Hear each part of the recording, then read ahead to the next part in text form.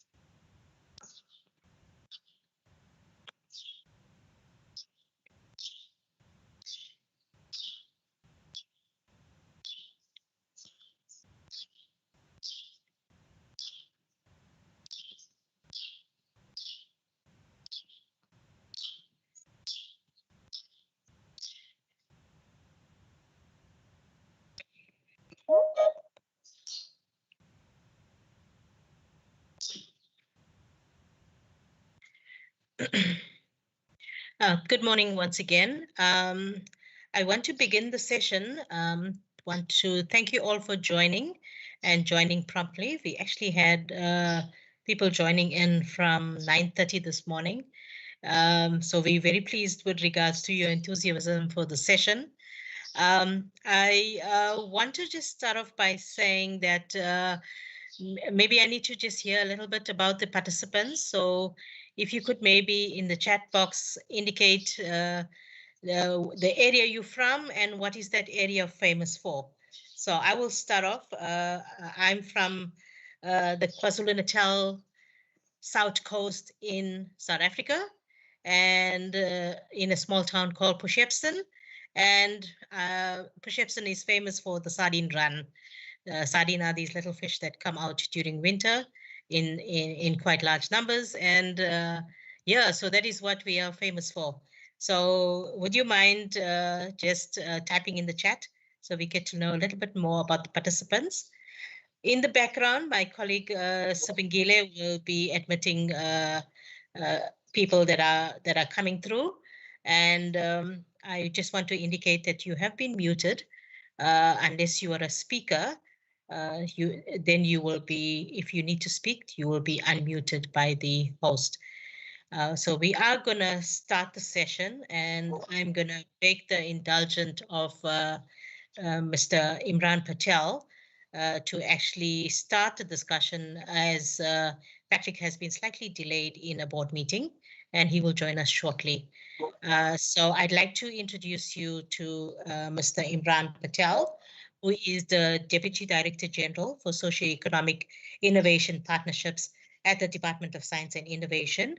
He is a public policy and strategy manager with a focus on innovation, inclusive development, sustainability, socioeconomic development, public management, and governance.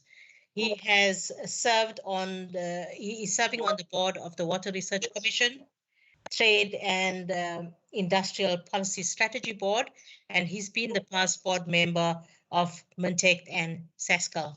DDG Patel, we welcome your presentation at this session. My colleague Ruan will put up your presentation.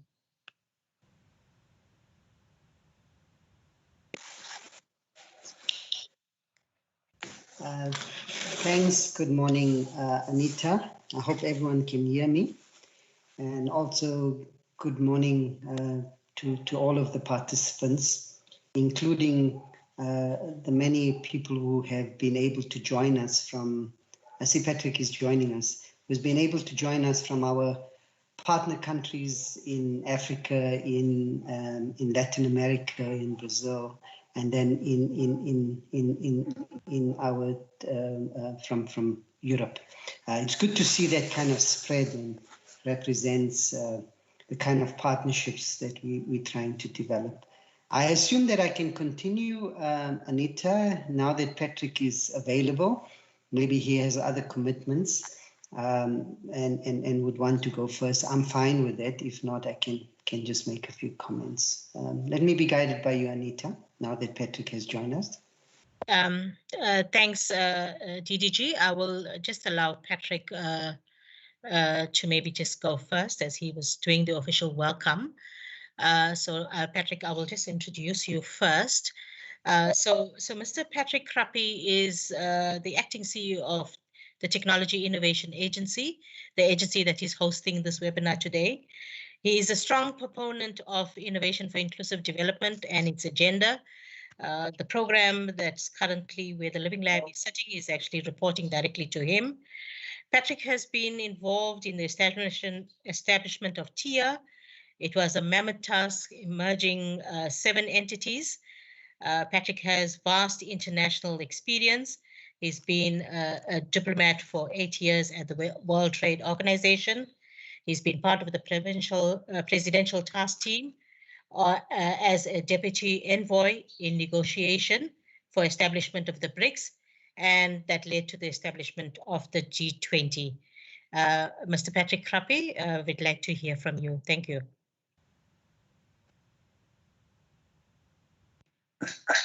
Thanks very much, Anita, and I apologize to everybody for coming in late. I stuck a bit in a short board meeting that overran its time. We were dealing with annual financial statements and audit. So with external auditors, there was no way I could come out of that. So, but we just finished now. But welcome everybody. And Anita, as you speak, I always wonder why colleagues pick up intelligence about me and my past when they introduce me, because you always say a lot of things that I forgot I did in life. But thanks for reminding me of my past, and welcome to everybody. Thanks DDG for coming in my stead, and I really appreciate that. This event, and these are just a few remarks really more than anything. just by way of background to why we have this event today. When the Department of Science and Innovation tasked us as TIA to launch a pilot program around the living labs, and partly this was obviously, as it is, a pilot and experimentation to see how South Africa can utilize this living labs model to expand our geographical footprint to communities that are more outside of your formal innovation systems. What we needed to do at the time when we started, and part of what we had committed to, was to do a benchmark exercise, and meaning that we do physical visits to the respective countries that have implemented this model successfully in the past. Because of COVID, the pandemic, the lockdowns, and so on, we have not been able to do that. But I'm happy that technology is serving us, and we are still able to have a discussion and learn lessons from partners who have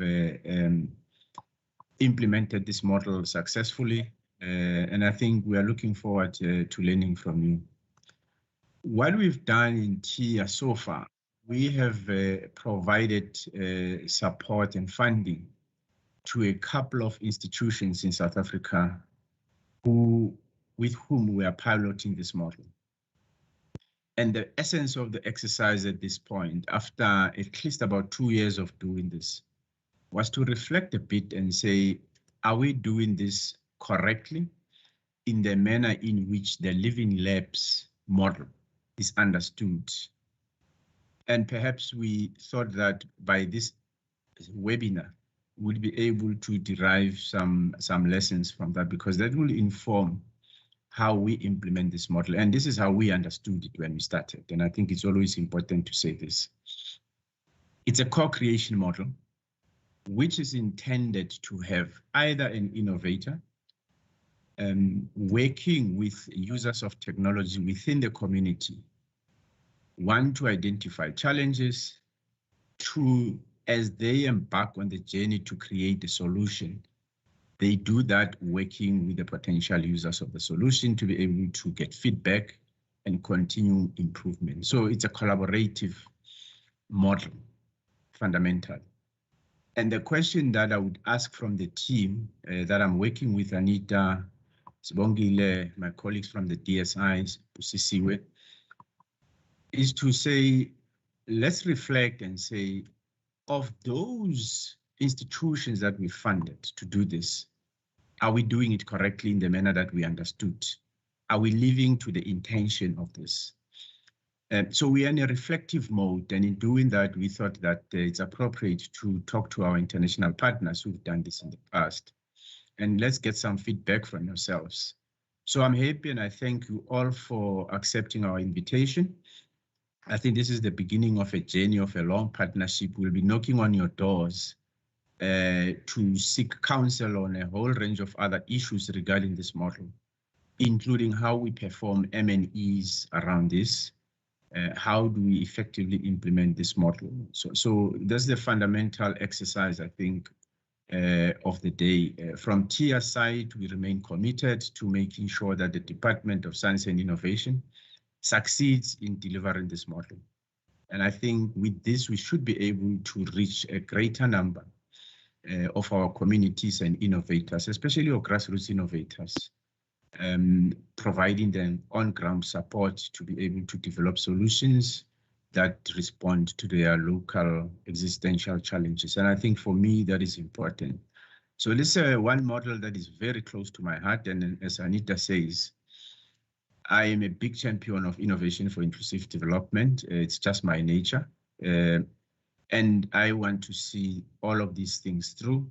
And with the support of the department, we should be able to roll this model to at least those underserved parts of our country to be able to drive innovation and just instill a culture of innovation, but give people an opportunity who don't have access to your conventional support, that people in the metros especially are able to access. And I think for me, this is an important exercise.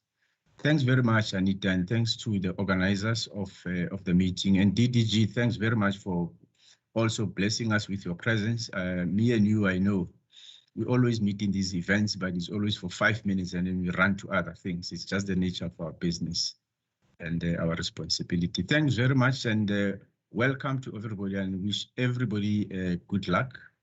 I hope you have a productive session. I wish I could stay the whole day, but unfortunately, being where we are in our roles, we always on the move to the next thing. Thanks very much. Thank you very much, Mr. Krappe. DDG, we'll now move over to yourself. My colleague Ruan will put up your presentation. Thanks. So I hope that people will be fine with me keeping my camera switched off, and just the flight, basically 3 slides that I want to talk to. Thanks, Patrick. I think we do want to get the business underway. Thankfully, I have a day that I've set aside to focus on getting documentation done. So with the new platform, there are benefits to it. I can keep one of my devices on the program, so I'll try to stay as long as possible, but more as an observer, dipping in and out of the presentation.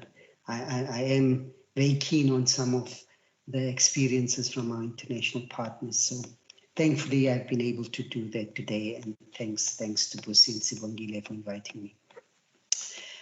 Let me jump straight into it. I do value these opportunities because they force me, like Patrick said, we kind of run from one meeting to another, speaking to a colleague, Dan, to say, I just did another thing, to just kind of ceremoniously open something and leave it.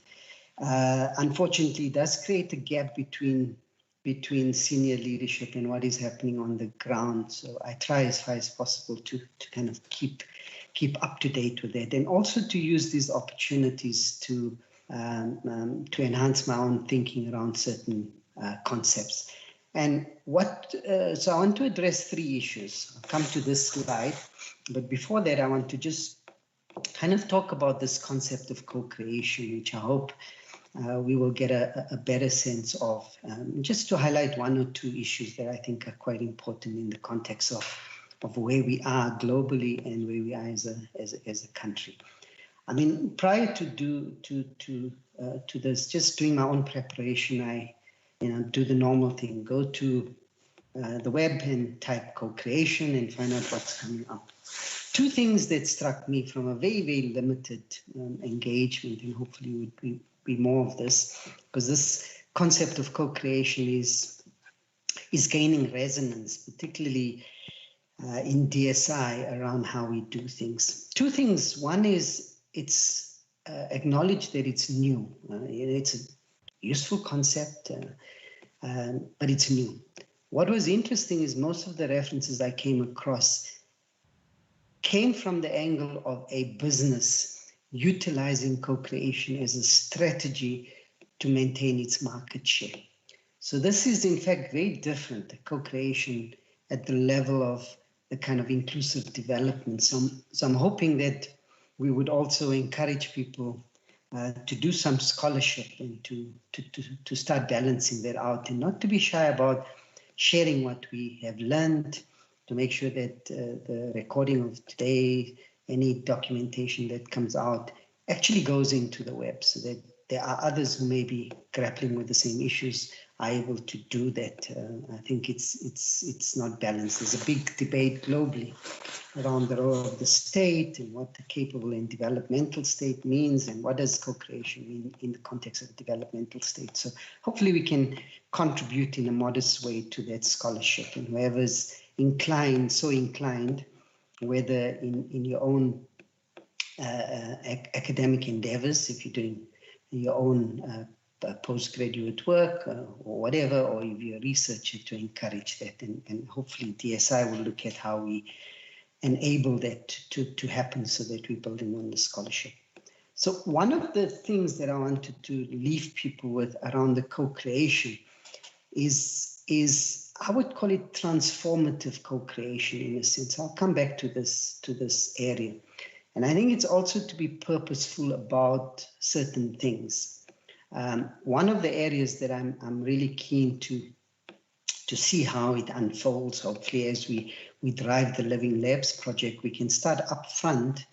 There's this concept of a theory of change, force people to think much more clearly about what are they trying to enable through the Living Labs program.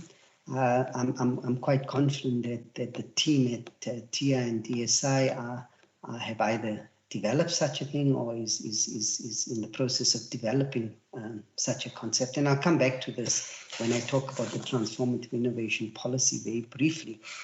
But as part of the theory of change, one of the things that I think we need to be guided on is what do we want to change? And one area that has come up quite significantly is the fact of what I call gender-sensitive design, particularly in the innovation space. Gender, but also race as an example. And this is just to throw out some things. One thing that has come recently, and there's been quite a lot of discussions around this, even in a magazine like The Economist, that's talking about who creates knowledge, who creates the innovation, whether you have to be purposeful about that to address weaknesses. And the one example that kind of catalyzed this, there's another example, but that wasn't the one that The Economist referred to, was in the medical devices space. With COVID-19, one of the things that people were using were oximeters. And what they identified is that oximeters were not accurately recording people who were darker skinned in a sense, leading to significant mistakes. I mean, the levels were like in the 80s only, whereas with white skin, it's at 99%. So it gives you the wrong oxygen set numbers. And this was forcing where hospitals were using their triage mechanisms, were sending people back home when they shouldn't, leading to real consequences, people losing their lives, etc. So there was a very big debate about the design teams in oximeters, and one of the companies prided themselves on making sure that they in fact have a big focus on this. They try to correct for these biases, and it's coming about in AI, etc. We're kind of working with Columbia now around AI in the context of technology governance. A second example around that, and then I'll leave it because I don't want to take more than the 15 minutes allocated to me. I just want to talk through these other points. Was, and it was an example that struck with me, was some case, and I need to get the details so that if I share this, I share this fully and comprehensively. There was a drug that was being administered. I don't know whether it was just an anti-inflammatory or whatever. And what they were finding is that, and it's happening now with vaccines, you can see. The case with the one vaccine was that people who were getting clotting were all women in a sense. Now, this was a case where this drug was in fact leading to dire consequences for women in particular. And what was acknowledged at the time was that the way in which the drugs were tested in the lab, particularly with the use of rats to keep the rat lines consistent, people were using male rats more than female rats. And that means they were under-accounting for the dynamics of the drug with a woman's physiology. So this issue of gender-sensitive and race-sensitive design is very important in a Living Labs program, can contribute to that. Not only awareness, but also make sure that in the co-creation design, we are sensitive to these variations in population. All right, so that's the first point that I wanted to raise. Very exciting journey. Let's see what are people doing in this regard. The second point that I wanted to raise was the Living Labs program for us represents a very exciting intervention to deal with a number of critical issues that we identified as South Africa in formulating a new white paper for science, technology, and innovation. So the graphic that I've just put up here tries to summarize on one page the various policy intents of the 2019 white paper. And what was interesting for us from the 2019 white paper, which includes innovation specifically, it's the white paper on science, technology, and innovation. Prior to this, we had a 1996 white paper on science and technology largely. And this represents where the world is going to, the much more focus on innovation. And very importantly, in terms of this, was the orientation to inclusiveness, partnerships, and transformation. Inclusiveness, for example, there's very specific policy intents there around inclusive development, including social and grassroots innovation, but also dealing with things like the spatial distribution of innovation. And so this Living Labs program is a vital intervention to address multiple policy intents in the white paper. And I'm quite confident that as we unfold and develop the Living Labs program, we will look at, in our theory of change, how is it contributing to some of these policy intents, and have a way of measuring that and taking it forward. So this is a good start, and the way it's been designed, I think, gives us a very, very strong foundation. So let me leave it at that because of time on the policy intents. I want to conclude my brief remarks by highlighting something that South Africa is playing an important role in. Because we have some of our international partners here, we would be keen to see whether there's interest in cooperating with us on this concept of transformative innovation. Can you, Sibongile, put the next slide around to highlight? So what we are trying to, and we're at the very early stages of this, because we still tend to think or the systems tend to think in terms of individual technologies, individual innovations, etc. But increasingly, we want to be able to adopt what we call socio-technical systems, ways of thinking. And that's just the quotation in the top from the white paper. And it basically highlights, and the one very good example there is about electric cars, big innovation. But it's not about electric cars. The way we need to think about it is in terms of mobility, because the solutions you come up with and the innovations that you put in place, particularly when you're doing these large-scale transformations, needs to focus on the outcome, and that the outcome is to make sure that people have better ways of moving around, as opposed to saying we're pushing a particular technology. Now, internationally, systems are not designed to look at socio-technical systems. There are efforts underway, and South Africa is part of something called a Transformative Innovation Policy Consortium, where we're actually thinking about this and seeing whether we can mature and migrate our innovation policy so that there's a greater emphasis on socio-technical systems. For me, the Living Labs program makes two contributions if we think about the socio-technical system framing of things. One is it's in the area of education, skills, capabilities for employment and livelihoods. That's a big priority for South Africa with our large number of people who are unemployed, particularly young people, etc.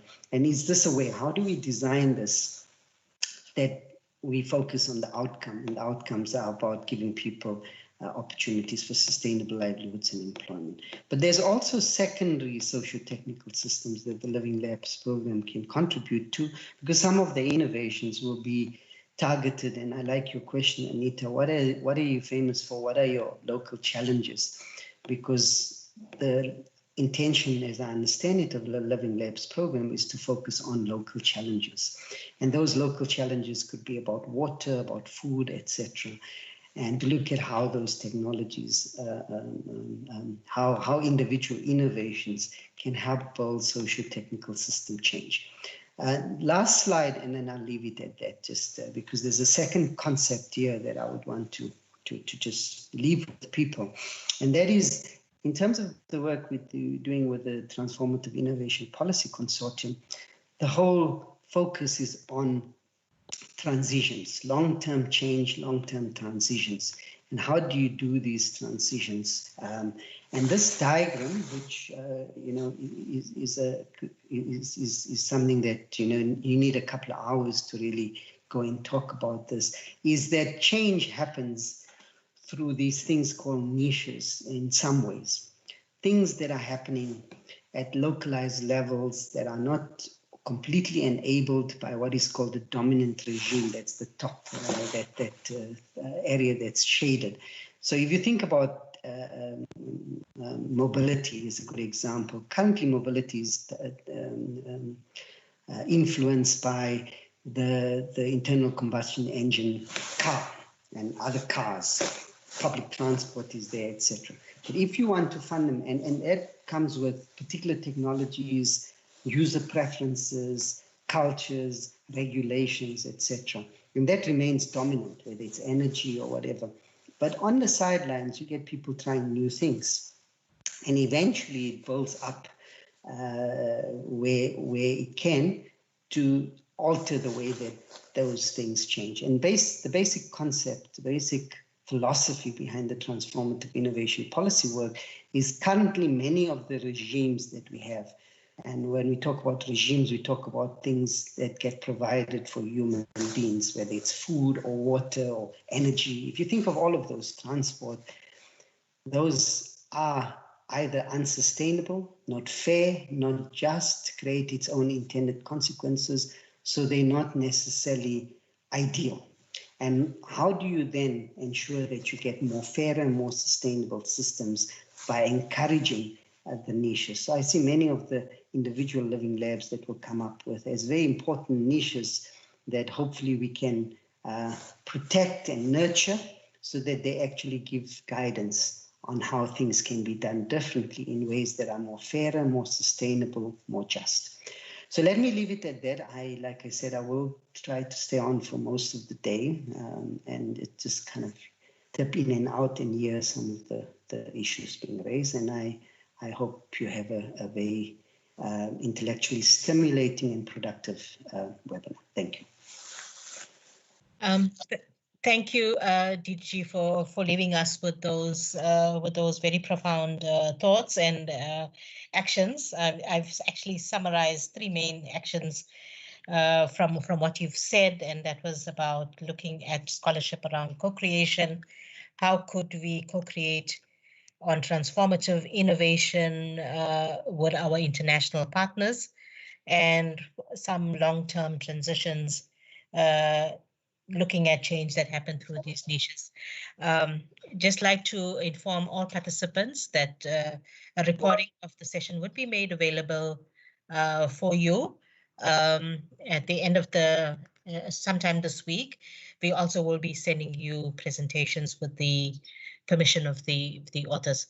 I also want to encourage you to continue in the chat in terms of where you're from, where you logged in from, and what is your area famous for, and what are some of the local challenges that you're interested in. Also, please, if you are a social media blogger, please log on to our Facebook, Twitter pages, and you can comment as the day goes on. This session is being streamed live on Facebook as well as on TIA's YouTube channel. I'd like to move on with the program, and I'd like to request Ruan to please take us into the video from our labs. Thank you.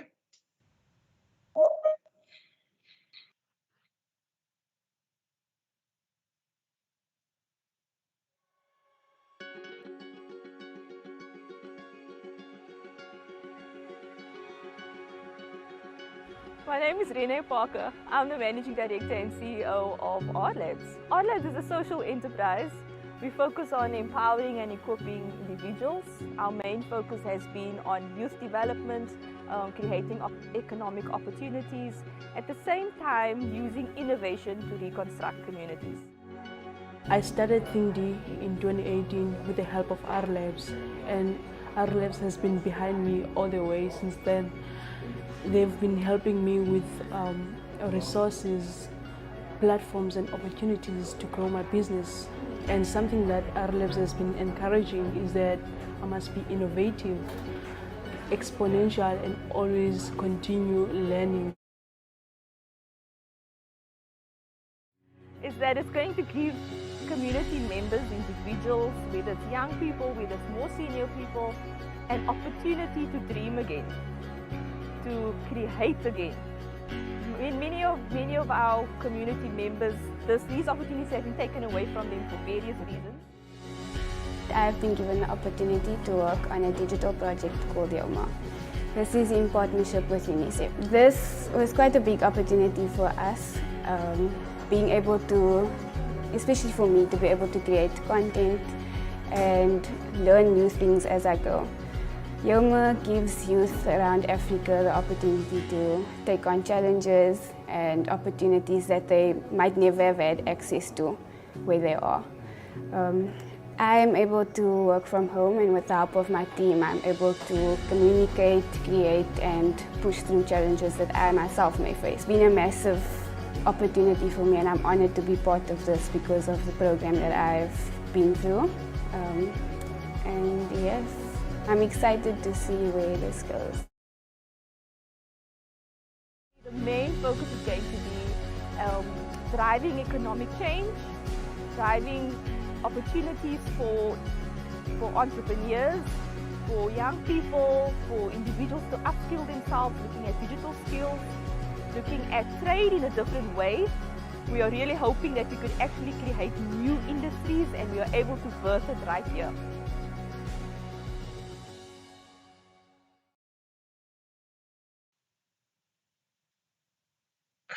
Thank you very much, Ruan. So that was our one of our projects, one of our labs in the pilot project, our labs. I have now the pleasure of introducing you to our next speaker, Ms. Christine Tappel, who is the Chief Innovation Officer at our labs. She has been instrumental in setting up our labs Innovation Lab, has worked collaboratively with MIT, the London School of Economics, with Facebook, Google, BBC, amongst others, in the area of innovation driving social change. She's also the co-founder of Grow Leadership Academy and has been instrumental in, with Ms. Renee Parker, setting up Our Labs Youth Cafe and Our Labs for Women. Christine, welcome to the session, and we'd like to hear from you. Christine, you will have 20 minutes. There will be a buzzer indicating 5 minutes before your time is up, and we will take some questions thereafter. Over to you, Christine. Good morning. Good morning, everyone. I am Christine Tappel, the Chief Innovation Officer at Our Labs. The acronym for Our Labs is indeed a reconstructed living lab. That is our heartbeat. My heartbeat is definitely split in two. One that, you know, I strongly believe that I have a responsibility to take care of those, you know, the generation that has sacrificed for me. And I believe that is my absolute purpose for, you know, to pave the way for the generation that follows. So, you know, people are always asking us, maybe if I could ask if just my slide could be up, please, if that's possible. Thank you so much. People are always asking us, you know, what do we do and how we do what we do. And next slide, please. And when I really want to, you know, mess with people's, you know, disrupt their systems or their theories, I would leave them with, we make hope contagious.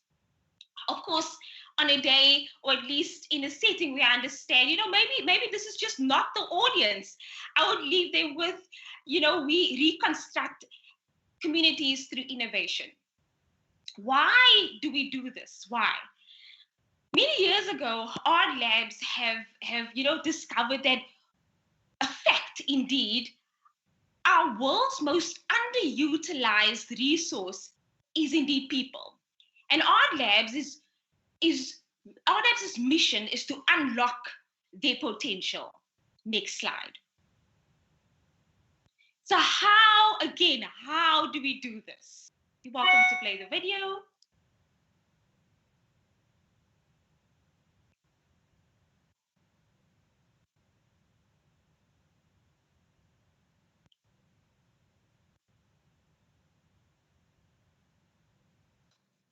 Sorry, Christine. I think we already played the video before the presentation started. Okay.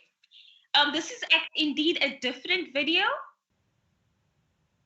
I only have the PDF on my side. There's no video attached to it. No problem. Thank you so much. I will continue. So, of course, relentless action, implementation, strategy, no fear. One of our very, very culture is momentum. We have to keep up the momentum. Next slide. We've been doing so since next slide, please.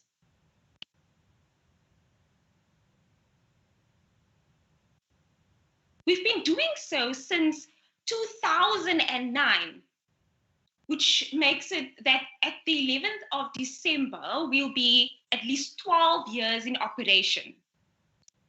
We have programs in over 23 countries. I would like to just elaborate on this, that we've activated or at least played a pivotal role in the inceptions of certain projects and programs. So we indeed have footprints in 23 countries, and many of these programs have evolved into other businesses and programs.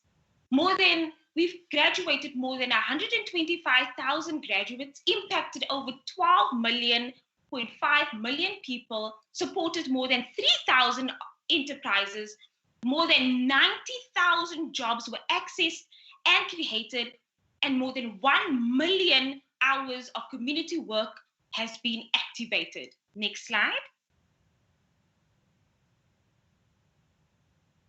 So we indeed do have a business model.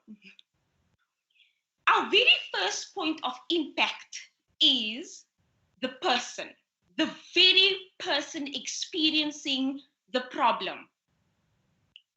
We equipped, or at least we build capacity in the person in our academy. We find that when we focus on the person, their sense of value, their sense of worth expedites. And naturally, when someone's mind has been transformed, how they view their external environment, this change. But not only change, they now have the appetite to solve problems within their external environment. This takes us to our very next pillar, and this is our build, the innovation lab. This is exactly where our living lab activities sit, where the person now has the confidence to be ideating, finding solutions for their communities. They do this through research, ideation, design, prototyping, sandboxing, innovation, and of course, technology. Now that they found solutions and ideas for problems such as unemployment, gangsterism, broken homes, all that the person faces, or at least the communities face, what happens to this problem, or at least the solution? I'm sure all of us understand that a solution that remains an idea is probably the most tragic happening. And so, of course, we take this solution and we accelerate it. And this is what happens in our accelerator phase.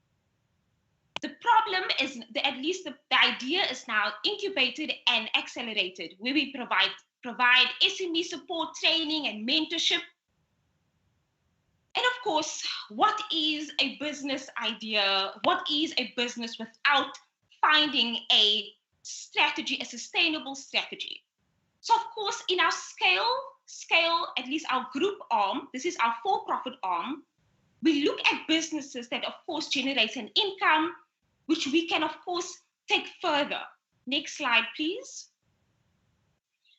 The Art Labs model, of course, this is exactly the same model, but just simplified. Of course, we make hope contagious, and we do this in the academy, where we capacitate, we impact, we upskill the person.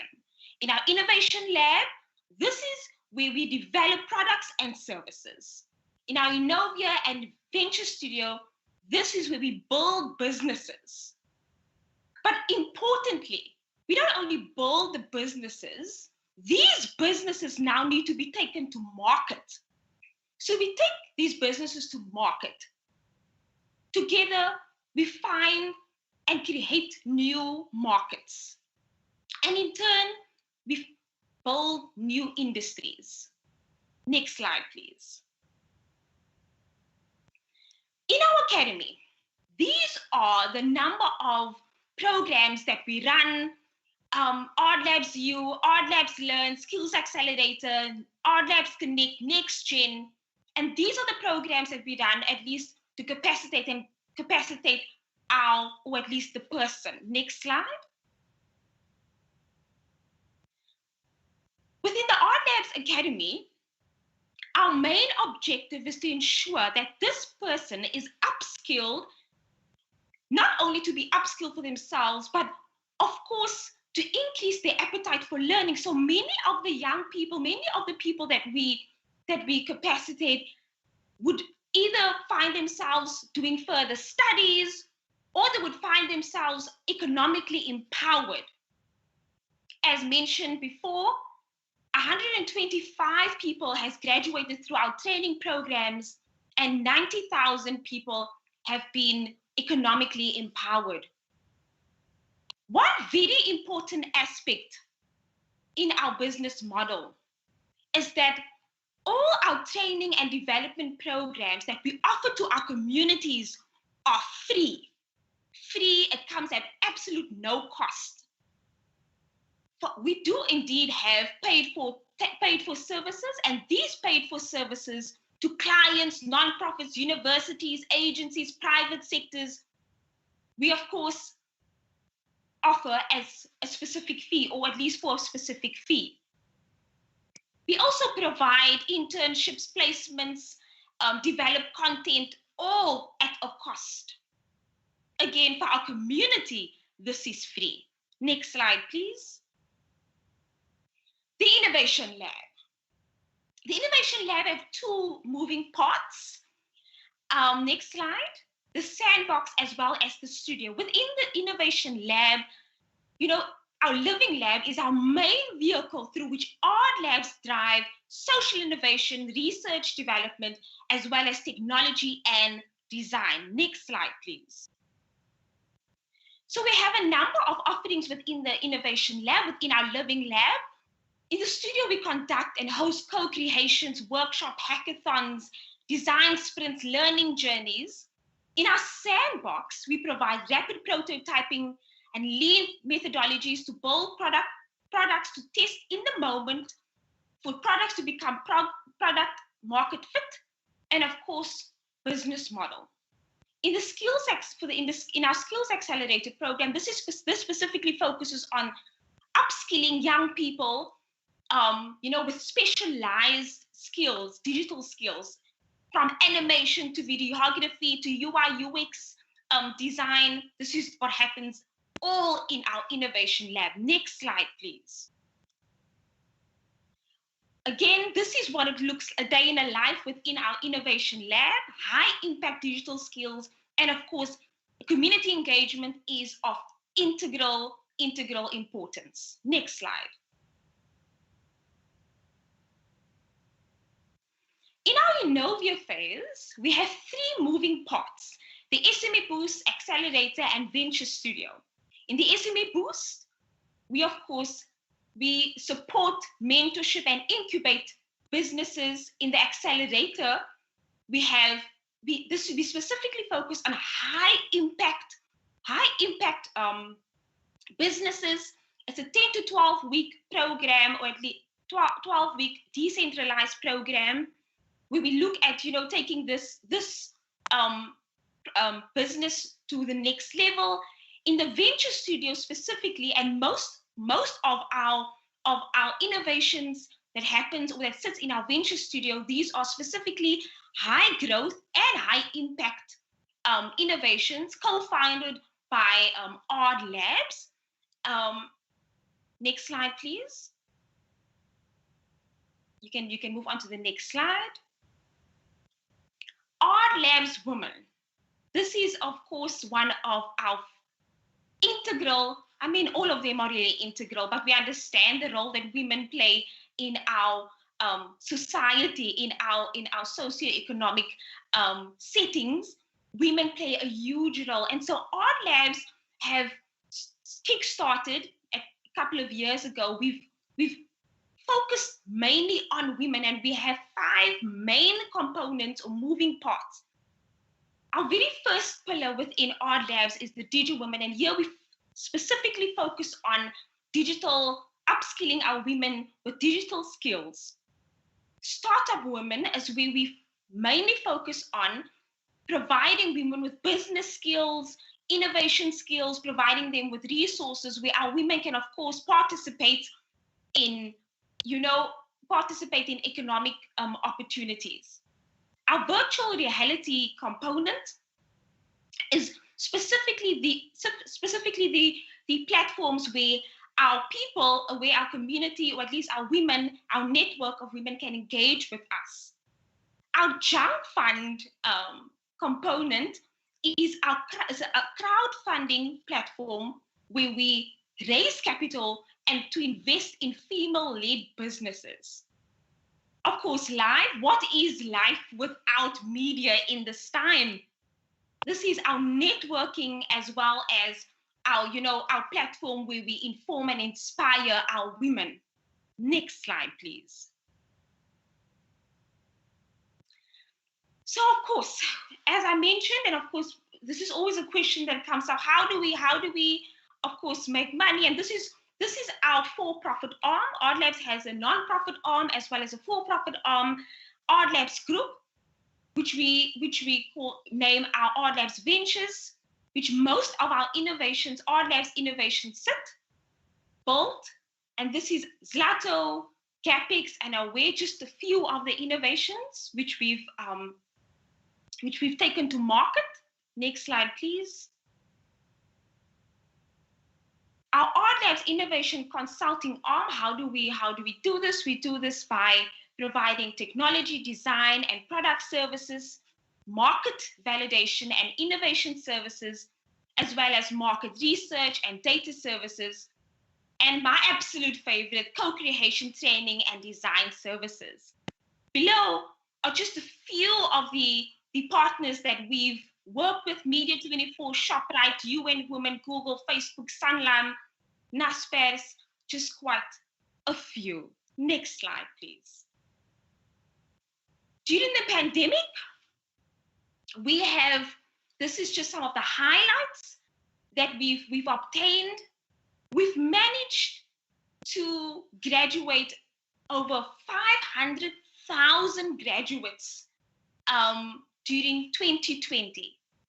35 million people at least visited all our websites and platforms built within Odd Labs.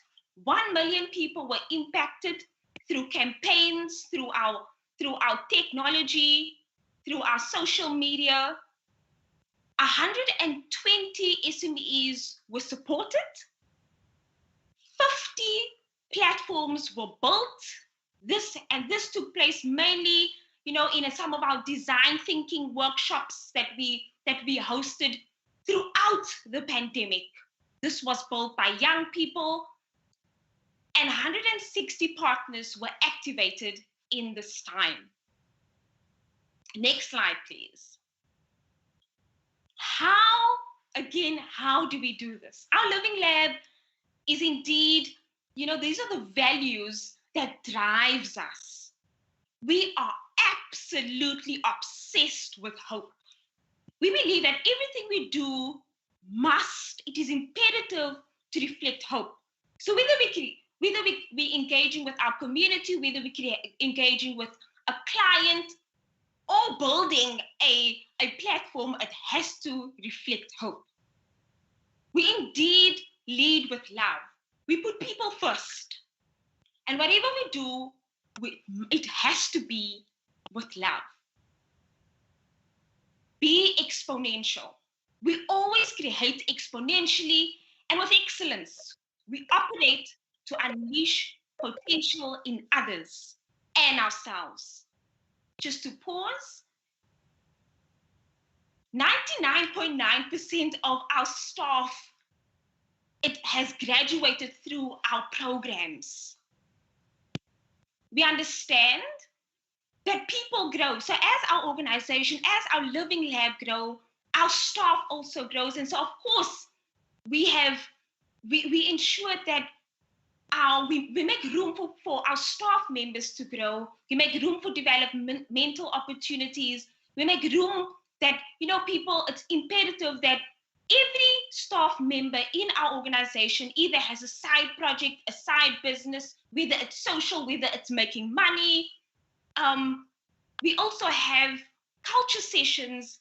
This is led by our founder and also our leadership team, all ensuring that, growth is continuously happening. Next slide, please. Be systemic. We transform systems to reconstruct communities. We understand that the communities that we work with, the people that we work with, is considered not qualified. They come from broken systems, which means it is imperative that we need to be disrupting systems in order to reconstruct communities and be systemic. Last but certainly not least, relentless action. Whatever we do, whatever you do, whatever your task may be, work from the soul and put your very best effort. Put in your very best effort. Let your actions of today echo into eternity. Next slide. Thank you so much. That is it from myself, Christine Teffel, and Art Labs. Thank you very much, Christine. I think with the enthusiasm in which you presented that session, in terms of your words, I think it just gave us a whole lot of energy, contagious, relentless action, momentum. Yeah. So thank you very much for that. Christine, I wonder if you can maybe, before we open up, we have about 3 minutes for questions. But before we open up for questions, maybe if you can take us through one example of how co-creation actually worked in the context and how the project was actually successful. Indeed. I mean, one of our most flagship, and I'm going to have to mention, one of our flagship programs at the moment, or not even at the moment, would be our Zlato, our digital reward system. And this is our digital reward system. It has been built many years ago and evolved.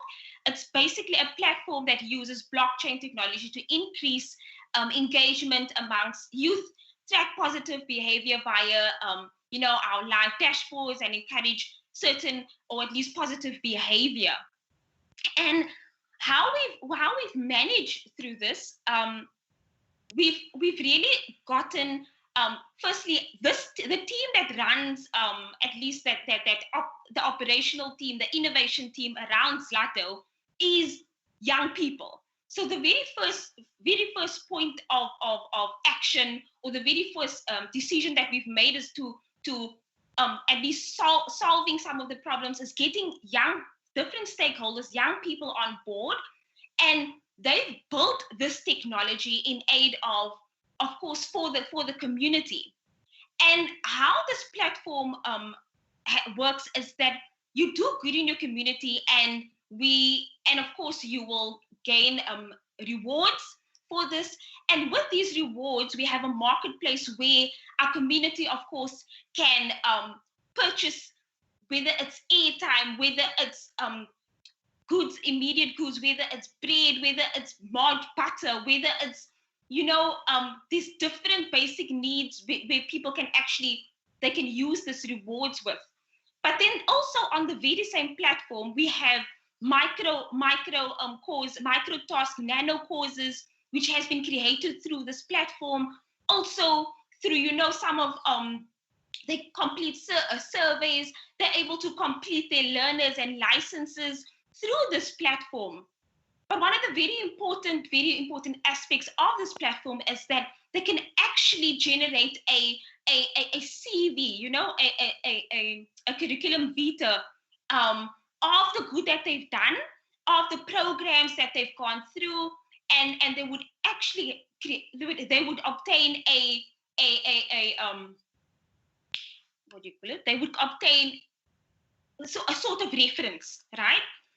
And with this, so many of our young people, of course, they have gotten opportunities to further study, as well as some of them have even come on board as staff. And so the positivity of co-creating and bringing young people on board is that we are definitely not the decision makers. They've been the drivers of this platform. So the key point would be get young people on board to be making these decisions alongside us. For they are the experts. Yeah. Thank you, Christine. I don't see any questions in the chat. So I think if people do have questions, they still at liberty to post them, and we can take them at any point in the program. So once again, Christine, thank you very much for those insights you brought to the session. I'd like to now move over to our next video, which is profiling one of our township labs that have been set up in the in the Inanda KwaMashu area of KwaZulu-Natal.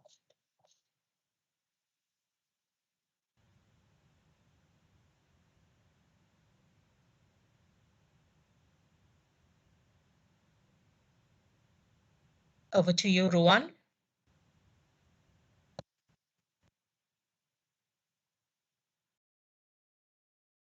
The Smart Exchange KwaMashu Living Labs is an exciting partnership project with a number of stakeholders, but the key strategic partner on this living lab is TIA. Now, TIA was visionary enough to give us some funding to start the living labs with certain specific deliverables within that funded mandate. And we're quite excited with that seed investment into the Smart Exchange KwaMashu Living Lab. It exponentially grew with other strategic partners coming on board, such as CEDA, CIFA, private sector partners as well. Thus far, we're quite excited about the outcomes of the project, even though we're just on an 18-month time horizon. We've seen some fantastic innovations develop within that living lab space, and we've seen the first co-created project called SIA Digitizer being born within the living labs. We're currently at the stage where we're looking at the second set of co-creation projects, and the next one would be focusing on crime, and the third one would be focusing on waste. So the opportunities are fantastic and exciting, and we do want to impact on the township communities, and the living lab based in KwaMashu actually services 4 townships, and we call it the Pink Precinct: Phoenix, Inanda, Intuzuma, and KwaMashu. So watch this space for some exciting new startups that are emerging within these communities. So today we will profile possibly 4 of the current 8 that we have within the facility.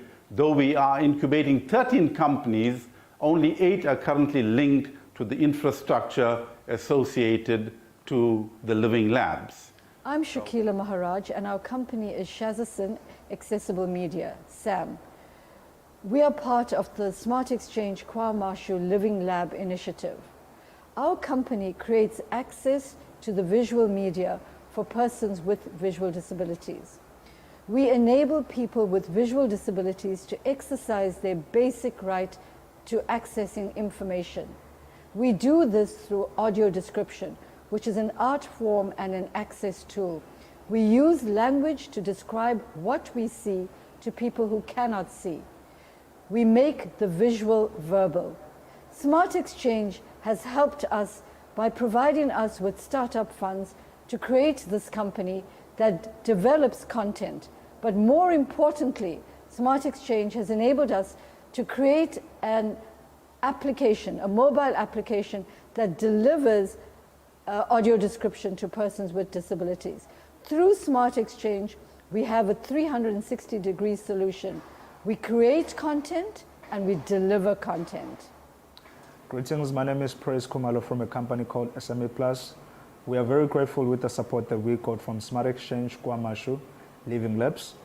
Since we work with a number of township businesses where we digitize them, Smart Exchange KwaMashu Living Labs have been very grateful with the resources that have given us, including the infrastructure that they offered us, and we're able to help a number of businesses. And we're looking forward in actually working more with this organization because they've made our process as an upcoming business very smooth. Thank you very much. My name is Andiswa Chibango. I'm the director of Tag Your Delivery. We are part of Smart Exchange KwaMashu Living Lab. Our company focuses on giving SMMEs a platform, an online platform to sell their products and have them delivered to their customers. Smart Exchange assisted us by giving us a database of SMMEs in the Pink area, and they also assisted us financially for the research and development of our app. My name is Sipamandla Chere, coming from a company called CGP App. We have developed a solution for train users. With the assistance from Smart Exchange, KwaMashu Living Labs, we were able to market our app to PRASA and train commuters. We gave SMEs opportunities to assist us to reach our objective.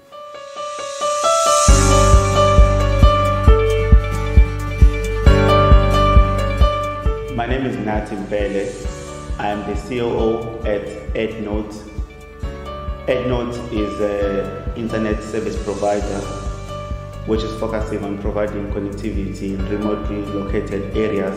Smart Exchange has been an anchor support of our project. They are incubating us, giving us mentorship, but they went further also to fund the first rollout to about R1 million. Currently, we are also connecting the Smart Exchange. We are providing fiber, KwaMashu. Once again to Tia, thank you very much for your visionary investment into this project, and we are optimistic that our partnerships will be highly sustainable and it will be growing from strength to strength. I thank you.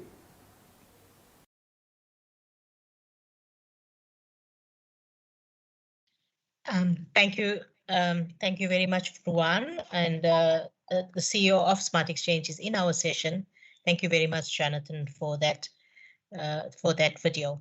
I am moving on with the program. I'd like to now introduce you to our next speaker, who is Professor Pushpalata Patajoshi, who is Professor and Dean at KIIT University in Odisha, India.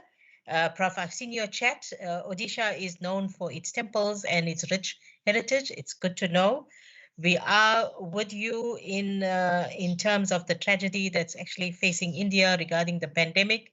We are heartbroken regarding what's happening there, and we hope through collaborations with all countries, including South Africa, that we're able to provide some relief to the situation that's happening in India. Prof is, she's co-founded a research network called Smart Village Living Lab. And she's worked collaboratively with Finland, Belgium, the UK, the Philippines, and India for action research-oriented projects on open innovation, citizen science, and business model innovation. Prof, thank you very much for accepting our invitation to present today. I now hand over to you. Thank you.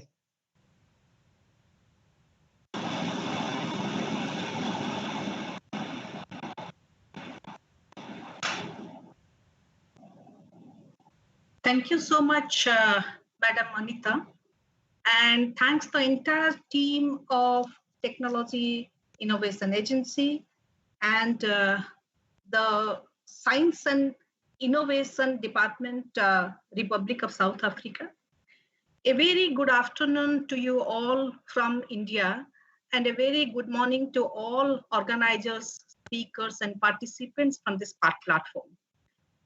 As introduced by Dr. Anita, I belong to KIIT, Kalinga Institute of Industrial Technology. It's a deemed to be university in the southeastern part of India.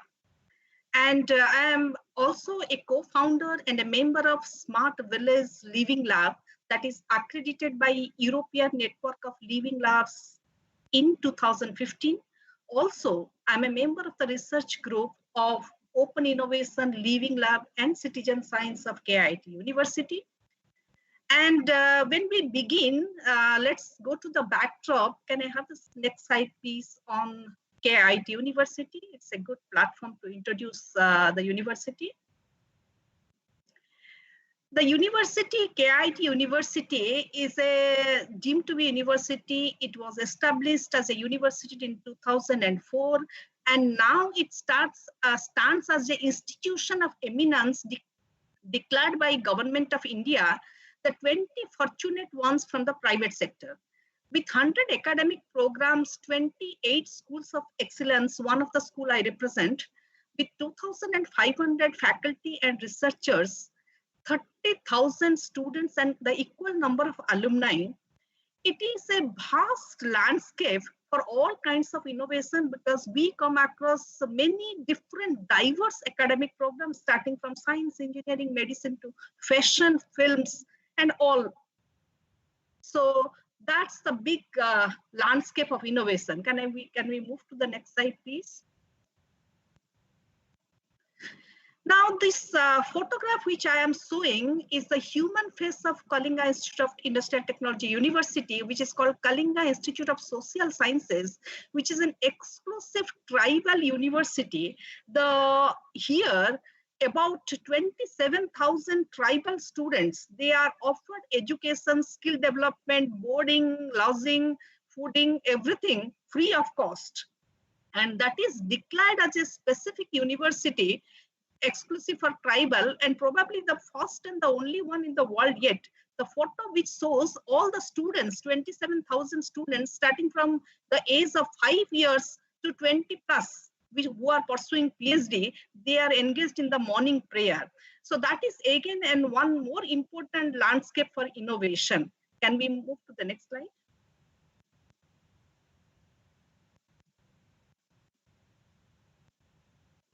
Next slide, please.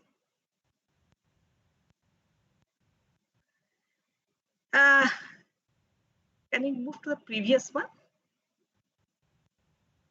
Yeah, so thank you. This is a picture of available everywhere. This shows the map of India.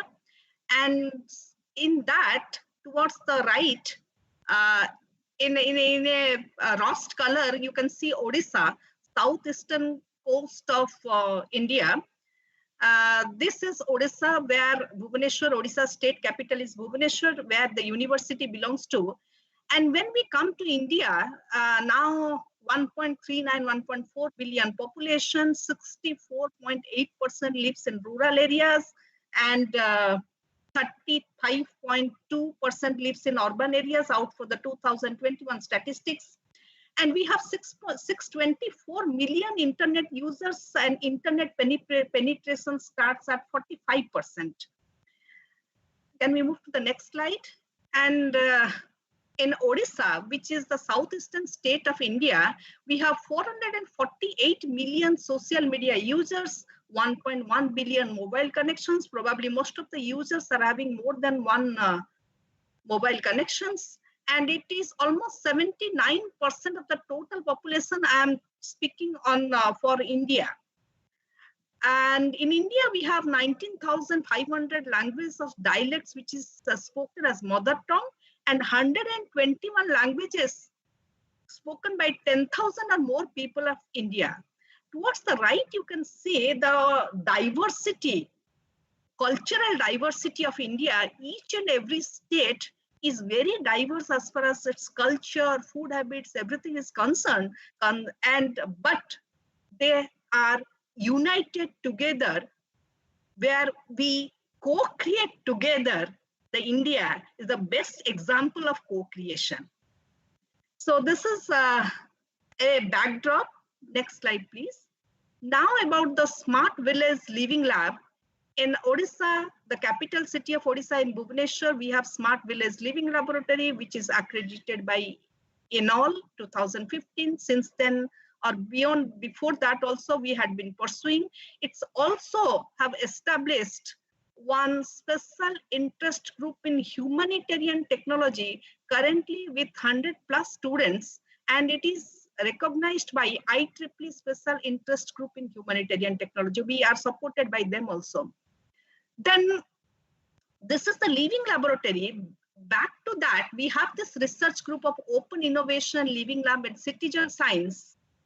Here, many professors and students from different disciplines, they are collaborating on this Living Lab and innovation projects. So we are fortunate to have people with different experiences and expertises. So we are also funded by few R&D projects funded by Finnish National Agency, and collaborators are Laurea University of Applied Sciences, Humac University of Applied Sciences, Coventry University, UK, and Sulu State College, Philippines. I have not listed the Indian partners here, and we have many Indian partners here.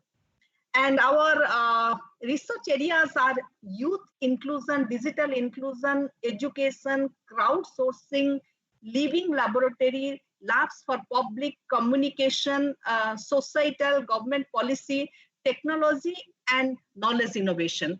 So many things that catch up our eye when we go to the field with action research projects to support innovation, to encourage innovation, and to fuel innovation. Next slide, please. So, so this is a brief what I said, what we are doing with our collaborators, and a little bit of some corporate social responsibility project is only one we have worked with, and we are working with many of them now. We can go to the next slide, please. So what I will be speaking about, next slide, please, is what exactly, the previous slide, please, what we will be doing, what we do in Living Lab, co-creation. We particularly focus on rural communities. Why? That's the way we should start with.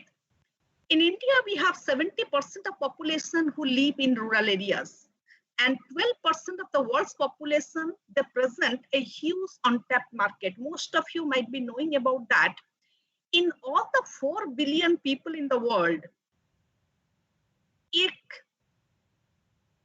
we take the base of the economic pyramid, if we call the economic pyramid, the base of the pyramid is very wide, with people who are earning $1 or mostly $2 a day to support themselves. If we constitute them together, individually their purchasing power may not be very strong, but collectively their purchasing power, it is a huge and untapped market.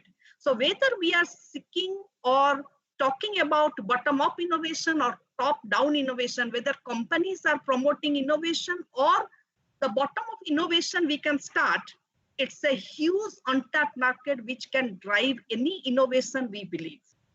And we also believe that it's not about the grant and aid which will support these rural people. Actually, the market which will drive innovation and put them out of poverty. With this hope, we begin with our Living Lab activities, user-led, co-create in the rural communities. Next slide, please. So these are the elements of Living Lab for co-creation. We have picked up this slide. So this is from literature, multi-stakeholder approach, natural setting or realism, multi-method, many methods we experiment with, medium to long-term, user-led and user-centric. Literature says user-centric is different than user-driven or user-led. And we experiment with all kinds of approaches as far as Living Labs is concerned. Next. The key principles which we fall back upon or we stick to or we adhere to or we religiously follow is, some of them I have given here. Openness. Whatever we do, it should be well accepted by the users, and unless and until we are very open, it will not be accepted by the users, that is the rural community themselves. So we create a partnership among academia, the schools in the rural villages, the village community, the village leaders, the local administration. This is the multi-stakeholder approach who trust our initiative, and that is our biggest strength. Continuity, we continue. We take on feedback from the user community, our students, the school students, the observers, the academia, and we are tightly connected to the local territory, but we inculcate a global citizen approach. We always believe in user empowerment. What we focus is to build up science and technology skills. That means science and technology literate, ability to think and observe among the people. And by this, we create an innovation ecosystem around things that matter in that specific region and also in the globe. So we promote user-centered, user-led research plus innovation. Realism, real users, real situation, and syncing with the concern of the people, which contribute to local economic and social development. So this is how we co-create that builds capacity of the people. Next slide, please. So with this backdrop, I will give you a flavor of some of the examples which we have already working and a view of what exactly we are working on. So one of the cases which is very close to us is the participation of rural women in the water supply systems. So when we pick up a project, first we look at what is the problem statement there and what challenges us. All of us are aware about the water supply system in rural areas. So we have picked up, though all rural people are users, but we have particularly picked up rural women in one of the projects. So what happens in India, when we try to look at the problem statement we got from the data, open data, is that almost $2 billion per annum is spent to provide adequate and potable water to rural people in all the habitations through a RWSS infrastructure, rural water supply scheme infrastructure. It's a government-led infrastructure. But always expenditure is not equal to reliable, sustainable, and affordable water and sanitation. So there is some gap. There is some systemic gap in this initiative. So when we looked out about the quality of water and quantity of water, we come across many people's participation, operation and maintenance, cost recovery, and some of these are formidable constraints which we examined. And for that reason, we saw that 30 to 40% of the schemes which is implemented in the system periodically slip back to partially covered or not covered status. So then we jump in with a living lab approach to see what exactly a living lab approach can contribute to the participation of rural women in water supply systems and how it can contribute, how it can impact to the water supply systems. Next slide, please. So how do we implement or co-create in a living lab infrastructure? We very much believe in crowdsourcing when it comes a problem, and that to crowd tasking. Then who are the crowd? It's when we have a problem, we have an issue, when we have an implementation challenge, we treat everyone, including us, as both stakeholders as well as the crowd. Crowd tasking. So we have internal crowds, we have external crowds. So here, if I present a situation, if I get a feedback from all the experts and people who can give their thoughts, we will consider them as stakeholders as well as our external crowds. And the people themselves, when we have the students around with us, the next generation, they will be our internal crowds. So we looked at not first the source, but the safe storage of drinking water, its hygiene and availability. So women will be taken as lead users, a very important concept in living lab research, who take ownership of the project. They design the SOP, or they decide on the set of rules for storage, which is mobilized by the Gram Panchayat, the 3-level governance system in India. Gram Panchayat, which is empowered in the village level. So they can be called the village leaders. They mobilize how to design a set of rules for storage, safe storage of drinking water. When we took the women as lead users in the villages, most of them are not very literate. So the Gram Panchayat has to really mobilize it. And that, actually the living lab infrastructure led by us through the Gram Panchayat will help to design the SOP as well as the mobilization. We also took a different angle from the households. The children, they come to the school, usually the school 5 to 16-year-olds. And when we looked at their textbooks, there is a lot in it how water should be used, how to source water, how to use water, how to disinfect water, and what happens if we don't use proper potable water. And the school teachers also, we rope them in.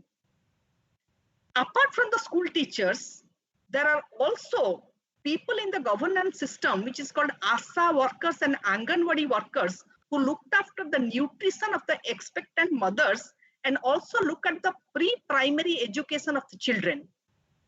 There are also self-help groups, women-led self-help groups are there. So with all of them, we call it the innovation network or the living lab infrastructure. In real life settings, we look at them, we talk to them, we visit their households, we involve them in all age groups, all people, to design the set of rules and how to mobilize. So it's a real life setting. And what is the outcome? The outcome, we saw that there is a tremendous increase in the ownership of the capital infrastructure for water supply system, and the operation and maintenance expenses reduced as far as potable water is concerned. Next slide, please. So with this multi-stakeholder approach, when we have this living lab network of Gram Panchayat, water supply department, the health department, district administration, women as lead users, school children, teachers, ASA and Anganwadi workers, plus self-help groups. So many people. Why we included so many people? The water supply system is influenced by all of them. So once we decide the network and teach people to store safe drinking water and particularly how to handle the sources, the tap, the wells, the river water, the well water, whatever are the sources prevalent to those kind of villages. We have tried girls-led youth centers because most of the time with the women, the girls are there. So girls lead youth centers to promote safe handling of water resources. Regarding operation and maintenance, which it is still in the trial phase, within 2 kilometer radius, we train some people who as volunteers, and they are the Gram Panchayat or self-help group supported, that if something happens, there is a failure, there is a tap is leaking, water is not coming or something like that, the trained volunteers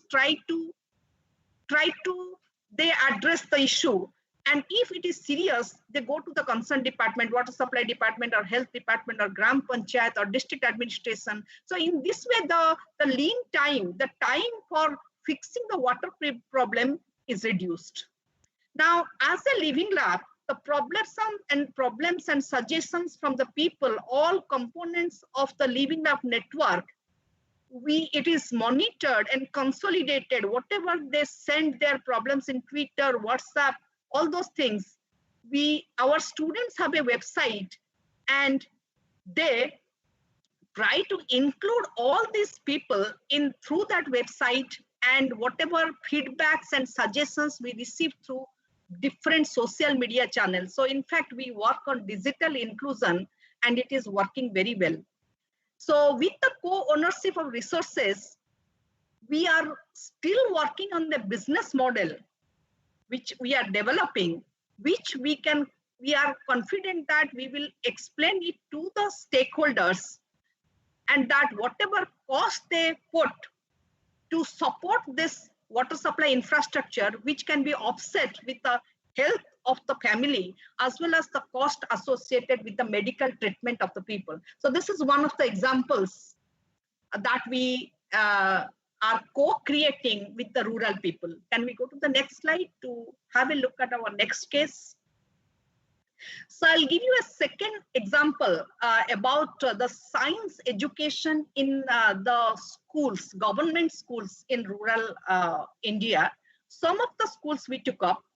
So we examined the situation, and we saw that the overall enrollment in the private schools in the rural parts of the country, it has gone up to 50%. From a mere 10%, in some it has gone to 50%. We got this data from a survey. So we believe that people can spend on education and people are willing to spend on education, though they are rural people. But the higher enrollment does not necessarily mean the quality of education will be good. So for strong learning outcomes, there are many barriers as diverse as the country itself. And when we visited to set up a living lab for education of the school children, particularly science education, we saw that there is a perceived barrier that we don't have those laboratory infrastructure. In fact, very good amount of laboratory infrastructure was given to some schools by the government, but the teachers said, because we are involved in so many activities, we actually don't have time to take students to these laboratories. So timetable of the students and the motivation of the teachers, they actually pose a multidimensional challenge to all the stakeholders. This is the thing which we saw. So what we did as a living lab, next slide please. So for that, what we did, we created a mobile laboratory. So what is this mobile laboratory?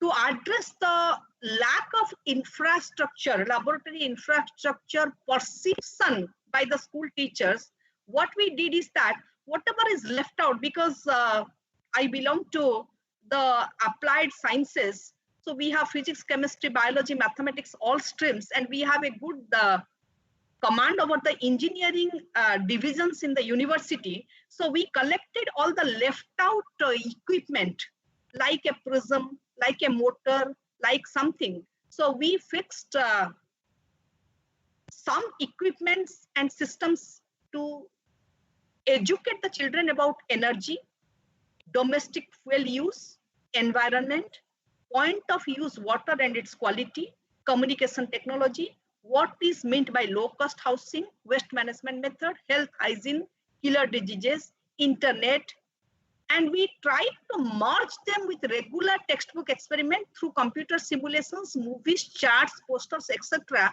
whenever we don't have a equipment. And these are only left out equipments. With that, we visited to the rural schools. About 30 workshops, 30 to 50 workshops we conducted. So how did we conduct the workshop? Next slide, please. We are a group of researchers and few students. We can't do it always. So we empowered the community. We invited the school teachers to give us a group of students, and we took 2 hours before the workshop to train them. We guided them through the setups and we allowed them to take over. The rest of the students joined. And together with the participants, these trained guides, the students themselves, they handle those equipments and explore on their own. And we keenly observe them being there, but we directly don't explain the other part, the next participants. So we observe that the students that take ownership for learning. Few enthusiastic groups, when we visited all the schools, few enthusiastic groups we looked at, they become nodal points to foster connection between the formal education system and the informal learning approach which we experimented. So in fact, we created an ecosystem so we can lean upon them in future. So students, when they get to touch those equipments, they can experiment, they can explore, they engage with the learning. So it's an informal arrangement for learning. And we are doing it within the timetable. We ask the teachers to give out some time. So students, they were challenged to think about innovative solutions to global challenges like climate change, how to preserve water, how to conserve water, many, many things. And they are taught to observe natural phenomena, objects lying around, scout for solutions, look around the traditional knowledge and practices in their own households. So these are the interventions we did. And what was the outcome? We showed the teachers that there is an innovative teaching and learning infrastructure for science learning. Always, we don't have to depend upon very high-end equipments. If the children are taught to observe the nature, observe the everyday objects, the school science can be very well realized. So that were very much appreciated from the community. Can we move to the next slides quickly? So similarly, I will list out very quickly different cases we are experimenting with climate change in agriculture in tribal communities. So here we are experimenting with how we can set up the Living Lab Network, who are the users, how we can digitally include them, multi-stakeholder approach. Always we believe in a system. So we examine what is the system there and who are the players directly and indirectly affecting the system or participating the system. And we try to involve them all through the doorstep of the people. We observe keenly the user characteristics to add to the Living Lab research landscape, and business model development is something which we are working at. It is in work in progress. Next slide. So next project is again climate change adaptation through alternative farming. So if climate change is affecting the tribal or rural communities on their traditional agriculture, can there be alternative source of farming? Next slide, please. We teach about, we work on women's participation on family health awareness, nutrition, and through that, capacity building in rural and tribal communities. Next slide, please. An interesting aspect also through our Living Labs, through our students we are working, next slide, about homeschooling. In this homeschooling, we are working at, this COVID pandemic taught us to think that way, that if some people are drop out from the formal schooling, And if we want to increase our literacy rate, that means the adults, we can, through a digital platform, we can teach them and we can include them in the formal schooling system through the open school scheme of the government. And that we can utilize to empower the rural community or tribal community to access various government welfare schemes and also to put in their voice. So it's a digital platform that we are working at. It is also still a work in progress.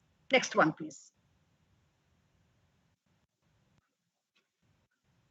So one of the intervention is the clean energy adaptation and technology in rural communities. Here also as a systemic approach, what can be, how these people can be integrated in the energy decision-making process. We are developing software, input data, and a suitably trained user community through our Living Lab methodology to motivate them and to accept the alternative energy that is available and what technology can be developed. When we say about solar or wind, how it can be made effective in those rural and tribal communities. Next slide, please. One of the important area we are still working is Living Labbing in tribal communities about the reconceptualization of forest resources, because some of the tribal communities in India, they are heavily dependent on forest resources and their method of agriculture is by burning forests. It is their traditional way. So if they burn the forest, that impacts our environment. So we are Living Labbing in some of the very remote areas, very tradition-bound tribal communities, how to reconceptualize the forest resources, that their dependency on forest resources is preserved. The environment in a negative manner. So this is what is our co-creation process. So next slide. Here we extend a cordial invite for all members, academia practitioners to join us. And I'm sincerely thankful to them for a patient listening. Thank you all the organizers and the participants for giving me a scope. Thank you. Thank you very much, Prof, for that, for those insights and particularly around those examples. There were many takeaways from your presentation. I'm not going to list them all, but I was quite intrigued about some of the key principles that were used, your concept of crowd tasking, as well as your system approach, understanding what the system is. Prof, thank you once again for accepting our invitation and providing those insights. There is no questions in the chat, so I'm just going to move on with the program, but we definitely will touch base during the panel session again. So over to you, Ruan, with our next video. Our next video is a lab that's situated in KwaZulu-Natal in a township called Chesterville. And it is a lab that is being funded by TIA, with the fundings being sponsored by the Department of Science and Innovation.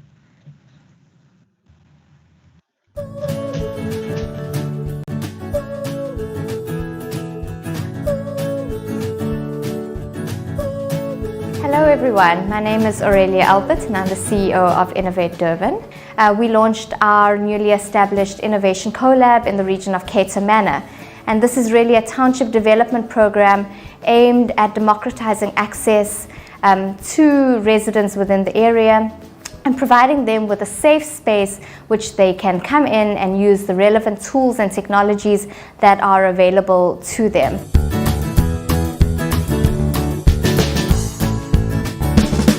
The beauty of Innovate Durban is in its partnerships. And we really value our partners that we have established and relationships that we've established over the years. and we value their support that they can also provide to our partners. So not only do we support innovators, but we also promote innovation and celebrate innovation in KwaZulu-Natal.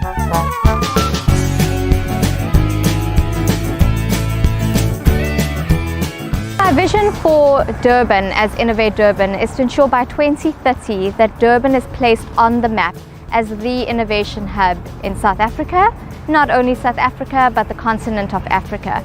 So we're very proud of the work that we do, very passionate and excited about it, and really happy to introduce Innovate Durban to you.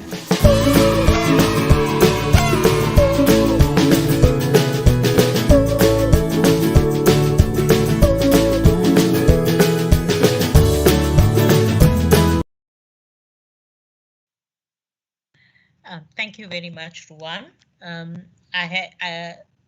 Colleagues, ladies and gentlemen, I now have the pleasure of introducing Mr. Joshua Okwere. Mr. Joshua Okwere is the program manager for the living lab called MAP Kibera Trust in Kenya. Mr. Joshua has extensive experience in working in informal settlements of Nairobi. He's a project coordinator and a community journalist, managing the day-to-day activity of the lab in Kibera. He's a winner of several awards and scholarships and has recently led a World Bank project in three countries in Kenya. So Mr. Joshua, we have pleasure in welcoming you and inviting you to the session, and please maybe have your presentation. Thank you.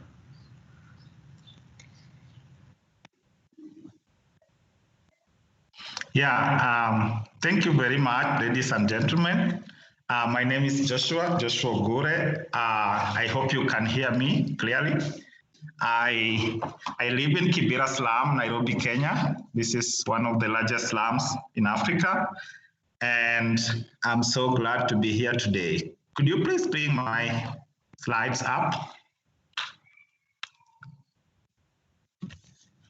We have them up, Joshua. This is not mine, please. This is Kyoto Hub. Mine is MAP Kibera. Sorry about that. Sorry about that. We'll correct that.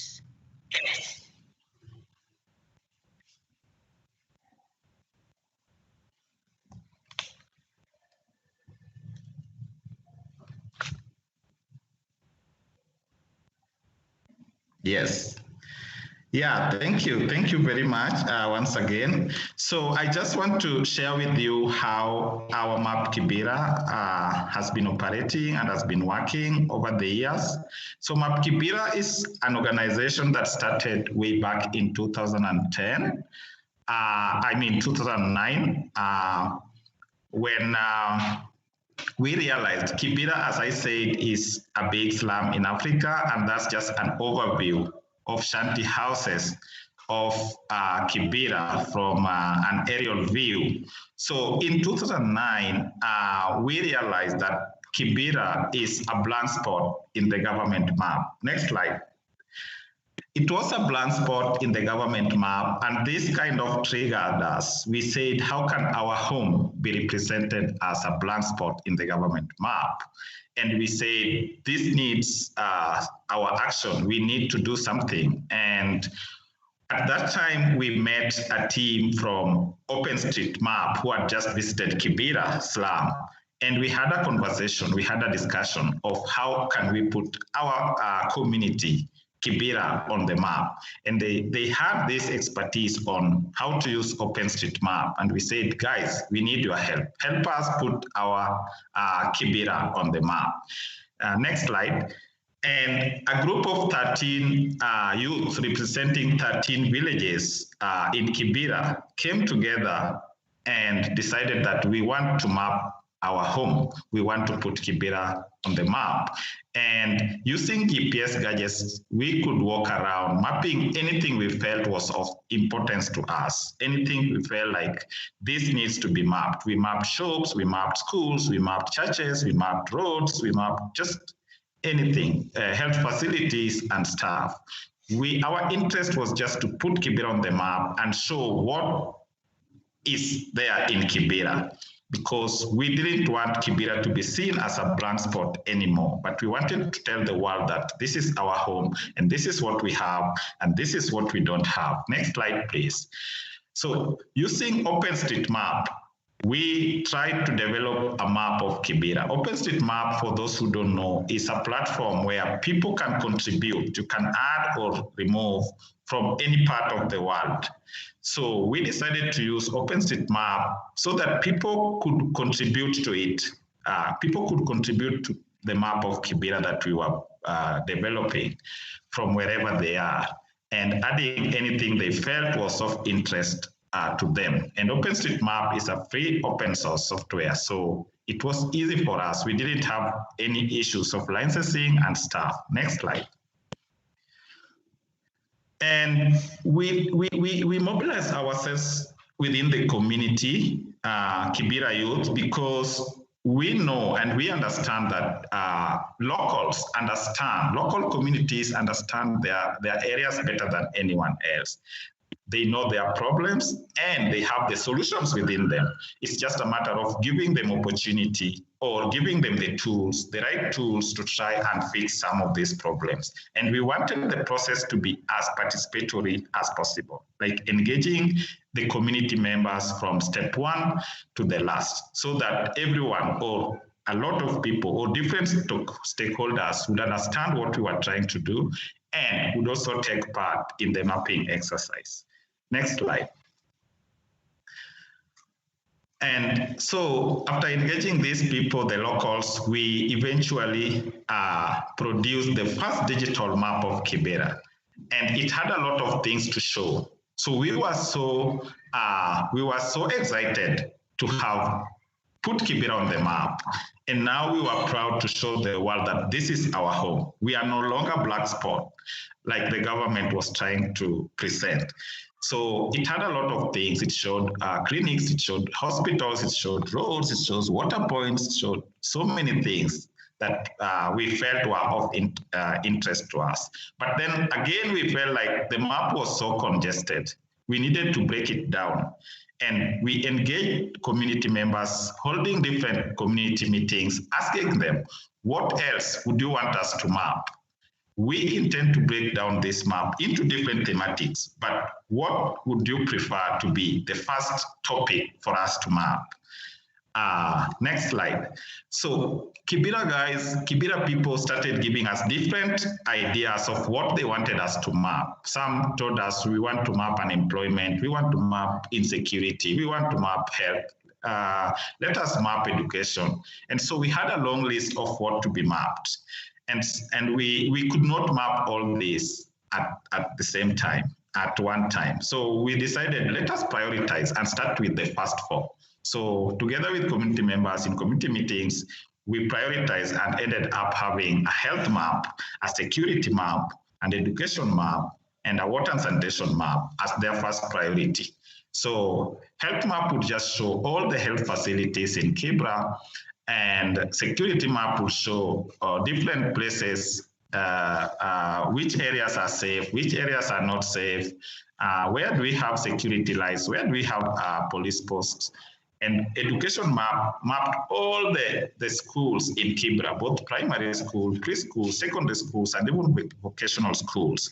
And then we had water and sanitation map that had all the toilets, all the sewer lines, all the water points, and anything to do with water and sanitation. Next slide.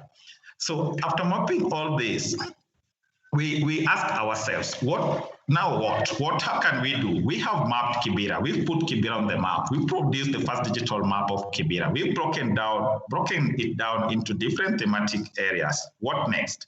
Let us bring in something now where people can interact. We introduced Voice of Kibera. It's a website, a platform where people can send SMS reports of what's happening around them. And those SMS reports are mapped into a map. So you can see red balloons there. If you click one red balloon, it shows you the kind of reports that are coming from different places of Kibera. And those reports are categorized into different thematic areas. Is it a water-related report? Is it a security-related report? Or is it health-related report? Or any other report? So people had a platform we call it a hub of information, a place where people can bring information and also get information from. Next slide. Again, we said, okay, now we have SMS reporting. People are sending text messages, reporting about different things happening in the community. What else can we do? We introduced a citizen journalism platform called Kibera News Network. This is a YouTube. We have it on YouTube. It's a YouTube channel where now we would allow people, Kibera people, to talk about some of the issues affecting them. Also to have them be able to tell their own stories in their own perspective. Stories by us, with us, and for us. And sometimes we'll let people talk about some of the issues that have been highlighted by the map. If the map says, for example, we have so many hospitals in Kibera, but all of them are private, what does that mean for us? It means that the private hospitals are expensive for us, and we are citizens. We need government services. So we would use the map. Members of the community would use the map to advocate for their right and say, hey, we need a government hospital that is affordable for us. We need a secondary school, for example, that our children can go to. Next slide. So we use that to couple our mapping with citizen journalism for advocacy and also to just have people make the right decision. A data-driven decision. So we use handheld flip cameras, and our team members will just walk around and talk to the people, interview them, and just to get to hear what people have to say, what are their issues, what are their problems, and how would they want them solved. Next slide. Yeah, and then after doing that, we kind of relax to see what's happening. We have done mapping, we've done Voice of Kibera, which is SMS reporting, we've introduced video, which is Kibera News Network, and we say, why don't we take one topic and go deep into it? So we took schools, and with schools we mapped again. We went to update our schools map and developed a website. We developed a website for schools, and the project we named Open Schools Kenya. Open Schools Kenya would then map all schools again and update the already produced map and develop a website where each and every school would then have a profile page.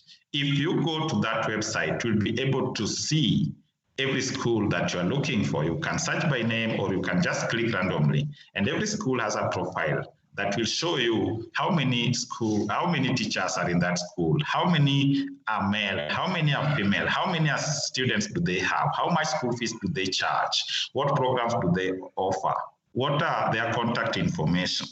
So this was very good for schools, and they were happy to see that now their schools are on the map and they have a profile page that they can share with their friends to fundraise or even to advertise themselves. Next slide, please.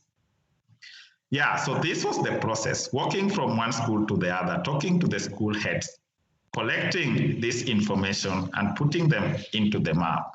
And obviously, some schools were hesitant and were like, what are you going to do with our data? And we're like, you will see the results, don't worry.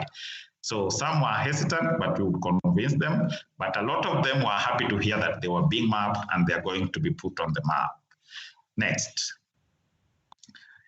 Yeah, so like I mentioned, these are some of the data we collected, the number of students, the number of teachers, do they have a toilet, building materials. We tried to collect as much information as we could. Next slide, please. Yeah, and on the website, you'd see, if you click a school, you'd also realize that we also took pictures of the school so that, for example, if a parent is looking for a school, they would easily check and see that this is how the school looks like by looking at the pictures, and also scrolling down to see what other details the school has.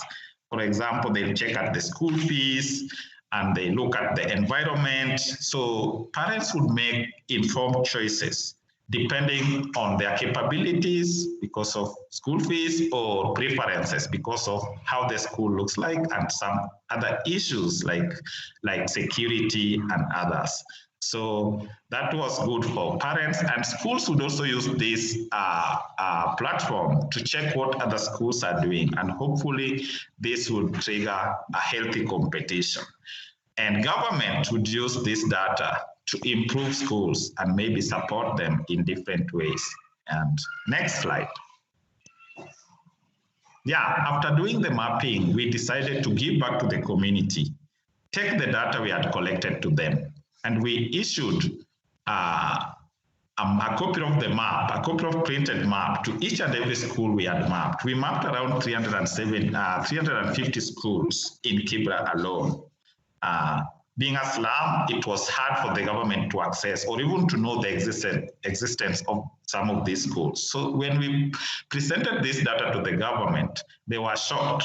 In their list, they only had 70 schools, but we managed to map 350 schools, of which some were kind of were being referred to as informal schools. But then that triggered the government to introduce a program called UpBet Schools. UpBet means alternative provision to basic education and training, because there is no way they could close them down. The ones that were available were not enough to accommodate all the kids from the community. So they introduced UpBet so that schools could be accommodated and they could be encouraged to register under the government, because most of them were operating either under a church or under a certain CBO. So that was a good thing for the schools as well, to feel recognized by the government after having operated as informal schools for so long. Next slide, please. So we did that, and our schools were so happy to receive the map and to identify themselves with it, to locate where they are on the map and just to navigate around. Next slide. Yeah, and we even took time just to walk around with a laptop to show them their school profile pages and to show them how they can navigate and to show them how to use it in whichever way they wanted to. And teachers were so happy and teachers were so excited about this, and they felt like for the first time, we have someone that is giving us the data they collected from us. A lot of people have come here to collect information and to do some research, but we have never seen the results. But here was Map Kibera giving us the result and showing us the end product of the data they had collected from us. So they were that happy. Next slide. Yeah, even students were not left out because they form a very key in, they are big stakeholders in the education. So that seated down is my colleague Zach, was going around schools, showing them, and this would also help school students, candidates who wanted to choose secondary schools that they would want to join after primary school. So they would look at the profile, they would look at the school fees, they would look at the images and how the school looks like, and they'll be able to choose, make an informed choices depending on the data and the maps they have seen. Next slide. So yeah, this was our member of parliament, is late Honorable Ken Okoth. He was a big supporter of education. And so he was so happy. He was a big user of our maps. He actually used the map to improve schools in Kibra and even to build new schools, new secondary schools, because the map revealed that there were not enough secondary schools in the community in Kibera. So he used this to see where else he needed to build new schools, and also used the website, Open Schools Kenya, to get the contact of all the schools we had mapped. And he would use that to organize meetings and coordinate forums and just to make sure that schools were up to date and share results and just share opportunities and all that. So this was a really good thing for schools and even for himself to be able to coordinate with schools and provide a good education for Kibera children. Next slide. Yeah, and because Kibera being a slum, we understood that most of people, or not everyone, will be able to access this information online. So we kind of tried to do some offline strategy by painting some of the maps on the walls at strategic places where people pass, so that Kibera community members would interact with it, would identify themselves with it. This was just one example of the map mural on the wall where we painted a security map. So this would help people know which areas to avoid. And it was also during the elections time. And Kibera is prone to violence during elections time. It's a very volatile place. So people needed to know which areas to avoid, which areas they can feel safe and all that. So this map was so helpful, and we also added our SMS number there so that people can send in reports of what was going on during that time of elections. Next slide, please. So after doing Kibera, we've done other informal settlements. We mainly focus on the informal settlements because these are where we have a lot of complications. Even to navigate around is hard. Government doesn't have the data. And so we focused in other different slums, like we started with Kibera, we moved to Mathare, we've done Mukuru slum, and most recently we did Kangemi slum. That's another slum in Nairobi. And so we wanted to gather all this data so that people can have access to them easily and make them as much available as possible. So after doing that, we got a request from World Bank to help the county governments in Kenya. We have 47 counties. And so with the introduction of the new devolution, the national government would give county government money to implement their projects. But the counties were still not familiar with this system of county government. So they were spending money recklessly, aimlessly, without even tracing, knowing which projects they have done. So World Bank came in with their program called participatory budgeting that now enables members of the community or citizens to sit down and decide what projects they want implemented for them. And they could not do that if they don't know what is already there. So we came in as MAP Kibera to train the county government officials plus the youth in those counties, because one of our methodologies is to train people there, to empower them to be able to map themselves, not go there and map for them, because they understand their areas and they can walk around easily and they can interact with their own people. So we train them and empower them with the tools on how to map their communities. So we train the officials and the youths from those various counties to be able to map. And then we will produce a large map. Next slide. A large map that then we use during participatory budgeting meetings with members of the community, and they can have a look and say, look, here we have school, we have a hospital, now we need a market, for example. Here we have all this, now we need a road, our road is so bad. Like, make decision from a point of fact, from data.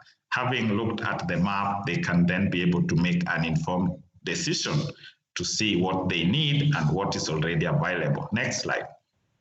So that was Makueni County, and we had youths going out to map using mobile apps.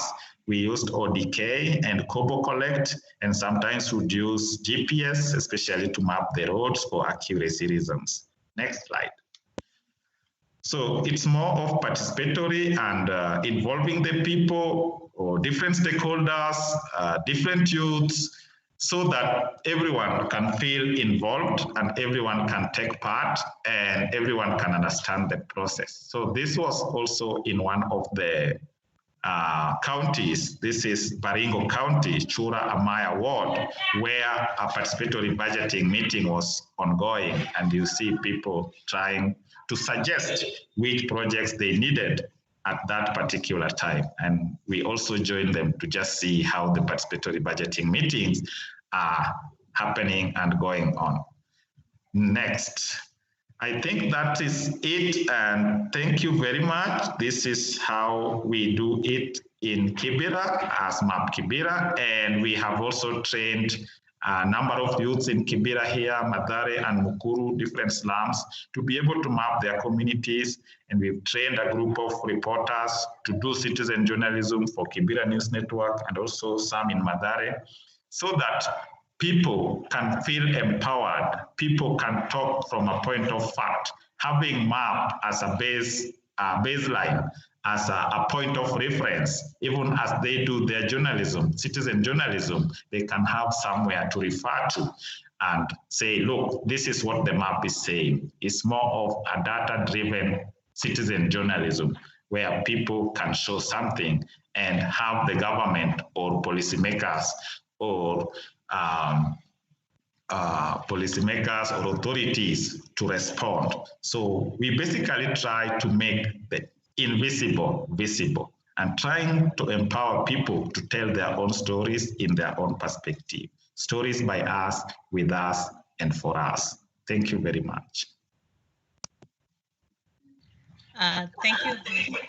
Thank you very much, Joshua. That was very enlightening, and thank you for bringing MAP Kibera to our computer screens. I was fascinated by the project and many takeaways on my side. You ended up with what I was going to say, the story for us, with us.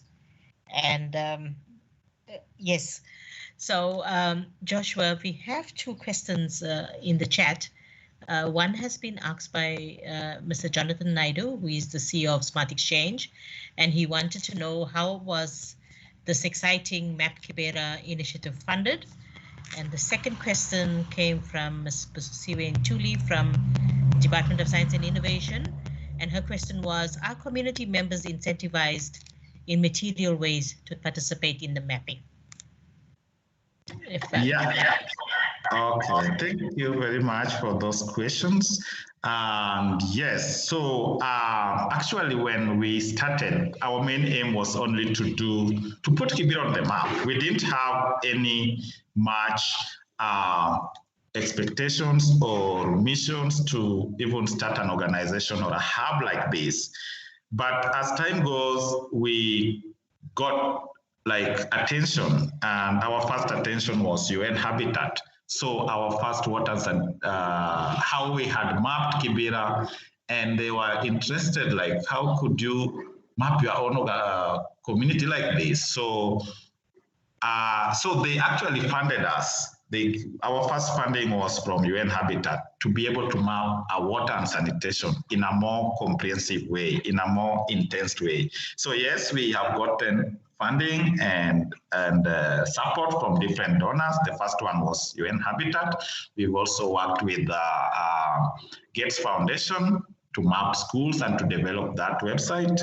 And we have worked with Indigo Trust. We've worked with the World Bank. Yeah, we've worked with different other donors and funders to help us do some of this work, and even in different places, like counties was funded with World Bank. Incentives, yes. So when those funding comes, of course, we have stipends for our people, for our youths in Kibera, to at least motivate them. And people feel really good that they are given an opportunity and empowered with the tools, GPS and laptops, after having been trained to be able to map themselves and map their community and put it on the map and see an end product. So yes, incentives are there and people feel empowered, even for learning new skills. Mapping was like a new skill for us. We didn't know how to map before, but then this is something that we learned and we clicked into it. And then we realized that we need to form an organization. This thing has to continue. This mapping doesn't have to end here. So let's start something that can empower more people, and people will be continuing to map themselves and map their communities. And that's how we ended up registering MAP Kibera as a trust that is still operating up to now. Thank you. Thank you very much. Thank you very much, Joshua. Colleagues and participants, this brings us to the end of the morning session. We will be taking a break until 12:30 South African time. When we come back, we will be listening to presentations from Tanzania, Brazil, Finland, and Switzerland. And thereafter, we will have the afternoon session, which is a panel discussion facilitated by Sais. So I want to thank you very much for your attention during these sessions, and we will see you again at 12:30. You may remain on the call or you may disconnect, whatever you choose, but it will be open for you to come back to at 12:30.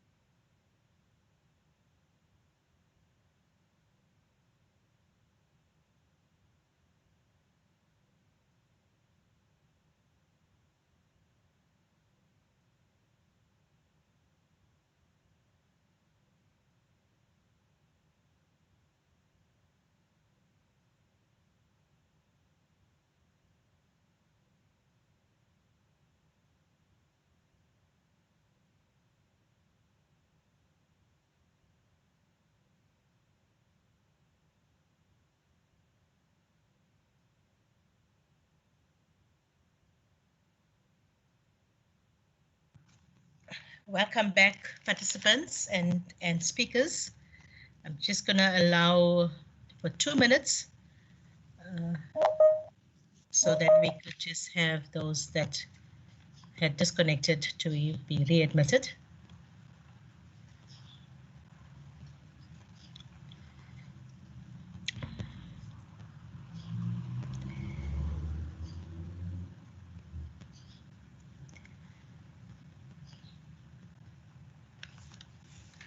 In the interim, can I call upon you to type in the chat one takeaway from the morning session for you personally?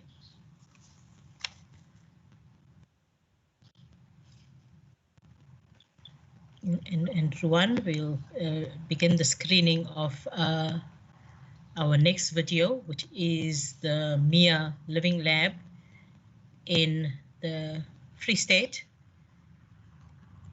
in a minute's time. Thank you, Ruan.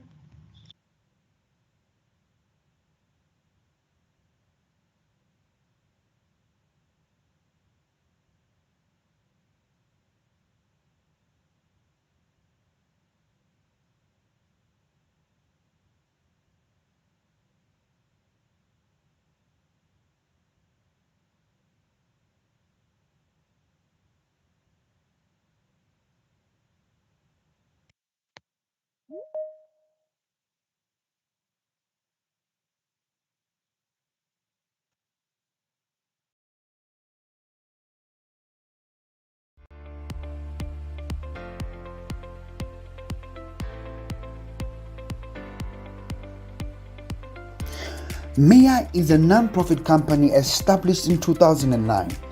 MIA has proposed to establish a new living lab in Tia Education Resource Center, situated at Beirut Village, Putalichaba in the Free State, with funding assistance from Technology Innovation Agency.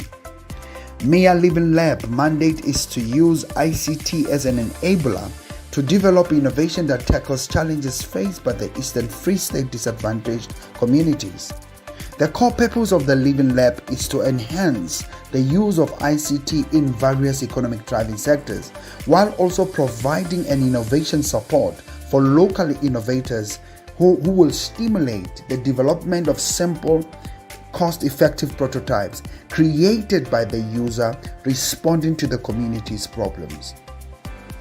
MIA has a vast and extensive experience in successfully running skills development programs, more especially in ICT space for rural communities. Since its inception, over 30,000 beneficiaries have been reached. The organization has a necessary facility and infrastructure in place where innovation support program will be delivered. MIA established partnerships with industries, government, academic institutions, and local municipality. MIA also presents a unique case in that it is located close to the TVET College, and it will support innovation from the TVET sector.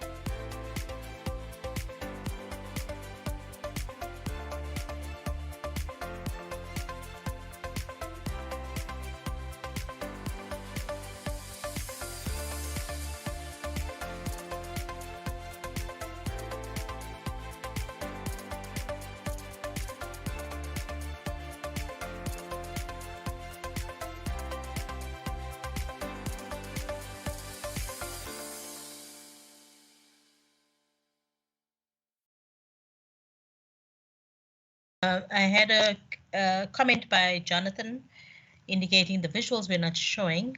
It did actually show on my side. So just wanted to reassure Jonathan that the recording is going to be made available, which will contain the video. There is also the YouTube video that's going to be made available. It is also streaming live on Facebook. So just a reminder, participants and presenters, to type in your chat one takeaway for yourself from the morning session.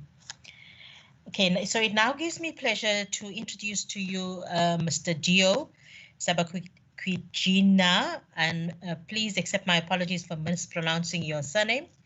He is co-founder and director of the Kwaita Innovation Hub in Tanzania. He's the director of the Center for Entrepreneurship and Innovation at the University of Iringa in Tanzania. He's played a leading role in transforming the center, and in 2015 he was recognized by the Minister of ICT for his contribution to the innovation ecosystem of Tanzania. Sir, Mr. Dio, we look forward to listening to your presentation. The floor is now yours. Thank you.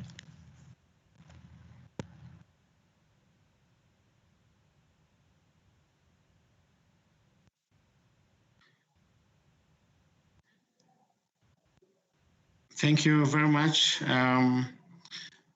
Good afternoon, everyone. After getting this invitation, we thought that we will be talking about this invitation on innovation through co-creation. And we were asked to give a Tanzania perspective. We said, okay, we have been involved in starting and running Iringa Living Lab because I am located in Iringa region of Tanzania. And the concept of Living Lab was introduced to us in 2012. There was a project funded by Finnish Embassy in Tanzania. It was called the TanzICT project. And we met their experts and they explained to us the concept of Living Lab, how it really involves multi-stakeholders, academia, civil society, the community, and so forth. And then I said, okay, maybe we should start this. We should get involved. So we started inviting the community to come to the university campus. We started training them. But by that time, we were really using volunteers. We were using volunteers, and of course, TanzICT, the TanzICT project that I'm mentioning, was gracious enough to bring trainers from South Africa, ALA Labs. The ALA Labs South Africa experts came to Iringa in 2012-13 to come and train our volunteers. After that, our volunteers also managed or were given an opportunity to visit South Africa, to visit Cape Town, to try and learn what ALA Labs was doing in South Africa. I have to consider that after they visited the ALA Labs South Africa, they were very, very much motivated. They say, okay, I think now we should really formally start. So by that time, we're calling the Living Lab, Iringa Living Lab, but it wasn't registered. So I said, okay, we should register it. And we were lucky that, of course, we requested the ALA Labs if we could use their names and logo. They said, it's okay, we accept. So after they accepted or they approved our request, so Iringa Lab was transformed into, we could say, a branch of ALA Labs in Tanzania. And since then, I could say ALA Labs Tanzania or ALA Labs Iringa has been implementing ALA Labs programs such as Grow Academy, Grow Next Level. There's a lot of the things that you learned from the first presentation from ALA Labs. But as we're dealing with the community, we noticed that there was a specific group in the community that was being ignored, and that was graduates. So the presentation that you are going to note is mostly, I will be talking about a program that specifically targets those, because other labs kept dealing with the community, but then we started another program that deals with these college and university graduates. Next.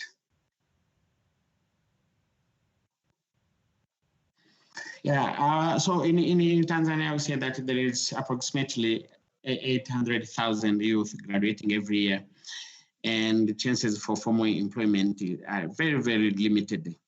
So what happens is that a young graduate of certificate, diploma, bachelor degree, master's, even master's, they'll be looking for, if they fail to secure mostly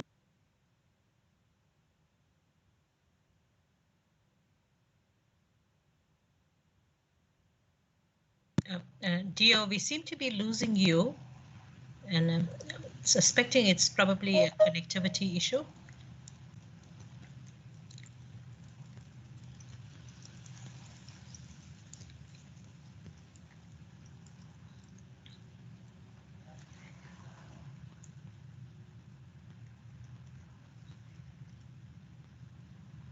Hi, Dio.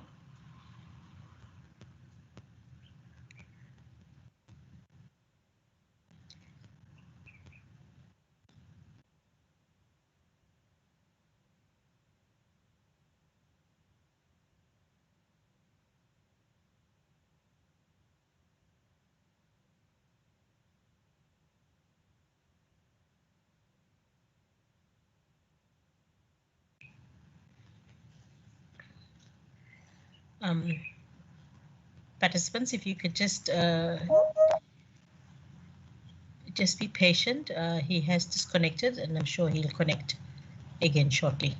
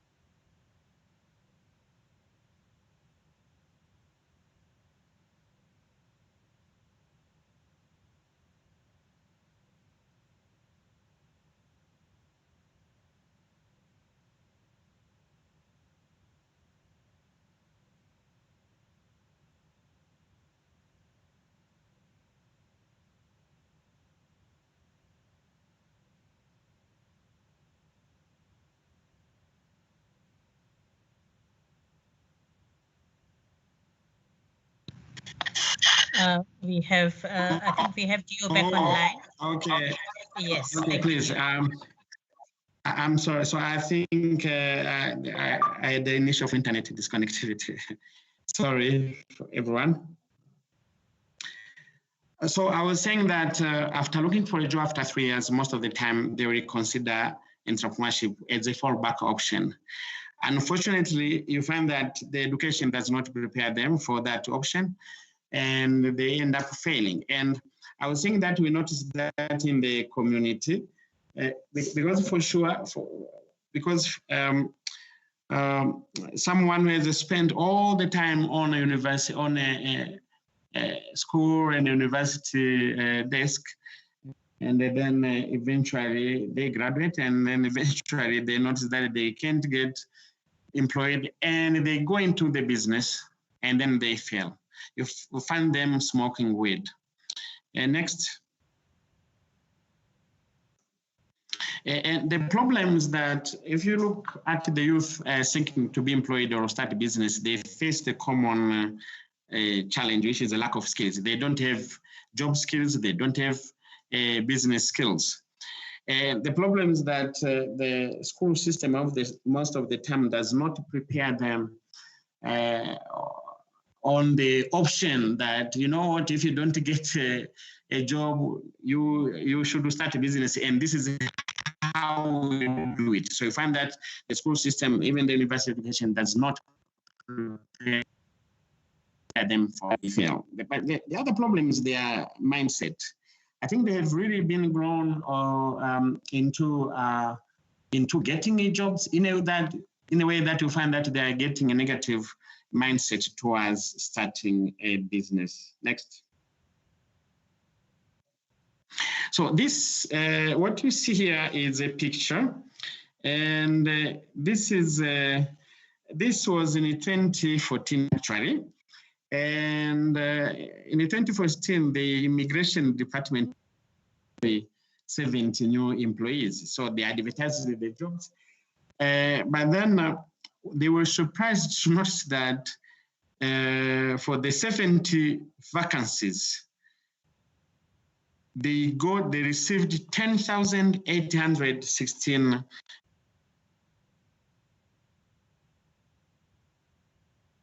know what to do with 10,000. When when you receive applications, you shortlist and so forth. But then they wonder, how do we shortlist? Let's say 208 or 300 out of 10,816. So they decided to call everyone, and they put them into the national stadium. So that picture that you see, this is the national stadium. You would think that they are watching football or a certain match, but they are really 10,816 applicants who were waiting to be interviewed, so that among them who could get 70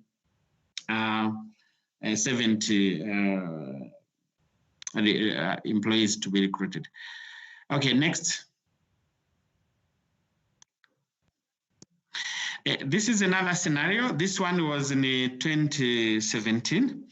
And in 2017, what happened is that this was in 2017, the Tanzania Revenue Authority wanted to recruit 400 new employees.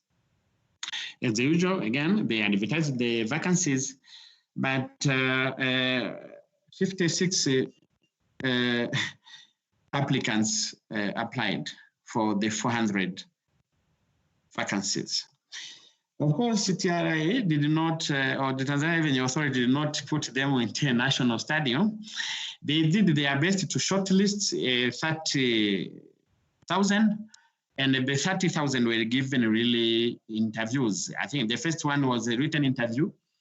And the written interview, of course, was, they were looking for tax analysts, business, tax experts, business analysts, and so forth. But in the written test that they gave to the 30,000, they brought physical geography, prehistory, Zinjanthropus. There will be a question asking you that there is a stone which is blue during the day and white in the night. What is the name of the stone? So you really have to get it or not. Eventually, people did the interview. Most of them failed. And of course, to everyone who failed, believed that it was really fair because they did the test, the written test, and they did not really pass. But I think here it's an issue of highlighting the problem. That's the problem that is there. Next. So we thought that we should. One of the solutions was to have an open space. To start an open space that uses enabling creation of tools and a program.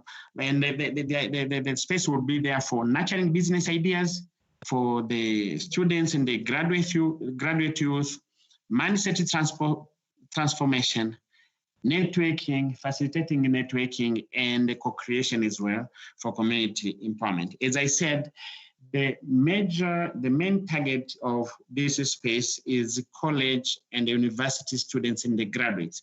Yes, since it is for the community, even school dropouts, Form 4 and so forth, use this, school dropouts, those who dropped out from Form 2, Form 4, they also join this space, but it is mostly targeted to college and university students and the graduates who wants to do something, either to do business or to be employed. Next. Of course, one of the program in the space is Start Your Startup. And this is a 6-week entrepreneurship and leadership program. We aim to equip youth with skills to develop business ideas, build a team, and create a prototype. After the 6 weeks, one of the deliverables include, of course, idea generation, team building, prototypes, revenue startups, ready to enter the market, and so on. Next. Another one is a mentorship program. This is a 3-month business development mentorship program, mostly for those who graduated from SYS or those who already have got a business. And the deliverable here, mostly they build the real product, they develop the business model, they register the company, and we also look at the post-revenue startup. Next. Another program is a business plan competition. I think I will talk about it later, but we have been also running these ones, and we have reached around 600 youth attending this. Next. We also do have a series of hackathons hosted by the Hub to address challenges in various sectors. By equipping youth with real resources to create solutions for pressing issues in the community. So it depends also. It may, like last week, we had an agri-thon based on funding solutions, ICT solutions in agriculture and so forth. Next. Those are some of the activities we have. We have, of course, events and workshops like this Ringa Spark. It is a partnership event between Sarah Spark and Kyoto Hub and the Ala Labs Ringa as well. And it is simply the innovation technology event. It aims at building regional innovation ecosystems, promoting collaboration and building new market opportunity for African startups. Next. You also have got this event or workshop. It is called the Life After University. This is an annual workshop. Each year we have a workshop dedicated at equipping graduates with ideal skills for the job market. So in here, we learn even soft skills like CV writing, job interview, writing cover letter, presentations, self-branding, volunteering, and so forth. So it targets again the graduates, life after university. Next. iNest Connect is mostly for networking with various stakeholders in the ecosystem. Next. Job interview, writing cover letter, masterclass. It's again, and every Friday we have a masterclass event targeting various topics. Again, targeted at students and the graduates. So you will find issues like for networking with. So next, and with this event.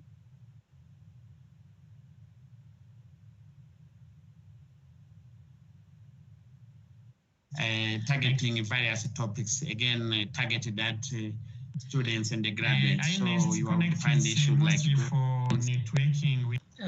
We seem to have lost Dio again. Ruan, can you confirm for me how many more slides he has? This event.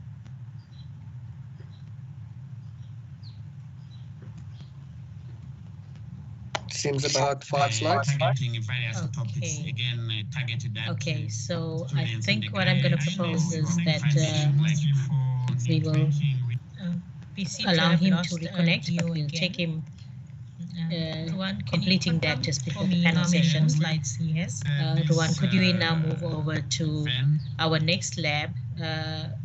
We have a video of our next lab that was funded, and that is the lab that is based in the Eastern Cape, in the Buffalo, I think, Community Learning Center, and the lab is being managed by the South African Forum for Community Colleges. Allow him to reconnect, but we'll take him. Thanks, Ruan. Completing that just before the panel session. Slides, yes. Ruan, could you now move over to our next lab? We have a video of our next lab that was funded, and that is the lab that is based in the Eastern Cape. Good day. My name is Stanley Zongezile Shoma. I am the center manager here at Buffalo CLC. All right. I think I am sort of a major coordinator of the Living Lab. The Living Lab is being managed by Mr. Ngalichana, and our administrator is Ms. Boy. We are having a team of 5 facilitators who were recruited from our staff. They lead different sections on the IT space.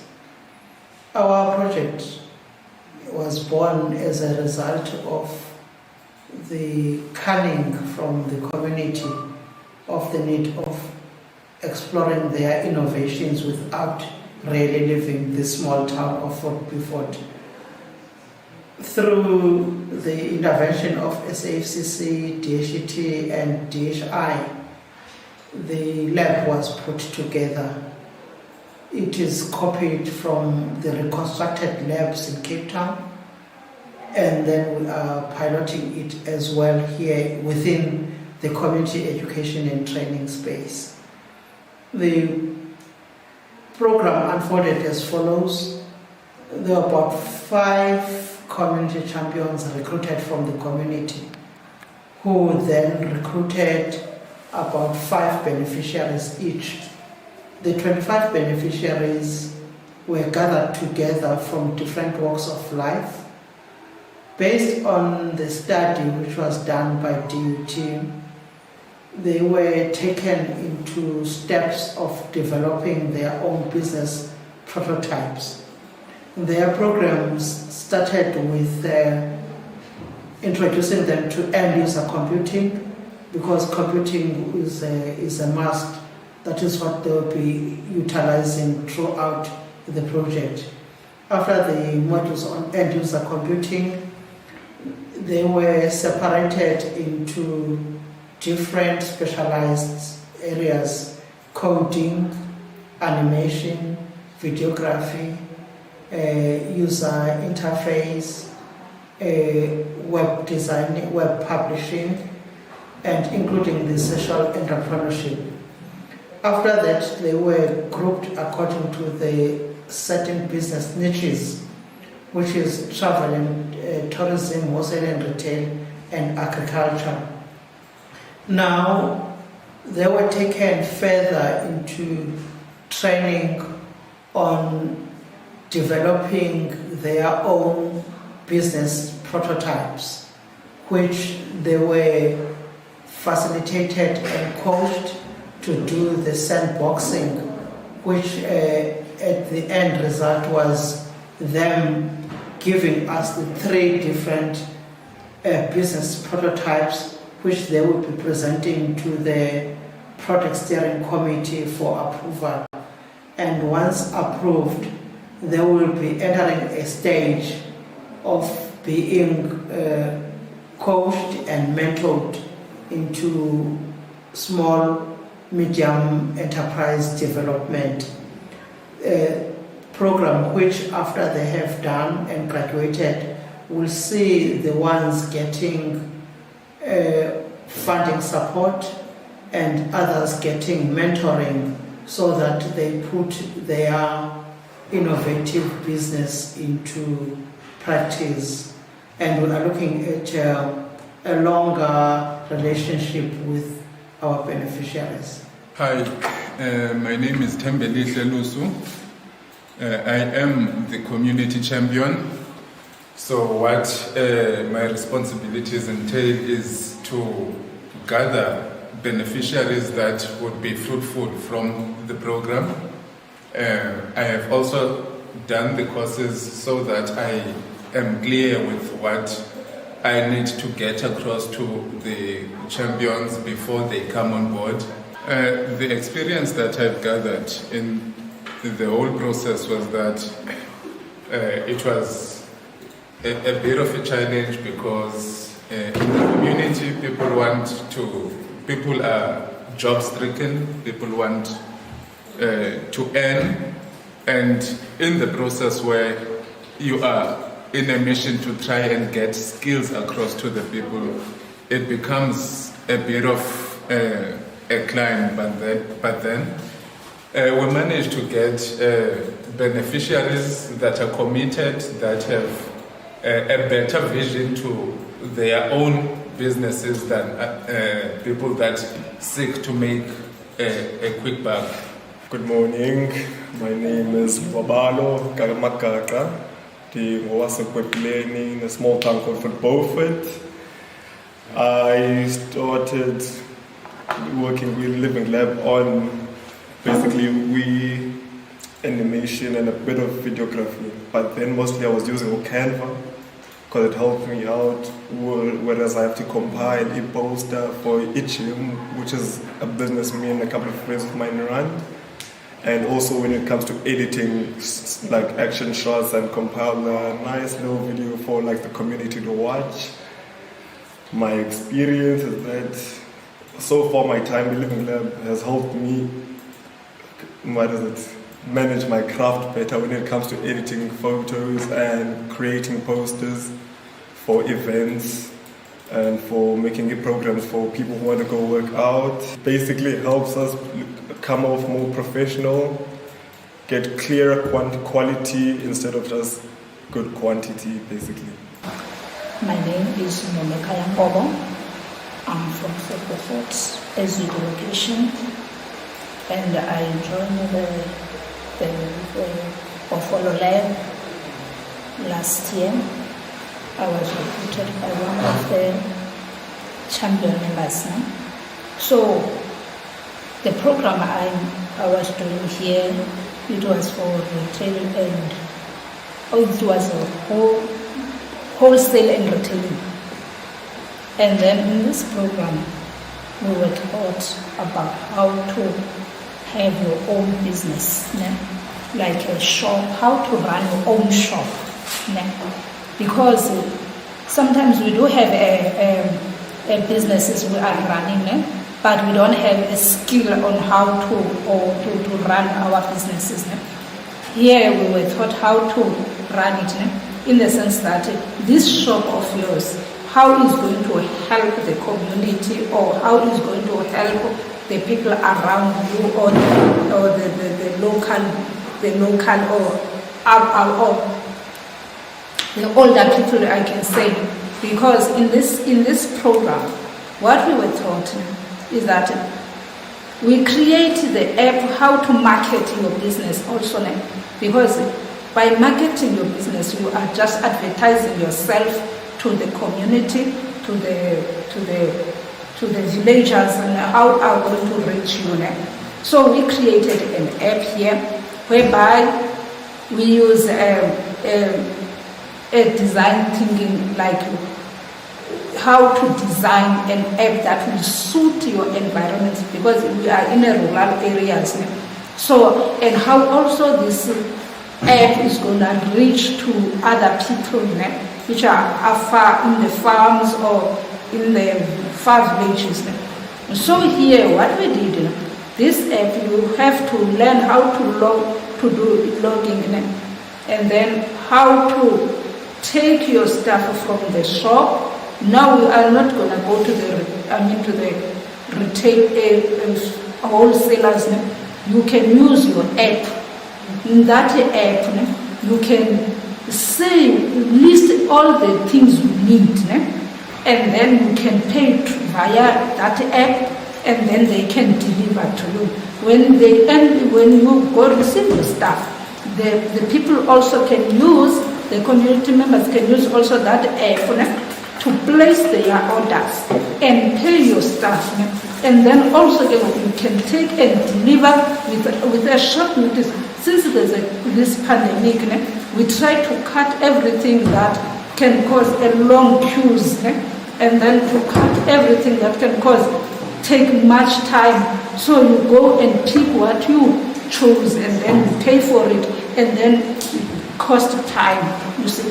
So time is not gonna be that much, and stand and take a taxi and all those stuff. You go and collect your things, and then for me as a business person, it teaches me, because I'm doing a catering. So I know how to advertise now my business to the people. I can use Facebook and place all these things and take shoots of my meals and all those things and advertise it. And also even the other businesses I'm doing, like selling of the hair products. I can take those hair products and advertise it through my app, which I learned from the lab. So to me, it gives me that desire, because I was doing business for a long time, not knowing how to do these things, or how to live an easy life. It was an easy life for me.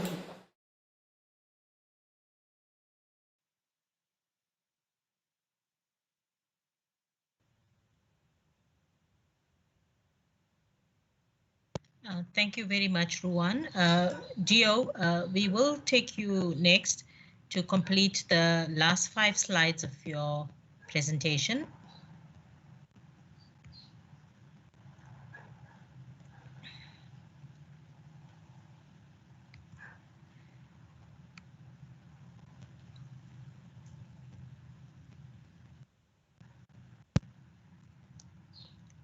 Dio, I see you are in the meeting.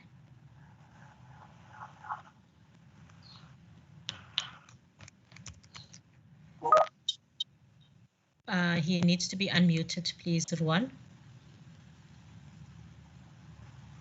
Okay, sorry again for this technological issue. Okay, next. Next.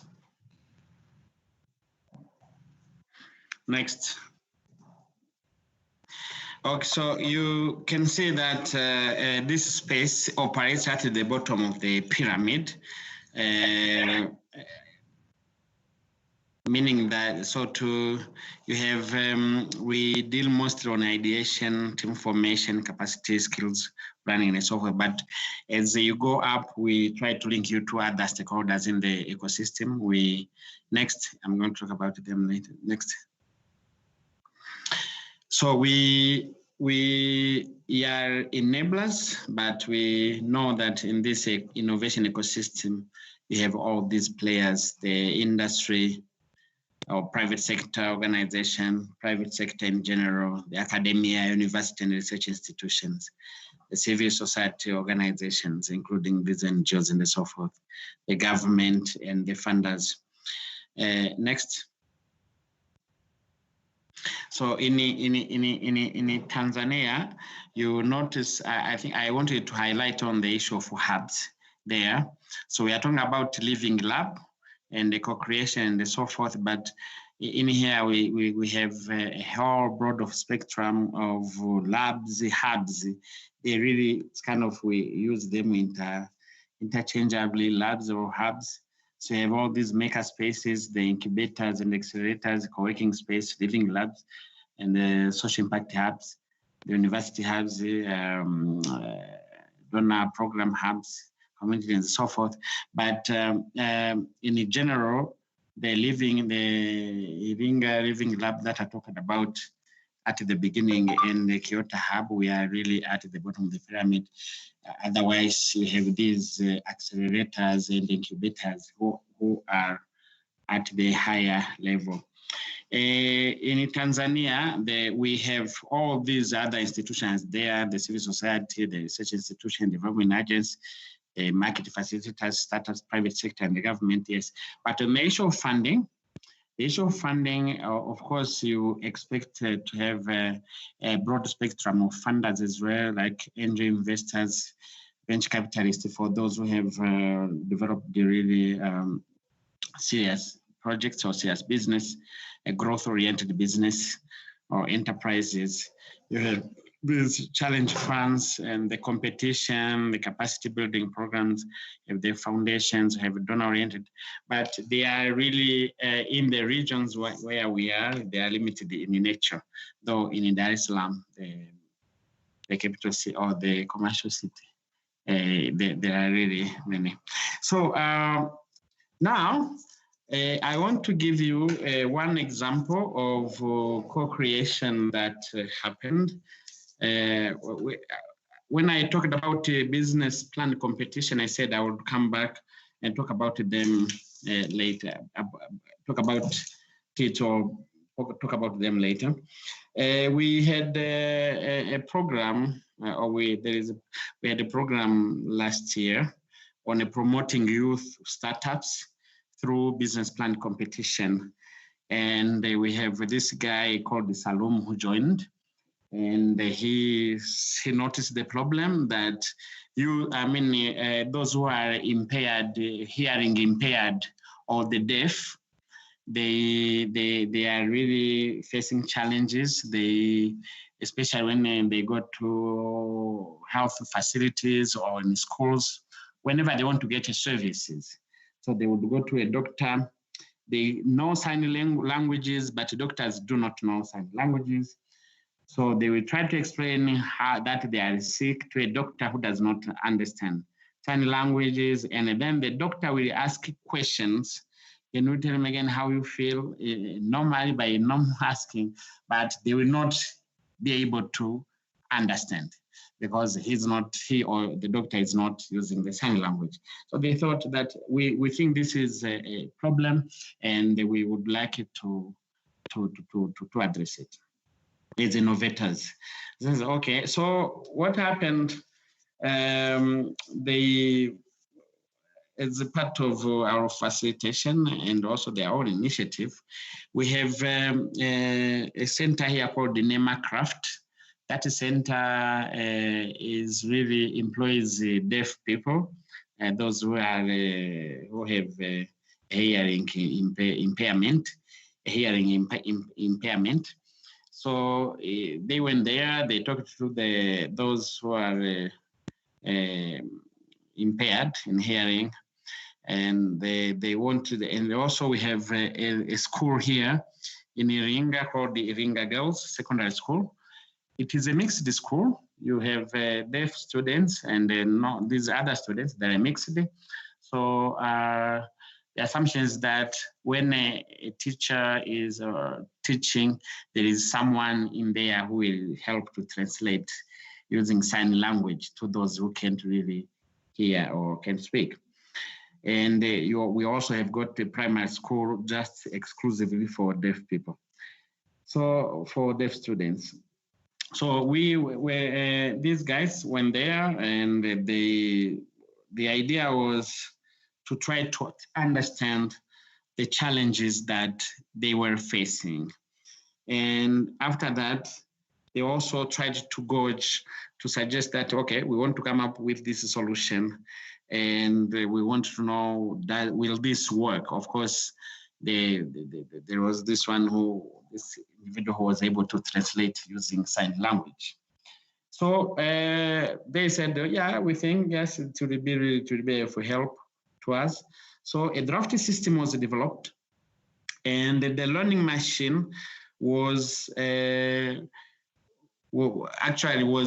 so they were also used actually, the learning machine used the same individuals actually, these from NemaCraft Iringa Girls and this primary school to learn the sign language. Eventually, again, the learning machine again was to be taken back again to them to test the learning, to test it, to see if it works, but also to make sure that to improve the speed and the accuracy rate, to make sure that they reach at least 95% of accuracy. So eventually, so far since last year, it is think these guys. By the way, I think I forgot to mention that Salum, he's a graduate from outside, but when he came here, he partnered with students from our university to develop that technology. And now they are really, they have reached the 80%. They are again improving it, but very soon I think it will be commercialized. And we think that that was a very good example for creation. And of course, as I said, since we are at the bottom of the pyramid, our support is often limited. So we had to link Salum to other stakeholders, to other players in innovation ecosystem. Like we had to link him with the Commission for Science and Technology, they have funding, and the UNFPA as well, because he was in need of some funding to develop the technology further. Next. Oh, no, before this one. Can you go back to the previous slide? No, next.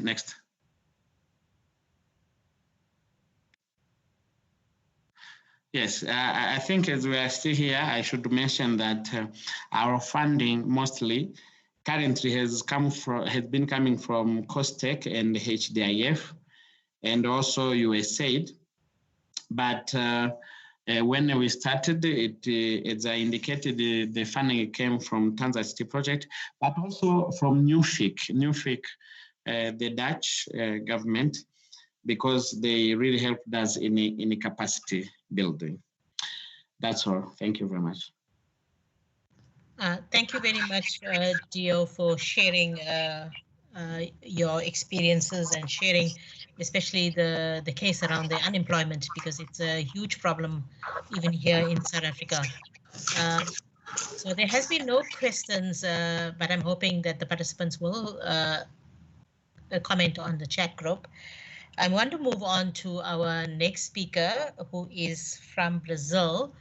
I want to, before I introduce the speaker, thank Ms. Helena from the Brazil Embassy here in South Africa for being cooperative and actually facilitating a speaker from Brazil, Mr. Rafael Dietos, who is the Technical Director for the Itapu Technology Park in Brazil.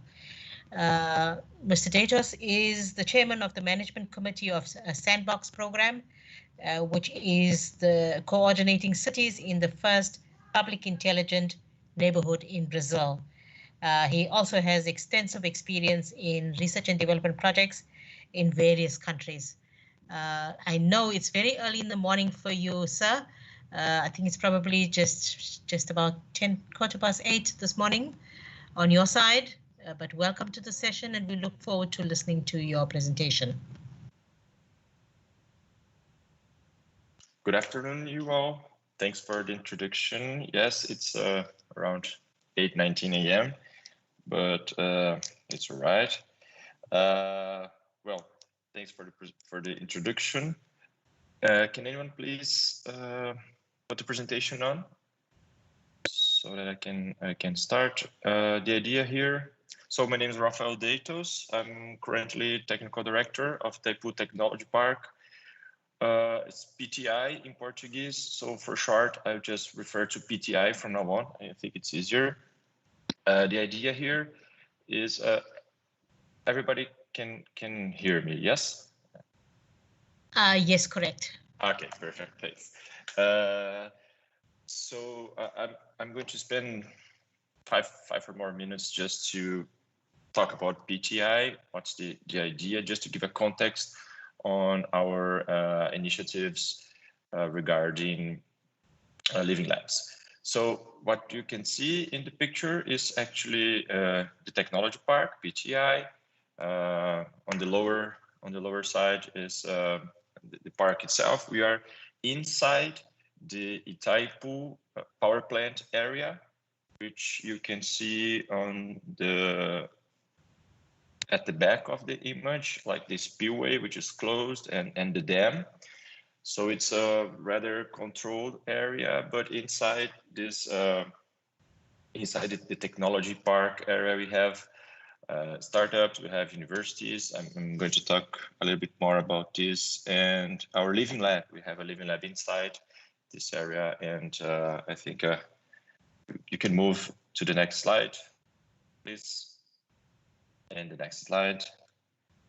So just to give an introduction, where do PTI is located? So we are on the triple frontier between Brazil, Paraguay, and Argentina. As I mentioned, inside the area of power plant, which is Itaipu Binational. And Itaipu Binational is the sponsor of the Itaipu Technology Park. Our main purpose is to integrate and transform knowledge and technology in solutions that can contribute to the progress of the society. So we do have here an innovation ecosystem, which our mission is to manage it. And we also develop science, technology, and business with the aiming of resulting in wealth and well-being to the society, to the persons, to the people, especially from Iguaçu Falls, it's the name of the city where we are located, but also we expect that our solutions, our ideas, they can escalate to the state and to Brazil at least. Next slide, please. So our value chain as a private company, which is PTI, is based on 4 pillars. I just want to give you a context. So we work with technology solutions. We have inside PTI a science technology center, which is comprised by 8 R&D centers with around 200 persons that work on different areas of expertise. One of the areas is smart cities. So to try to create solutions and focusing on smart cities. Another area is the innovation ecosystem. So our is to manage this innovation ecosystem. So we have a business incubator in PTI. We do promote open innovation, and we have a business condominium with around 40-45 startups here inside PTI. Education is another pillar. So inside the area of PTI, we have 3 universities, lots of students. Before COVID-19, we used to have around 7,000 inhabitants of PTI every day. This is the PTI company itself. This is the universities and everything that goes around here. Obviously, now most of the people are working remotely, so it's a bit different than used to be, but we still promote this close relation to the academy, and we also have a internal area that takes education as a business, in the sense that we create training, we create courses that we offer internally and externally. And the last pillar is tourism. And why tourism? Because Itaipu, the Itaipu power plant it's also a touristic point here in Iguaçu Falls. And there's a touristic complex, which PTI, which the company manage and operates. So if you come to Brazil, if you come to visit Iguaçu Falls, which is very beautiful, the nature, you can also visit Itaipu power plant. And if you do this, it will be people from PTI that is going to show the place and to operate this visit. But what the takeaway here is that we need the technology solutions focus on smart cities, an innovation ecosystem, and the education part to create solutions or to work with smart cities. The next slide, please.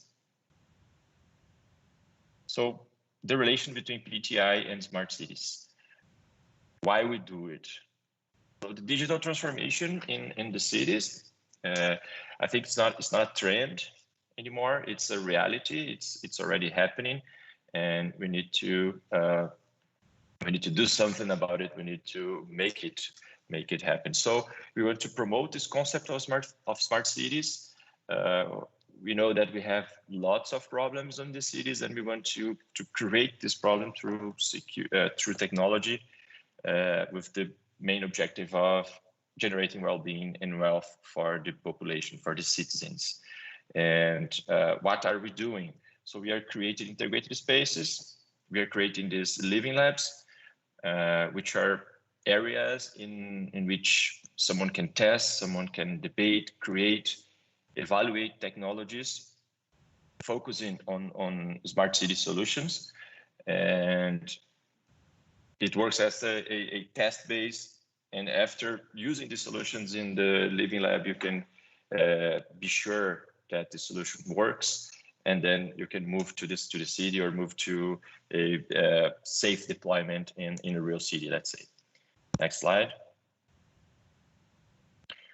So when we talk about smart cities, we do listen a lot of majors or public managers thinking that a smart city is basically getting a regular city and just buying and deploying technology, smart lamps or smart traffic lights, and then the city is going to be a smart city.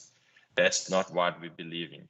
So we believe that a smart city are with and not for technology, which means that technology is the means and not the end itself. Next slide. So what's the definition of smart cities for us here in PTI? We think that a smart city is a city where there's an abundance of good living conditions, economic prosperity, and quality public services. And this is achieved through the use of technology. So that technology is a means. And that's how we connect our mission of bringing wealth and quality of life to the citizen as a technology part.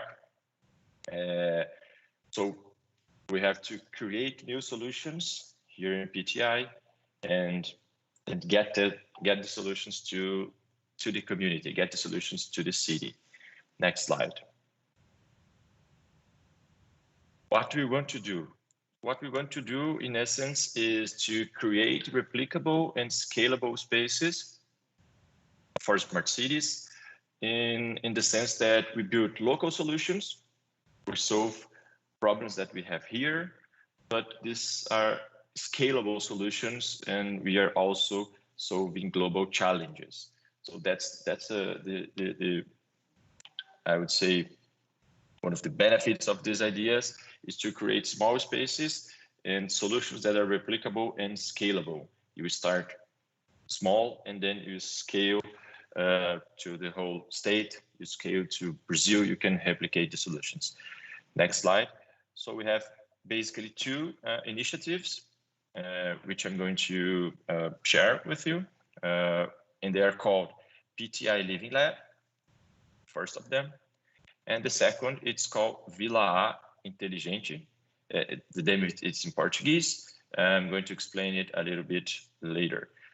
Next slide. So I'm going to now explain each one of these Living Lab cases. Thanks. PTI Living Lab is the first Living Lab experience that we had. We started in 2018. And why we did it? So we identified this need for a control environment where people can experiment and do tech validation. Additionally, we understand that there's a need for a safe space where the entrepreneurs can create their solutions, can test their business models before moving to the market itself. And so what we did, we created this open lab, which is called PTI Living Lab, for demonstration, for deployment, for evaluation and tech solutions focused on smart cities. What is this Living Lab? This Living Lab basically is a space, a lab inside PTI, as I told you, PTI is inside the area of Itaipu power plant, which gives us this idea of being on a rather controlled environment. It's different from being like a technology park that is in the middle of the city. So we do have a controlled environment, and this is a key advantage of the Living Lab. It's like a very small city inside the technology park. So in this environment, in this area, we create some rules, and we invite people, entrepreneurs, we invite startups to bring their solutions here so that we can validate, so that we can check if it really works or not. And we can bring, for example, public managers as well from other cities to come here to visit and to check it out and see how things are going. So just as an example, the images, we have public lights with some sort of artificial intelligence, like facial recognition camera or sound recognition. We have solutions for mobility, like sharing apps for electrical vehicles that they are allowed inside the campus, inside the technology park. We do have also examples of technology with drones, getting images of the city. And then the idea is that all of the information that is collected from each technology that is installed here goes through a operation and control center. It's like a control room with a big video wall in where an operator can check or can gather information about every solution, can turn on or turn off the remotely the lights, and help to do the tests. The next slide.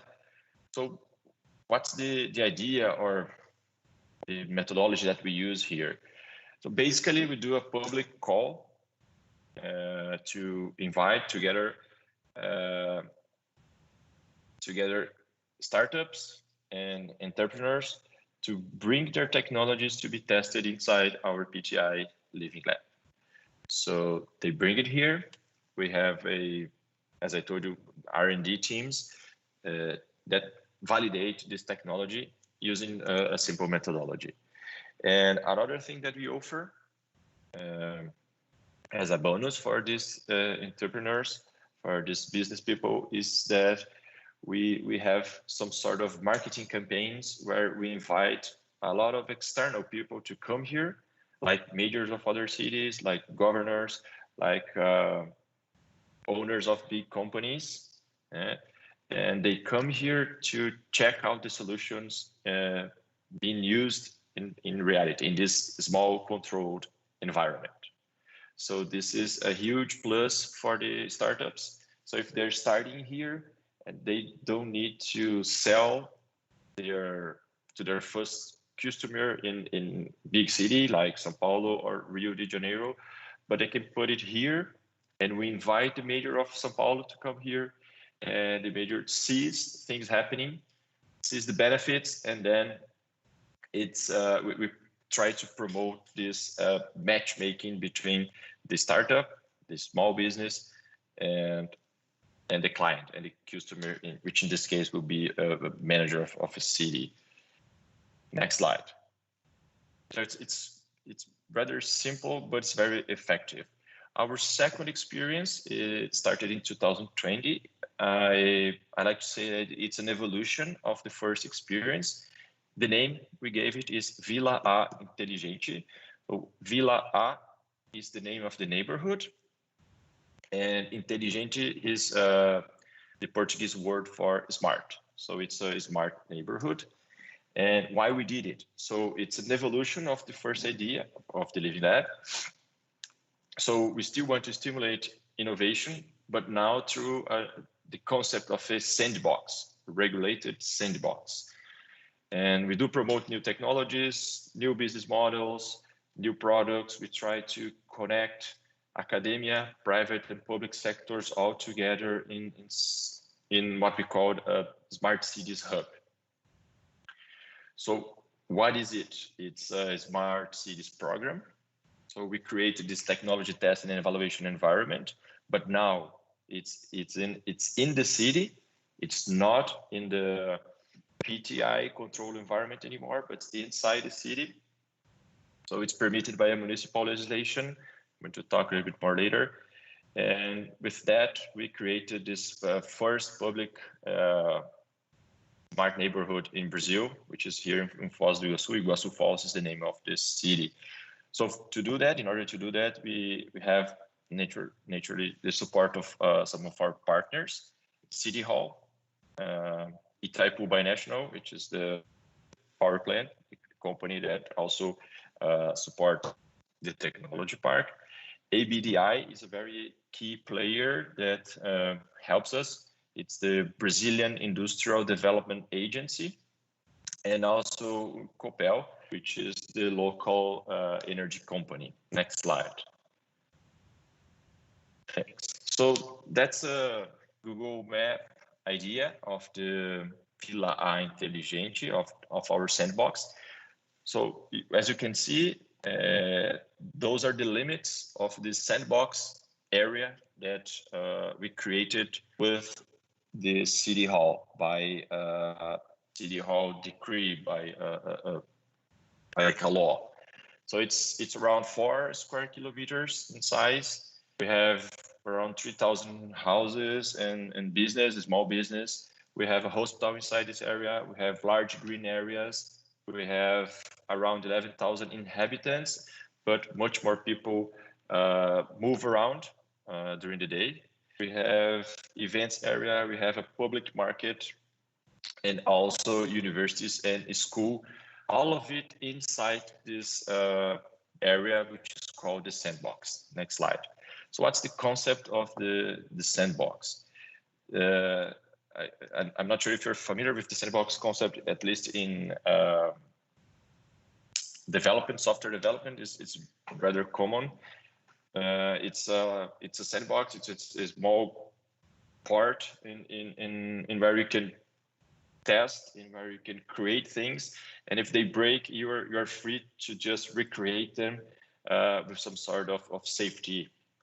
And that's the idea of having a smart cities sandbox. That's the first smart city sandbox in Brazil. It's the one that we have here.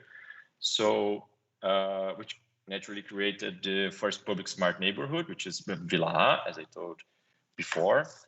And the City Hall decree that, let's say, created the idea of the sandbox and delimited the sandbox area. It regulates two things. So the experimental area, which is the one that I just showed in the last slide. And this area is enabled for scientific innovation, for creating new things that wouldn't be possible in a regular city.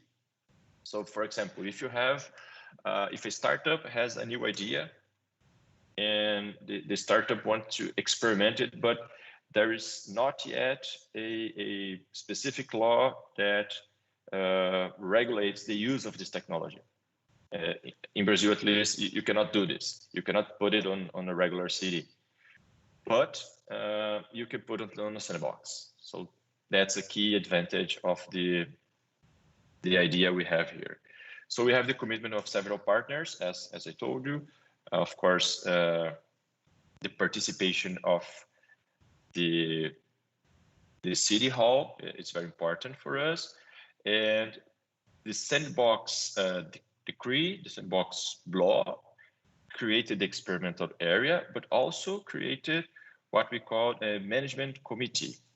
And this management committee is responsible for managing what happens inside this sandbox when regards to smart cities solutions or technologies. For example, define the priority fields or the focus areas in which companies are supposed to work, or in which startups are supposed to create solutions.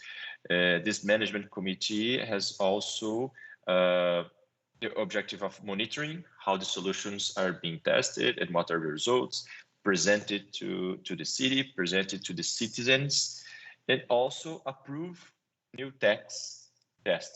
So when someone wants to test a new solution, new technology inside Sandbox, the committee has to approve.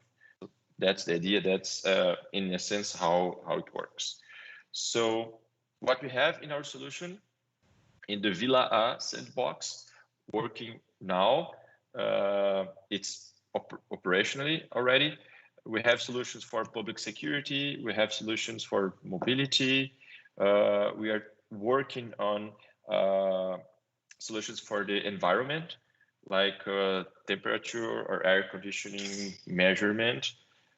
We have energy quality ideas, transportation, tax, and what I think is maybe one of the most important things is the citizen engagement. So we do try to create an environment not only for technical tests.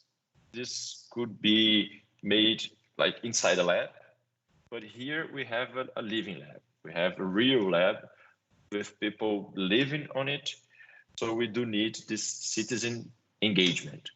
We are creating mechanisms, we are creating solutions like an app for your cell phone in which you can interact with the Sandbox idea. You can evaluate a technology from the point of view of a user, of a person, and not technically.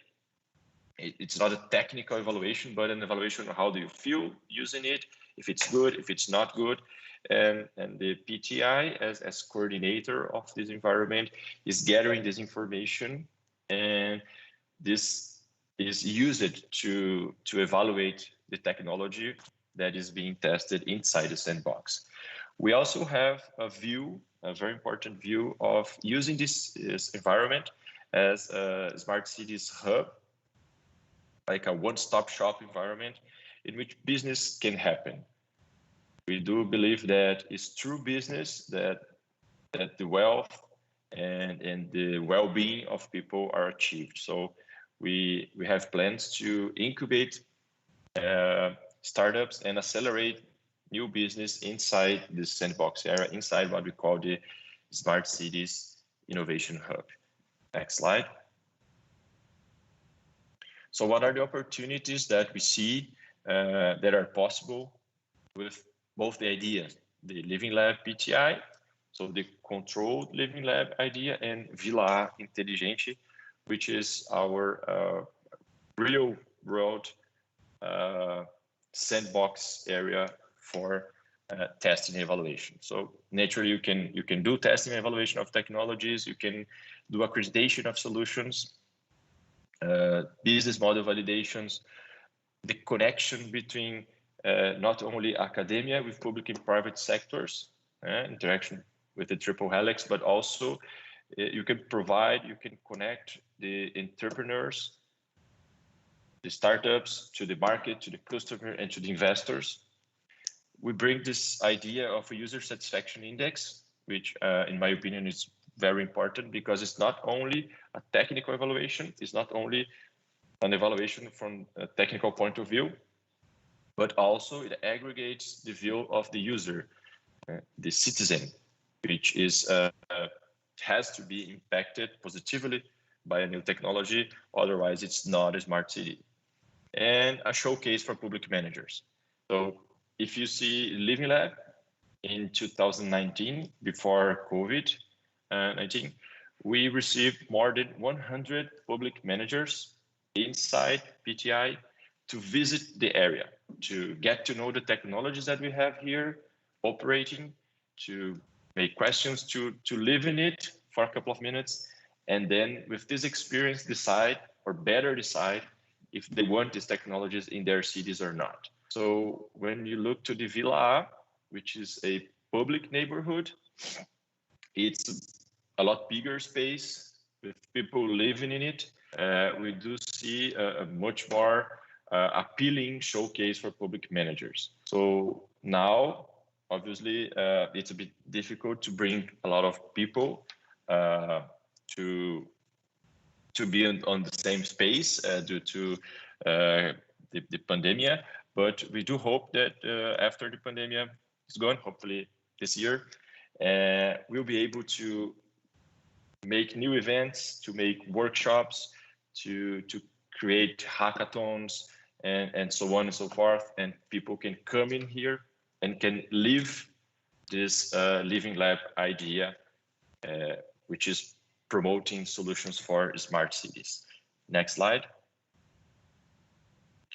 And what's the legacy that PTI wants to create here in Iguaçu Falls, here in the city and in the state and in Brazil? So we do believe in the idea of creating local solutions for global challenges. So you start small, you solve a small city problem, and this replicates and escalates to the globe. We want to become a reference on smart cities. We are doing this as pioneers on the creation of the sandbox, the first sandbox for smart cities in Brazil. We want to consolidate our innovation ecosystem, and how we do this is bringing new businesses, is bringing new investments here, is creating an attractive business environment where people can actually improve employment and income. We create wealth for people in the area, and that's the main idea of having a smart city. So we start by creating, generating a small environment, which is a neighborhood in the city, but we do expect that this is going to escalate to the city of Iguaçu Falls and also to other cities in Brazil. With that, next slide, I end my presentation. This is my contact. In the QR code, you can check the landing page of Vila Inteligente, the last project, and I'm available for answering any questions you have. I hope our ideas can contribute somehow to South Africa objectives. Thank you very much. Thank you very much, Rafael. I think we've actually picked up quite a bit in your presentation. For me, what resonated is around the citizen engagement, around your user satisfaction index, which I'm quite keen to follow up on, and the sandbox for smart cities, which I find is an interesting concept. I'd like to compare that with a sandbox project that's also being done by our labs, and see how we could how those two concepts actually converge, or are they different concepts? There is a question in the chat, and it's from Michael Parker. So he'd like to know, I'm not sure whether you have access to the chat, Rafael. It's a very long question, but maybe you could respond to that. Okay, I'm just checking it. The question here, I'd like to know if PTI works with participants from other South American countries. Yes, we do this. PTI, as I told in the beginning, we are on this triple border between Paraguay, Brazil, and Argentina. So we do have people from these countries here, which are closer, obviously, but we do not have restrictions to receiving other participants, let's say, or for example, international startups. This is not, there's no prohibition for that. And let me go to the next one. What sort of talent skills funnels do you have in place? Finance support local investors, most of our participants, students, entrepreneurs. Okay, we do try to create this environment where we encourage the students, local students, not only in the universities inside the PTI, but obviously there are more universities in the city, the local area. There are universities inside the Vila A sandbox. So we do encourage them to create new business, to entrepreneur, to create new startups. And we do have an incubator for that. We do have accelerator for that. We do, as PTI, we have a partnership with other incubators, other accelerators, other like funds, accelerator funds that invest in companies. And we try to connect both the need and the, let's say, the demand. But did you choose a location that you did for the institution, Iguaçu Falls? Okay, why we do this in Iguaçu Falls? We do this because maybe I didn't mention that in the beginning, I'm sorry. The Itaipu Technology Park is an initiative from the Itaipu power plant. So in 2003, Itaipu is the energy generator company, created the idea of a technology park with a vision of creating R&D. Initially, it was that R&D centers to help the company to develop their business in energy generation. So here I talked about smart cities, but we do have research centers that work on energy, on, let's say, automation and quality of energy, cybersecurity, and other topics. And our big client or customer is the Itaipu power plant itself, but we do also sell projects, R&D projects to the electric sector here in Brazil. So that's how we were born as a technology park to help Itaipu. But now we do see that we are very important to the city itself, and we're going to expand our contribution not only to the company, which maintains the park, but also to the city, to development of the city, because well, that's our main purpose and our goal. I'm not sure if there's more questions. There is one more, Raphael. There's one from Ms. Ntuli, and she wants to know, has the approach that had been adopted in the Living Labs created inclusive cities? Well, so we started this, I guess the sandbox idea, maybe was we were pioneer on that. And I think that was a big step for Brazil. So we had the decree, the local decree, the law that created sandbox in 2020. And after that, we had a lot more cities going on the same path, creating their laws to allow spaces like that and to try to create new solutions. I think the big gain is when you have a space, an area, an environment in where it's okay to fail. You test your solutions as a startup. And when you're mature enough, you can go to the market. And I think this is a great place, thinking with a mindset of a startup. You need this. It accelerates your time to market, and it does have an impact on the citizens that are, well, living it. So naturally, you have to be some cautions, and that's why the idea of creating the committee. So it's not every solution that you can try there. You have to think about security and data security and safety of people. But mainly, in my opinion, the idea is well received, not only by the citizens, but also by the startup guys, by the, let's say, small business people. Okay, thank you very much. So that brings us to the end of the session from Brazil. I would like to now introduce the participants to the next speaker, who is Mr. Rupe Ritvos, who is the Director of Research and Operations, Demos Helsinki in Finland.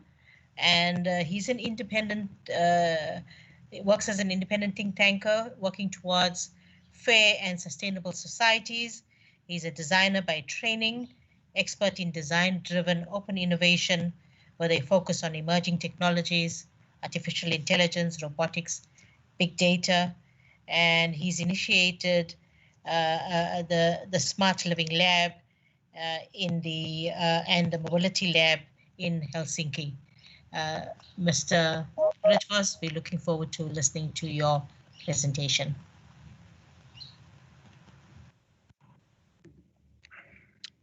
Thank you, everyone. I just say hi with the camera briefly, getting to the slides. So happy to be here, and thank you for the invite.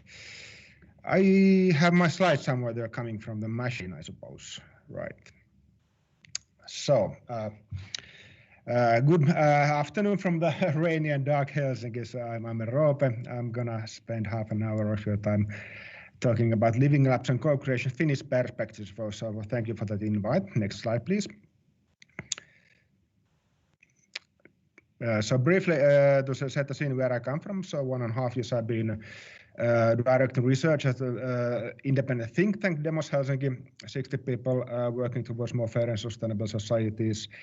And the previous 7 years I was working for the Forum Virum Helsinki, which is the city-owned innovation unit of Helsinki, responsible for use and demand-driven innovation, including Living Labs. So here you see the images of the Mobility Lab and the Smart Color System Living Lab. I'm going to explain a little bit in detail further. So these are the fruits of my labor I want to share with you. Next slide, please. And briefly about the demos. So we were named Helsinki, but we work globally with all kinds of public and private sector agencies, both with the research collaboration and consulting activities. So happy to collaborate in future around these domains as well, if you find something interesting. Next slide, please. So perspectives on Living Lab in Finland. Next slide, please. So I thought I'd start with vocabulary because there's a bit difference from country to country. So I think when you look at the living laboratories in Finland, what distinct, so there are kind of three areas of notions coming up. So living labs has been long, then innovation platforms has been recently, especially in the public sector driven living labs use, and the smart cities have been somehow kind of encompassing for quite long. And then the concepts words we use to kind of describe what's going on and how these are include stuff like quadruple helix, orchestration, and then mission-oriented user and open innovation. I'm going to explain this a bit through the cases. So that's the scenery. Next slide, please. And briefly on the kind of big words first. So the Living Labs originated 2006 here as well from the kind of research narrative, design narrative, research discourse with kind of equal multi-stakeholder collaboration around the research around anything new, if you will, so like in taking the labs to the real life. Then the next kind of innovation around that was midway of the last decade, where the cities engaged quite strongly in Finland towards the living labs. And the innovation platform word was started to be used quite widely for the living labs on that, and it started to be part of the economic development narrative. So the kind of role of the startups as a solution makers and cities as a challenge giver started to emerge through that. And you can see this in the Finnish cases quite a bit, both in the methods and the kind of objects of the living labs. And then the smart cities have been kind of also a strong theme in Finland, where all these come somehow together. So the public sector, especially the cities, have been quite in the driving seat of the living labs in Finland. Next slide, please. And if you think about the hallmarks, so if you Google living labs in Finland or ask somebody what's been going on the living lab scene, I think there are three distinct stages. So 15 years back, setting up of Helsinki Living Lab. The European Network of Living Labs was set up in Finland, Helsinki, actually on the same year. Forum Virim Helsinki was set up in this year. So a lot of kind of design, research, innovation, project-based activities using the term Living Lab. Then in the 2012, so maybe the kind of most famous Finnish Living Lab, Smart Kalasatama, was set up in Finland, the first dedicated district in Helsinki for co-creation. With the quadruple helix model. At the same time, Helsinki was the world design capital of the year 2012 with the slogan embedding design in everyday life. So kind of many things came together at that stage. And then with the national program, a couple of years after that, so-called 6 Cities program, open innovation program. Then the lessons learned and the kind of models built previously in these two somehow were diffused or scaled up in the other 5 big cities in Finland. And all kinds of structures, and especially the public sector and city structures, so the living labs were built in Finland through this. Next slide, please. So briefly starting up where we started, 2006, so Helsinki Living Lab. It was a district. It was operated kind of a middleman organization that wasn't part of the city, not part of the company at university, but independent, partly owned by everyone. It was kind of a smart city project with the kind of activities going on fiber optics, IPTV, urban screen type of stuff, and the kind of co-creation part of the Living Lab methodologies. They were emerging up from the research, but also a lot of this was kind of learning by doing in the field. And there's a nice article summarizing up the first years of activities. Are the users driving, and how open is open? Experience of Living Lab user-driven innovation projects by the researchers at Aalto University, which kind of criticized that this is not really a Living Lab and the users are quite far from the center. So a lot to learn from the co-creation at that stage. Next slide, please. And then maybe the next iteration of this would be the poster case for Living Labs in Finland, so the Smart Kalasatama, which is a district in Helsinki. You can see the image here, so it's kind of a midway under construction still, so it's a former port in Helsinki that was dedicated as a smart city living lab. So it started from an energy-related sustainable urban development policy. It's orchestrated by Forum Virim Helsinki and has a distinctive mission, 1 more hour a day. And quite in the Living Lab scene, at least quite famous in Europe. Next slide, please.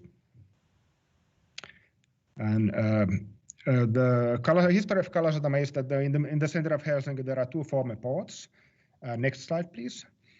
Where the kind of city decided that okay, the port needs to go and we need to build construct new residential area to these areas since they are like close to the center. Next slide, please. And then the city decided, okay, we need to build this Kalasatama, especially as a kind of lighthouse or the smart city exemplary area, what kind of should be the future living in Finland and beyond. Next slide, please. And the plan is to have it ready by 2030. So I think we are like halfway done at the moment. Next slide, please. And then in 2012, okay, with the Forum Virim Helsinki, we got this call from the vice mayor said, okay, we need to make this very energy efficient future district. So what shall we do about it? And we thought, okay, we don't know. So maybe we should ask like citizens, the research institutes and companies to make it with us. So that's when we thought that, okay, the Living Lab might be the method how to do it. Next slide, please. And this was the promise. And next slide, you can make, okay, thanks. Promise for the city council and kind of permission to get it done. So instead of just doing like the smart city technologies, where maybe kind of combining this with the Living Lab approach, we could get better services, products, and solutions living for the city. This is original slide back then. So that's how we got a kind of permission to go. Next slide, please. And here you can see a bit of the history how it went. So first the City Council decision, 2011, as a kind of a smart city model area for sustainable construction, then not knowing what to do. one starting project funded by the city and the Business Finland, so the innovation agency of the government. Okay, maybe you want to do something like this. The only result of this one-year project was the vision for the smart Kalasatama, 1 more hour a day, and then kind of collecting the forces around the mission. Then 3-year project, starting the activities where the kind of first proper team was set up to manage the Living Lab and orchestrate the quadruple helix, funded by European Union, as most of the cool stuff in Europe nowadays go into the Living Labs kind of started. Then the Smart Kalamazoo follow-up project funded by the city directly, where the innovation platform activity started, so the kind of funding of the startups by volume. And then the state of play at the moment is that this kind of diffusing or scaling up or expanding outside of the districts, so the kind of integrating the Living Labs outside this specific area. Next slide, please.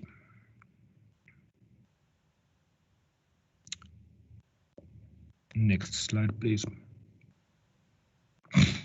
And the other kind of can I have the previous briefly?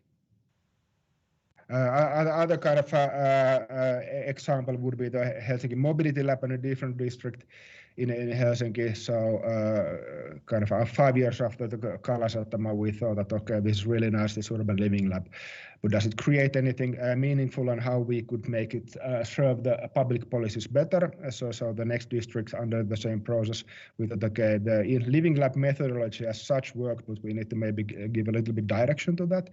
So the city made again 1-year process to figure out what this would be, and ended up kind of, okay, this next living lab would aim to solve the traffic and road congestion outside at the district. So that was the kind of mission for the living lab given. Next slide, please.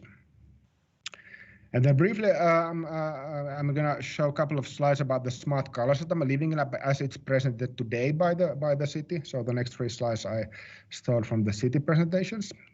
Next slide, please. So this is how it looks like in the formal presentation. So the Smart Kalasatama is the Helsinki Smart City Innovation District under construction, as you can see from the image, focusing on the energy, mobility, everyday services, robotics, and digitalization. So quite wide domains, if you may. Next, please. And the vision is 1 more hour a day. And I think this is one reason why the Kalasatama has enjoyed the popularity, at least among the Europe, where all the other living labs more or less focus around the notion of sustainability or energy efficiency. So the first-year project, when we were starting up the Kalasatama, I think we started from the hypothesis that we need to be somehow different than the like what's in Stockholm or in the Hamburg or in Oslo, whatever similar competing projects. So we thought maybe it could be time positive instead of energy positive, and then it might serve the residents somehow better, giving better life. So 1 more hour a day, which then intuitively transfers to many things like better mobility, for example. So in a way, it's kind of a good slogan, but then maybe it also kind of remains in quite high level, so it's not really driving so much the innovation. Next slide, please. And the model of how the Kalasatama operates at the moment, so it's an open innovation ecosystem bringing together corporates, partners, startups, research innovation sector of the city with a couple of tools. Next slide, please. So there's urban lab space, so it's kind of co-working space, demonstration space in the area. Next, please.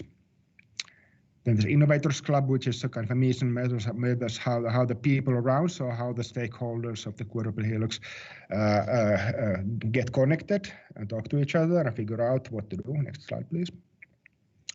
Then there's piloting programs. So I'm going to show an example of this. Next slide, please. And thematic roadmap kind of mission in specific areas of activities that the kind of the city wants that would take place in the Kalasatama Living Lab. Next, please. So a couple of examples of the tools used. Next, please. So the piloting program is by far the most volume is in the program called Agile Experimentation, which is really cool because there is a pocketbook for Agile piloting available online, which you can download and see if the method fits your activities. And at the moment, there has been over 100 experiments through this method in Helsinki, in the Kalasatama. So it's the way to fund a number of so-called fast agile experiments. In rounds. So typically there are challenge rounds, which each fund 5 to 10 experiments per each round. Some of the funding is really small, so say 1,000 or 2,000 euros. Some are a bit larger. And the benefits of this program has been obviously it has created a lot of startup action. So a lot of the local companies are organized around the challenges, but more so that I think the best value has been that it helps the city departments learn to experiment and what's available in the markets locally. How does the new emerging technologies and concepts look like? It hasn't been so successful in creating scalable solutions. So maybe that's some lesson learned on that. Next, please. And the themes look like this. So these are the first rounds in already 6 years old. So energy-wise, resource-wise energy, new city spaces, innovative local services, type of challenge competitions. Next, please.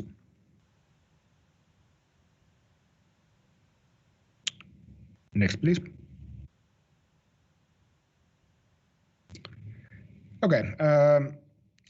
So that about the agile piloting. Maybe the other method I thought I want to share, which might be interesting for you, is the Forum Virium Helsinki itself.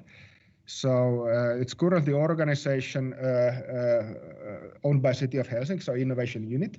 It started as a project in 2006 to orchestrate the living laboratories, and later on, for example, the Kalasatama in Helsinki. It's separate from the city government, but owned by the city government at the moment. And what it does is experimenting piloting, so activities that take place in the living labs with two distinctive features. One is co-creation with the citizens, so that's the kind of mandate, and the other is stakeholder engagement, so getting the companies and the research institutes and the public sector actors, all the silos of the city somehow involved. So that's the kind of how it looks from the city government perspective. What's the role of this instrument? Next, please. And it runs a very distinctive kind of technology transfer or concept transfer pipeline, if you may. So kind of doing things in 2 stages. One is the experiment part, where the kind of question is, can this be done in real life? Where the Agile Experimentation Program, for example, it's a good example how it does. And then it does pilots, which are a bit larger constellations, like creating a prototype. Okay, how could the world look like if we would take this into real life? Then it works on the interfaces, both on the left-hand side, like figuring out, okay, what's coming out of research or what the companies are doing, what are the needs of the cities. And then on the right-hand side, like, okay, where are the investment priorities? What are the policy strategy where we should actually learn how to pilot on that? So speeding up and steering the urban development of the city services development with the help of innovations with the Living Lab method, and the Living Lab method then comes through experiments and pilots. Next, please. And to give you a concrete example, so this is about autonomous buses, robot buses. So around 2015, I suppose, there were this research project where there were these mad researchers driving an autonomous small robot bus somewhere around the Europe and in Finland as well. So we figured out, okay, maybe we have this last mile problem in mobility in Helsinki. So the last mile connection to the from homes to the public transport, so metros, trains. So that's a problem. People drive because that's long. So maybe this kind of a solution might help us to solve the last mile problem. So we started with the experimentation project, answering, does it work? Can we do it, or can the city do it? So like the capabilities, what do we need to learn if we want to do it? And then since it's autonomous vehicles of the city, the obvious questions like, is it safe and secure, and so on. Next slide, please. And then learning from the autonomous experimentation that it actually works, the technology is mature enough that you could actually do something.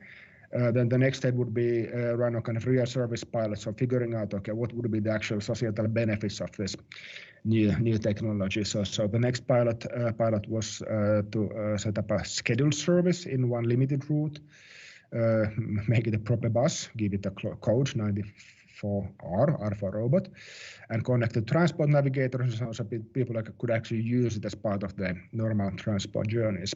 So kind of creating hypothesis, okay, maybe it could look like this. Next slide, please.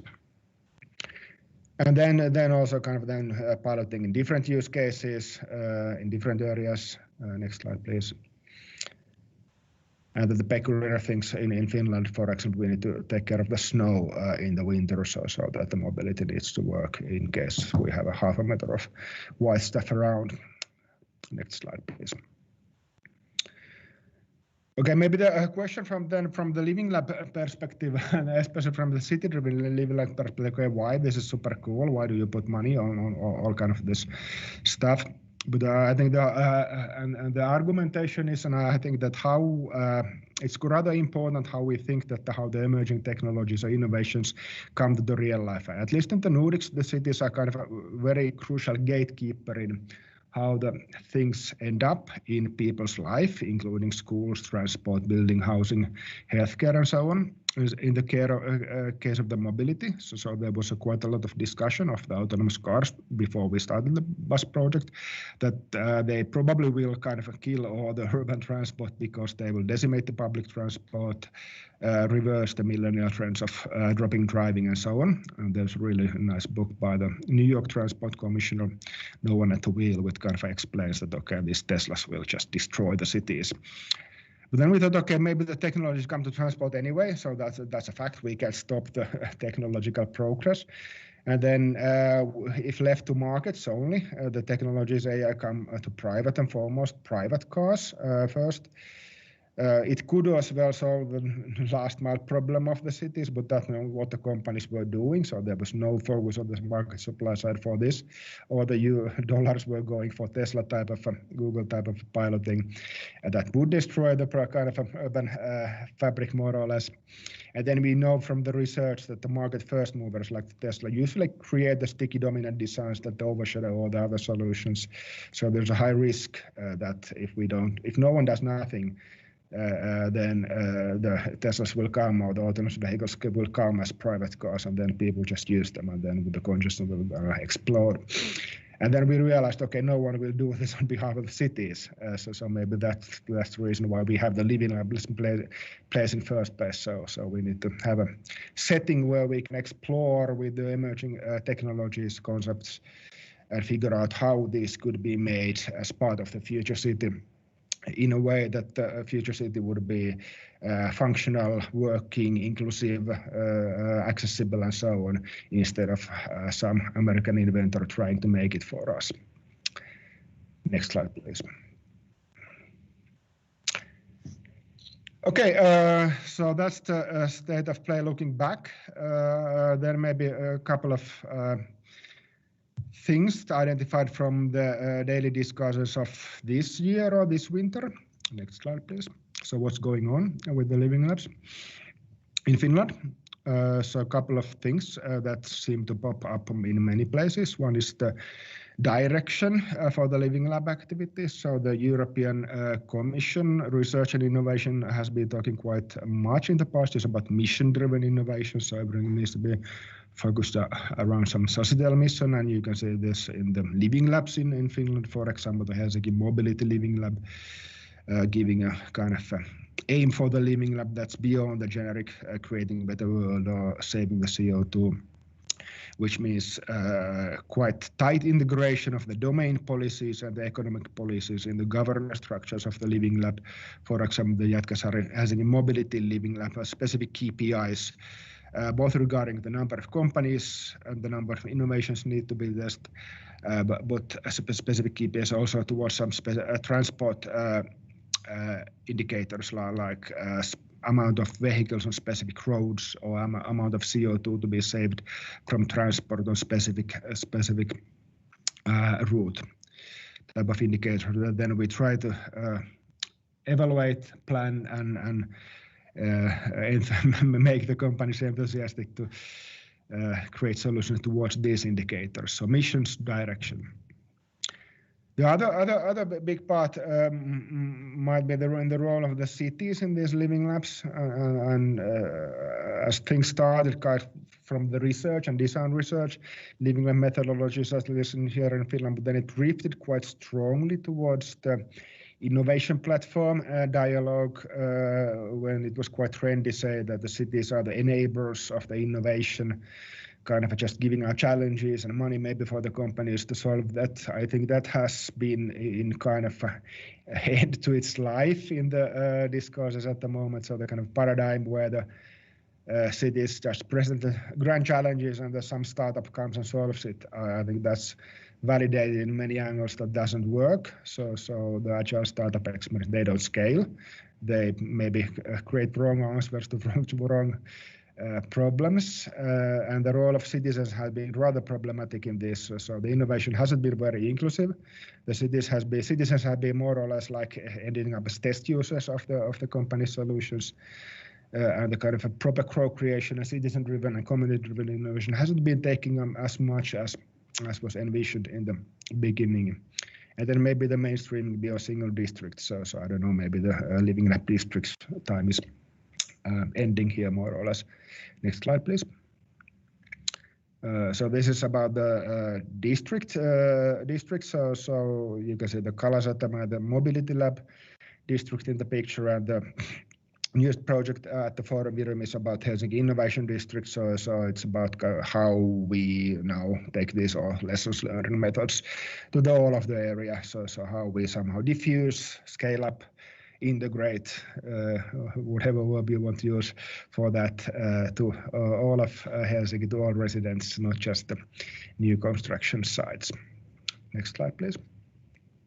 And this is my final content slide, but maybe the kind of role of the citizens and the co-creation of the living labs, is changing quite a bit, and I find a lot of comfort. I seem to be using this model myself quite a bit. So the triple helix model of innovation has been what, at least here, been the kind of a framework how the academia looks like, how the living labs and the research collaboration is organized, but also how the cities plan stuff, for example. So the triple helix model of innovation somewhere in the 1990s already kind of brought together the industry, so the companies, the researchers, and the government together. Then at some point, people noticed, okay, maybe the users are missing, and the research shows the innovation is born at the user interface. So the quadruple helix, the fourth kind of bubble was added. So the civic society, meaning the people. There was this paper by Karajanis describing, okay, what this is. And that's the current discourse, at least in Europe. So if you kind of Google any living lab in Europe, they mention we work with the quadruple helix model, where the users are somehow as a block in the picture, but maybe with the similar challenges than presented in the previous slides. And the emerging discourse, okay, we need to do something maybe with this living lab methodology and the frameworks used.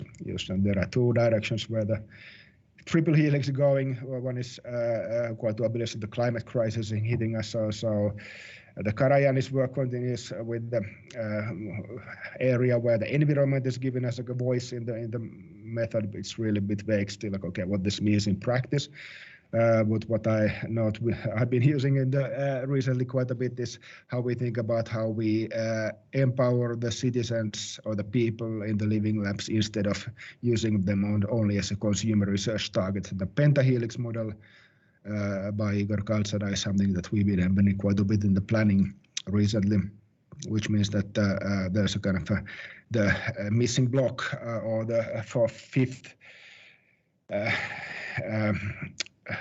area of power action people is a group class called citizen assemblers, activists, social entrepreneurs, and it means that in a similar format and similar way, when the living lab or the city thinks about the collaboration with the companies, then similar interfaces, structures, and services are built and offered for this group of people, so the local entrepreneurs and so on. And with this, then the aim is to try to figure out, okay, maybe the citizens can be actual makers of the futures instead of passive test users of the innovation. Next slide, please. That's it. Thank you for listening. Looking forward for the panel discussion and your questions. Yes, thank you very much. I don't find any questions in the chat, so I think we can take up a much deeper discussion during the panel session. But what you have said actually resonated a lot with what we're trying to do here in South Africa, especially around the pentahelix and trying to make the living labs and an inclusive model. I'm very keen on learning more about the Agile Experimentation Program that you have. So we will definitely touch base post the session to actually hear more about that. Participants, I'm just gonna allow maybe a just 5-minute comfort break, and we will start again promptly at 2:30 South African time, where we will take our last speaker from Switzerland before the panel session. Thank you.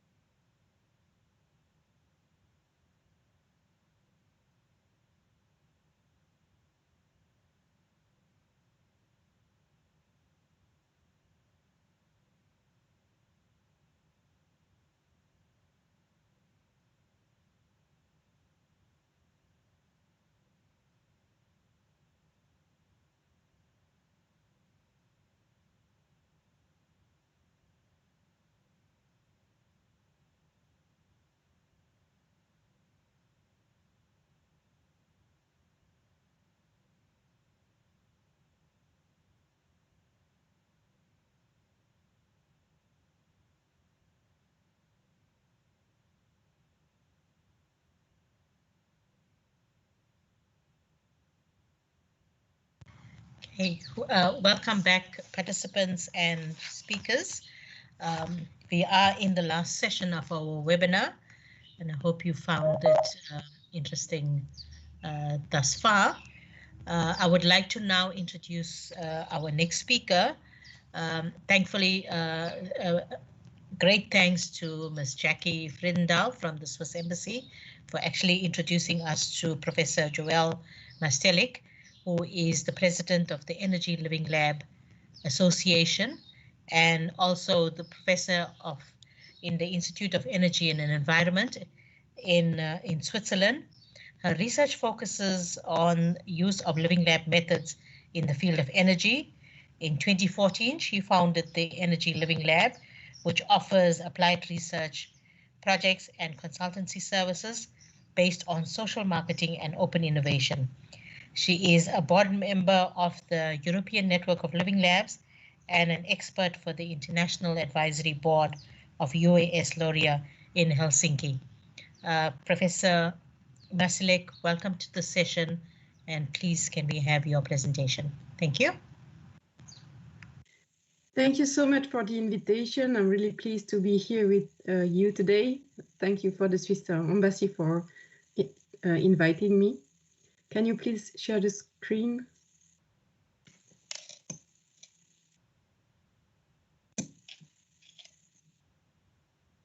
Thank you. So I will talk about the Energy Living Lab in Switzerland, and the idea of this lab is to change the culture of how the energy projects are designed and implemented.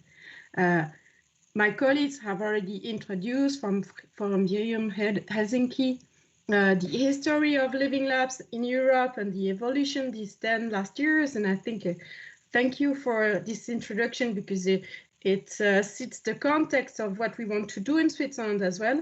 I will try to explain as well how we try and be inclusive in this living lab in order to give you some ideas of how we could contribute to your living labs locally. So can you please go to the next slide? So when I began my thesis on living labs for energy, I was asked to define what is a living lab, because as you have heard today, there are lots of different definitions. And I had to go for a definition that corresponds to what I was doing in the energy field. And I'm not an engineer. I come from management and marketing. And for me, the definition of the Living Lab is an innovation intermediary. You have heard a lot today that we try to orchestrate actors in a specific region. And I like the idea of becoming with a local solution in order to make it global and to scale it up. So it's an innovation intermediary in a specific region that orchestrate an ecosystem of actors. And the goal is to co-design products and services on an interactive way. You have heard also today that we are talking about agile methods. We are trying to test in the field and come back in the lab and being able to develop iteratively a new product or a new service. And for me, what is really important is the real life setting.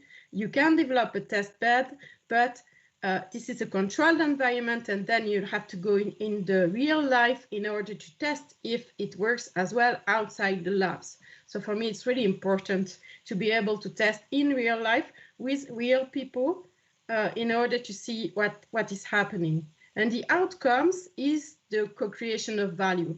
What we want to do in the Living Labs is being able to bring a value to the society. And this is the goal of the Living Lab. And to achieve the objective, we are mobilizing innovation tools. So I have presented this definition in 2019 to the European conference, and it seems that it's something that resonates to the work of the different Living Labs, but for sure there are different definitions around. So you can see my perspective, my prism to see the reality of Living Labs today. Next slide, please. So there are 4 characteristics that you have heard already. The quadruple helix or quintuple helix, let's see. The co-design really the idea is to design something with the actors and not for the actors. And I really love the project on the mapping the neighborhood in order to be on the map and to co-design with the people the different solutions. I think that this is an ingredient that must be there in all Living Lab activities. And it's, of course, in situ research with societal impact. So the characteristics, I think, are really important as a researcher, are these 4 characteristics in order to separate from what is a Living Lab and what is not a Living Lab. Again, from my point of view. Next slide, please. So the 4 types of actors, we can go next slide. So what I think really interesting is the thesis from Dimitri Schurman from IMEC in Belgium in 2015 is to define what we are analyzing in each and every Living Lab. So the Living Lab is like an egg, and you have different level of analysis. The macro level is the stakeholder level, and we have heard today about engagement, user engagement. How do you engage? We have heard about the governance, public-private people partnership with a specific contract between the different actors in order to enable the change. Then you have the second level, which is the portfolio of project, which is really important to be able to have synergies between the different projects that have been developed in the lab so that we can construct knowledge from one project to the other. It's not like a specific project, but we have a coherence in a portfolio of projects. I think it's really important as well. And in the last level, the micro level, you can mobilize different tools. We have heard today about design thinking, service design, and other type of tools, user experience, a lot of different tools that you can use in order to do co-design with the user and with the stakeholders. So I think this drives the research as well in order to see what we are analyzing. And it gives us a lot of clarity in order to explain what we are doing and to replicate as well, to understand what we can replicate. Are we replicating projects? Are we replicating tools? Are we replicating labs? We began by replicating tools, like I use design thinking. One of the tools has been developed by Cité du Design in Saint-Etienne, Poker Design, and I have adapted the tools in my environment. But now we are developing projects and we are trying to transfer projects in different regions. And the last level is to transfer the lab, being able to replicate the lab in another region. And I will talk about this later on in the presentation. So next slide, please. So really, we have been talking about business. I think that that's not only business, but that is creation of value. And this value creation is also always beginning with a problem statement. And what I see in the energy field, what is missing is that if we are taking a technocratic view on development of new products and services for energy, we are beginning by the technology, or we are beginning by the data. And this is a real problem, because then we are developing technologies, or we are developing using data in order to answer a problem that is not the main problem of the community. So I think that in the value chain, which is really important, is what is the problem we are trying to solve? And this is the basic of the design thinking, beginning by the problem. So next slide, please. So we are focusing in our lab in co-design. We are talking today about co-creation, which is more general, but co-design, what is co-design? If you hear Sanders and Stappers, the researcher in design, they are talking about the creativity of designer and people not trained in design, working together in the design development process. I think that is really interesting. For me, in energy, for instance, I talk a lot with women in a household. They tell me, I don't know nothing about energy. I cannot contribute. Sorry, but I'm not the right person to answer your questions. And I said, no, it's exactly you that I want to talk to, because you don't know about energy, you don't know about the technology, but you are using the energy every day. You are consuming energy, you are maybe producing energy as well. So I think what is really interesting in this co-design process is to integrate naive people in the development process in order to be able to have a vision from the user perspective. We have heard about user-centered or user-driven. I think it's really important to make the difference. We are conducting research with a user-centered view. We are integrating the user in our development. But some living labs, there are not many. Some living labs are really user-driven, like the user decide to develop a living lab and being able to raise their challenges and try to find solutions and then develop an ecosystem to answer the challenge they have. At the moment, I'm more working on user-centered design, I think. Next slide, please. So we have developed a specific process. You see here the design thinking process where we integrate as well the agility, where we go from one phase to the other and to come back from the field to the theory. And we have integrated as well the social marketing. So social marketing, what is social marketing is using the tools that work really well for companies in marketing in order to have a social value, environmental or social value. So what are they talking about? They are talking about how to overcome the barriers to change. We heard about the theory of change today. So it's really about what are the barriers to change in this problem setting, and how can we overcome the barriers. So what we do is to select a practice. We begin by the practices, not by the technologies. Then we integrate the stakeholder. We select the stakeholder we want to integrate.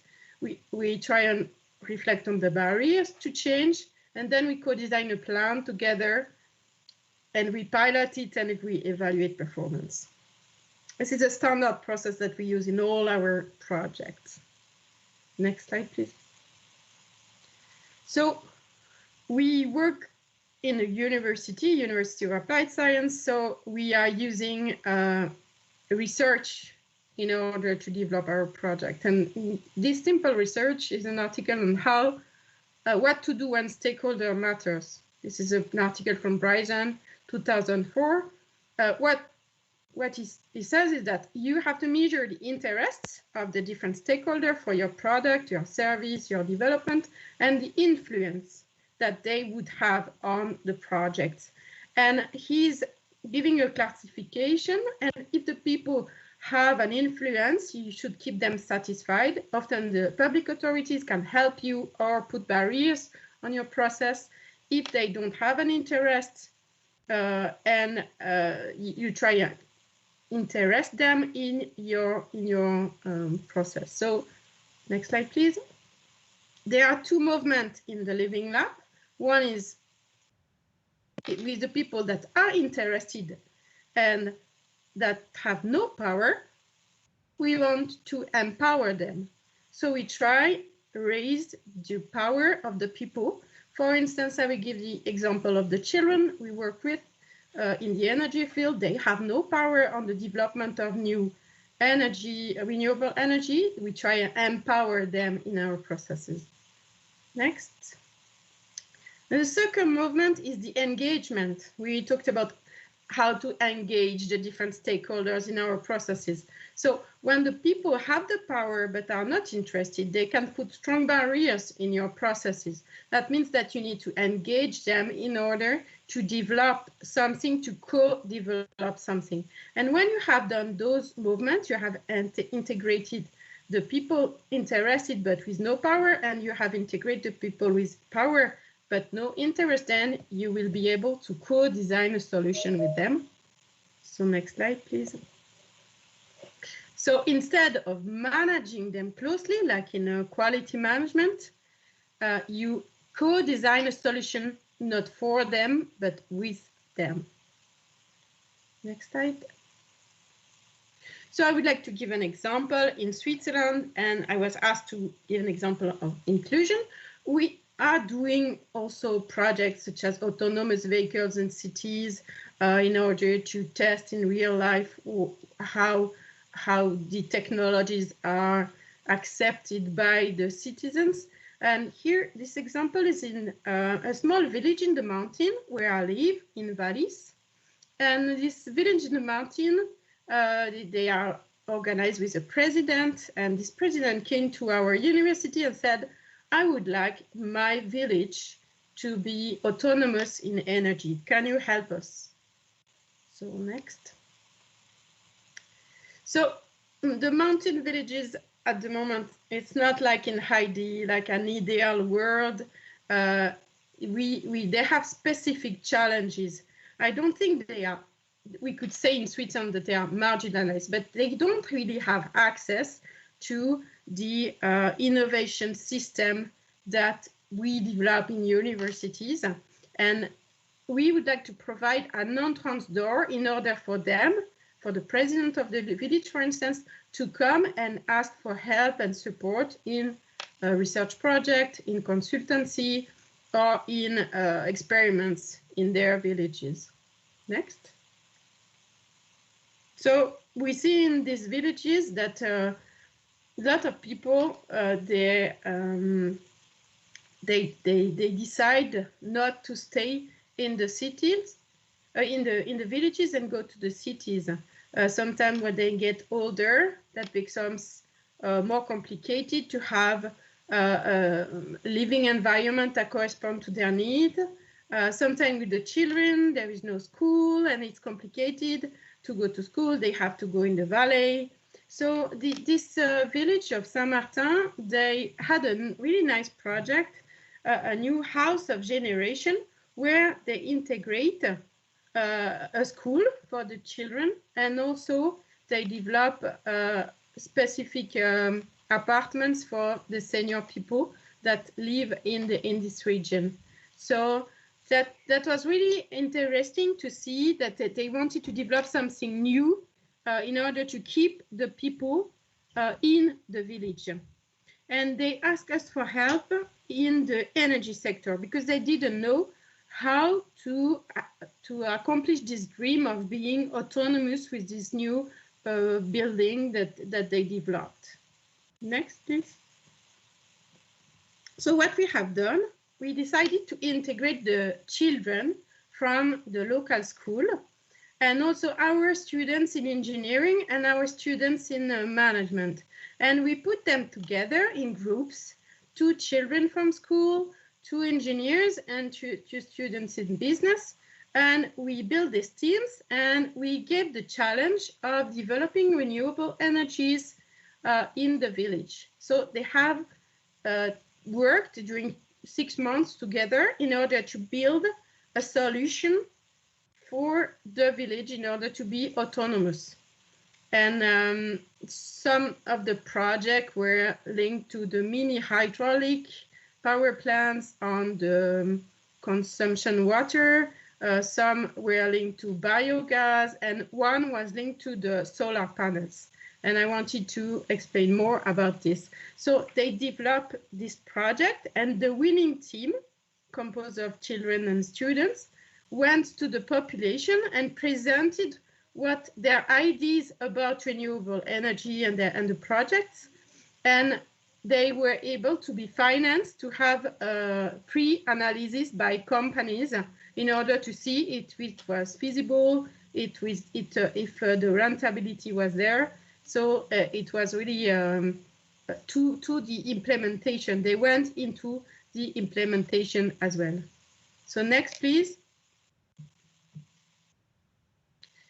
So this is really an interdisciplinary project with engineers and economists, and also intergenerational project. So there you see the children of the school presented to the population the project.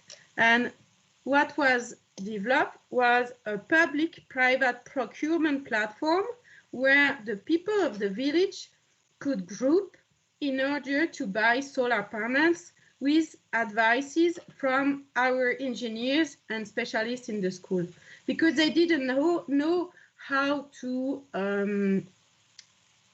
install solar panel. They didn't know which one to choose. They didn't know who to go to in order to have the right information.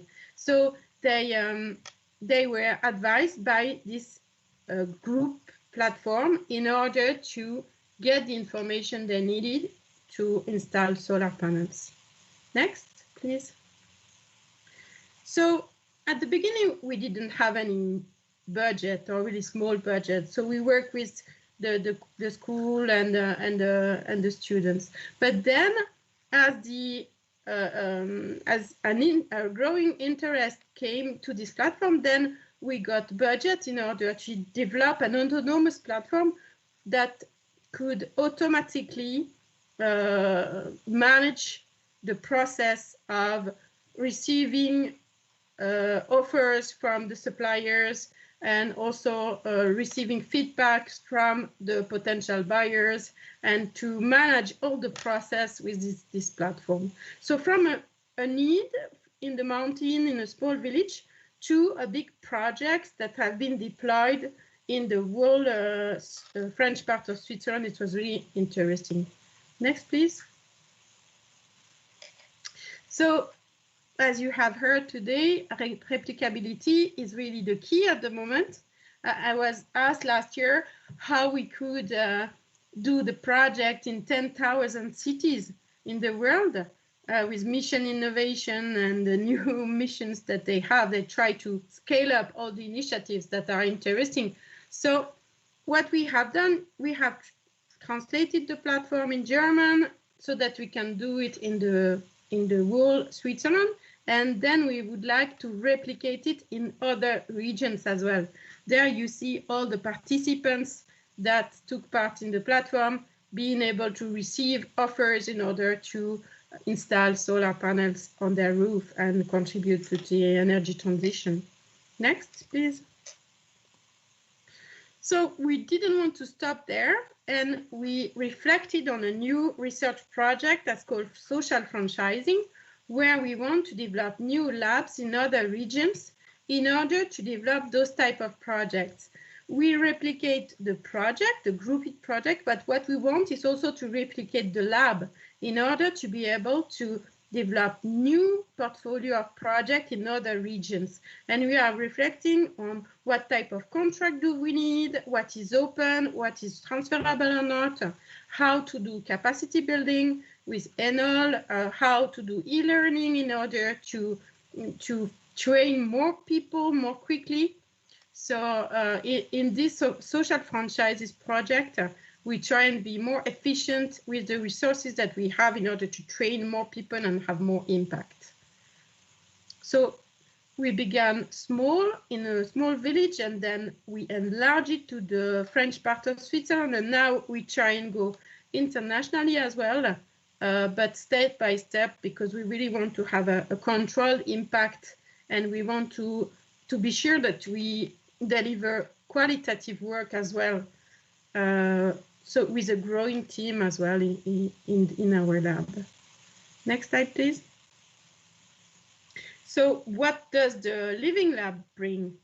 It reconnects to the primary energy consumption, because at the moment the people, they don't have problem with energy in Switzerland. That's a real issue, because if they don't have problem, they are not seeking for solutions that are more renewable. They don't see the change, the climate change at the moment. So with the Living Lab method, we develop a common vision among the stakeholders. We reduce the barriers to change. We have the opportunity to test solutions in real life.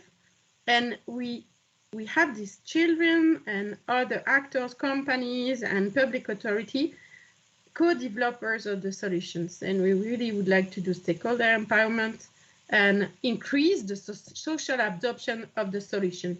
And lots of people come to me and ask me about this social adoption, but social adoption is just the end of the process. When we have done our job correctly, then we have a solution that is adopted because it answers the needs of the participants. We are not just pushing a technology or data. We are trying to understand the problems, and then we have a social adoption at the end of the day because we are answering the needs of the populations. Next, please. So this is a small advertising about the Living Lab network, and if you want to join the conference, I think that it's really interesting to discuss with other Living Labs around the world. It's called European Network of Living Labs, but as you know, Living Labs is really everywhere now. We have an association with a memorandum of understanding in Australia, one in Canada, and lots of different partners around the world. And these 3 days, or these 5 days this year, we exchange best practices, paper, workshops, and the call for paper and workshop is still open if you want to contribute. Next, please. So what we propose in the European network is networking, online support, research session, interactive workshops, and topic debates. I am responsible for energy and environment by Enel in the task force, so I am responsible for topic debate on energy and environment. If you want to be a speaker or present papers, you can send me an email and then I will find a way of integrating your contribution. Next, please. And we also have a virtual learning lab. 3 or 4 years ago, we saw that the people were not fully aligned. They were not at the same page when they began the conference, and some were more mature than the other. So we decided to do a learning lab. It was 1 day at the beginning of the conference in order to do capacity building with the other new members. And with the COVID, we decided to do virtual event last year. And this year again, it's going to be a virtual lab. So you can contribute and take part as well. I will be giving the session on experimentation in living labs. Next, please. Thank you for your attention, and I'm there for your questions. Thank you very much, Professor Mastelek. We do have some comments on the chat.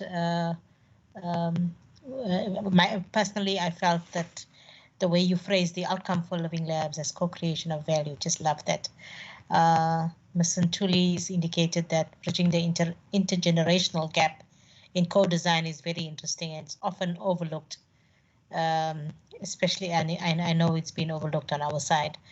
And Mr. Shlomo, who is managing the lab that we have in the Eastern Cape in South Africa, yes, he's found your presentation on the energy saving solutions quite interesting.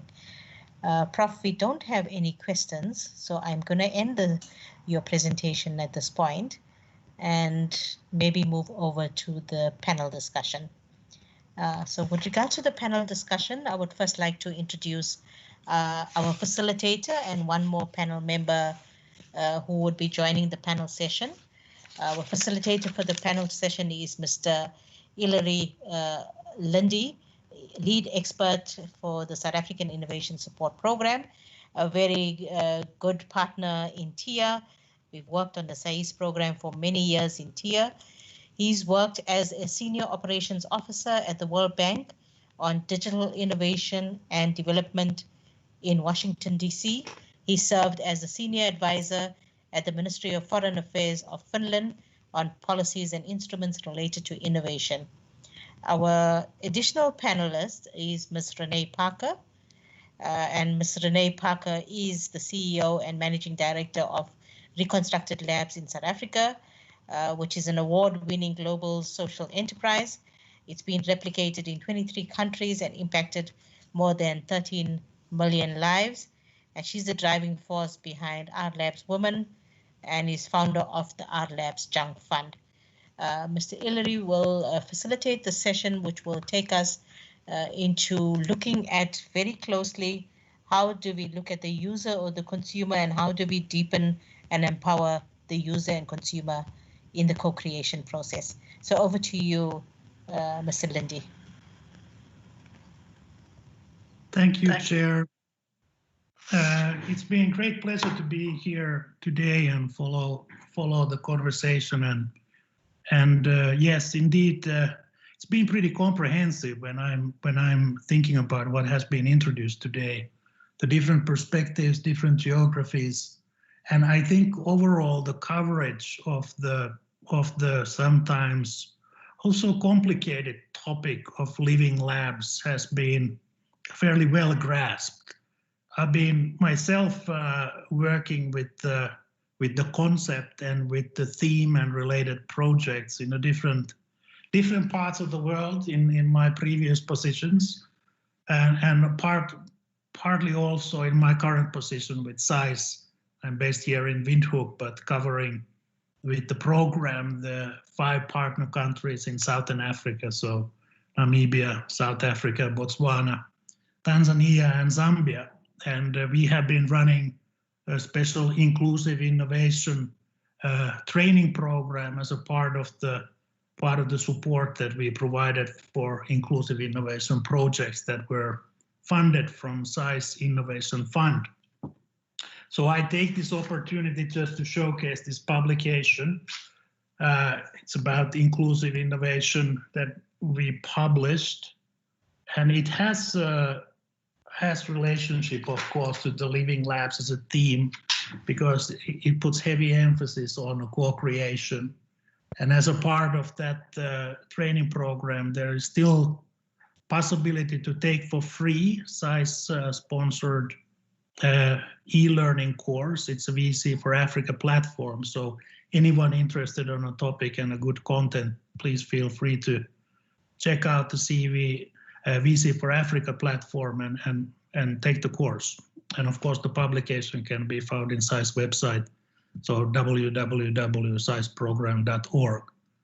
But maybe enough about SAIS on that. And before going to the 3 questions that each panelist has been presented, allow me just to have a few reflections on the discussion today, which has been very interesting. And some of the activities presented here I have come across in my personal capacity in my previous positions as well, and it's been fascinating to see that they continue having an impact, and in fact having an increasing impact.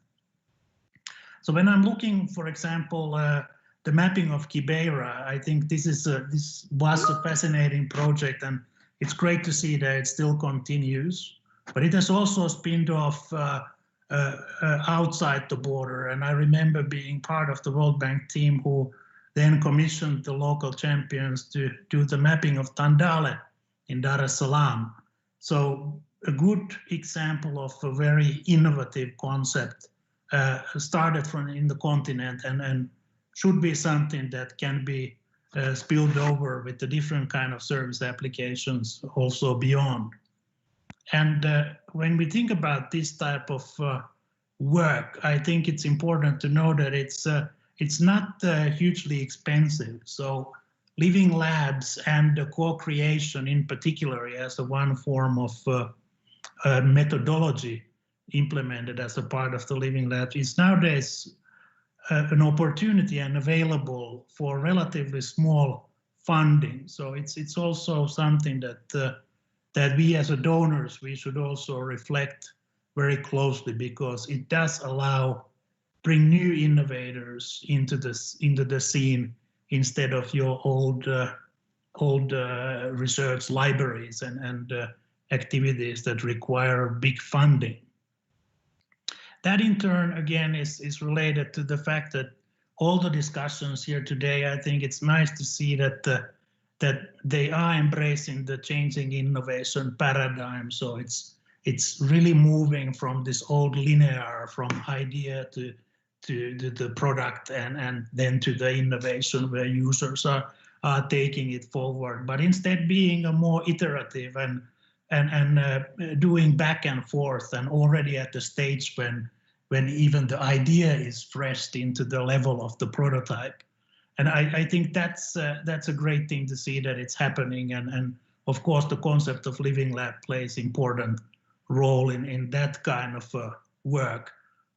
Also to understanding that it's not necessarily anymore about the bricks and mortars and walls and buildings, but it is an activity that doesn't have to be a permanent structure, but can case by case of different interests, ranging all the way from understanding consumer preferences to the critical work of market validation.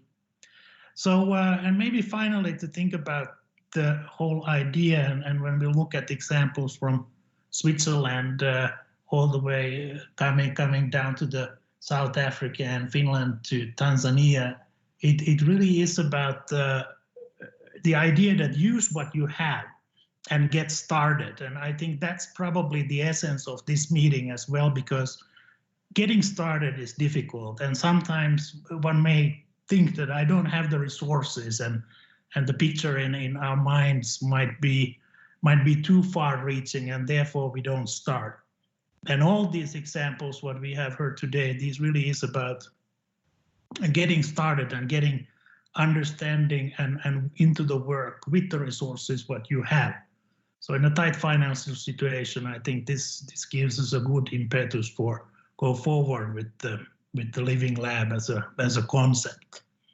So enough of that. So let me now go into our panelists and our questions, which panelists have prepared in advance. So we have a set of questions each, and it's 5 minutes that I would like you to ask you to use on the answers on these 3 questions, and we just take in turns, starting from the first panelist, Dr. Pato Joshi from India. Do we have you here in the panel and online? Thank you very much for this wonderful compilation of the presentations today. It's actually too much exciting to hear about so many ideas surfaced and crystallized. Moving on, regarding the 3 questions that was asked, the first question was regarding views of lived realities of consumers or users in co-creation process. There can be many aspects, but few things that seemed important to me to get things started is that the users believe that the products, whether it is the product, whether it is the service, whether it is the system, they are not imposed on them. Earlier, they were thinking that they were imposed on them. Now they are seeing that they are a partner in the process, and they can design and contribute at every step and every stage. And another one, lived reality, which I can present here, is they are able to communicate. It was a communication channel. They feel that in the earlier system it was closed. Now they are able to communicate. So these 2, out of many, these 2 seems to be more important to my experience in the Living Lab concept in the project. Regarding the second question, regarding the mindset shift of the consumer necessary for the customer to be fully immersed in a project.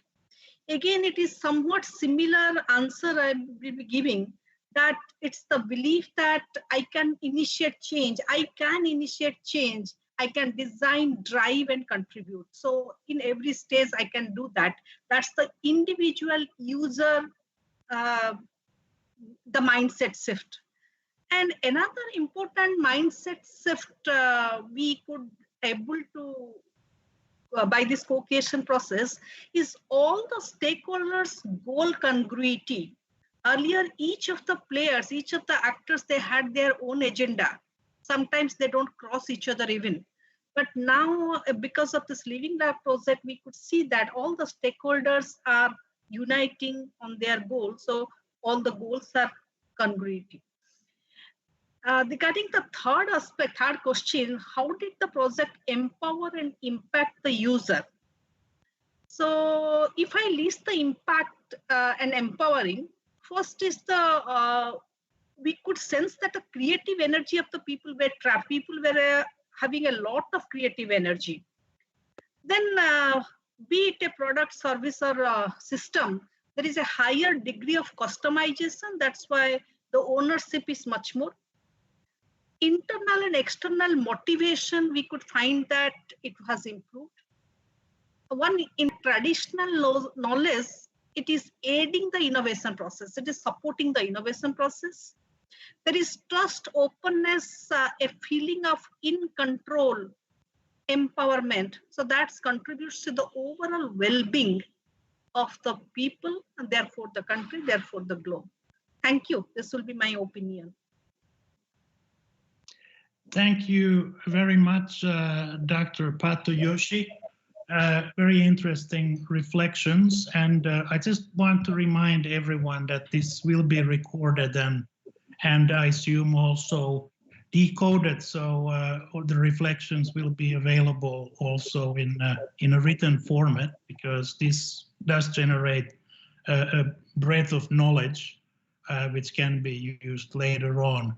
So moving to our next panelist, Mr. Ogure, I hope you are still with us. And the three same questions for you. So let me read the questions again, so that the audience also can hear them.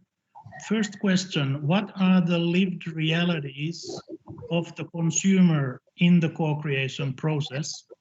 Second question, what paradigm shifts, mindset shifts was necessary for the consumer to be fully immersed in the project? And third question, how did the project impact and empower the consumer/user? So, Mr. Ogure, please, floor is yours.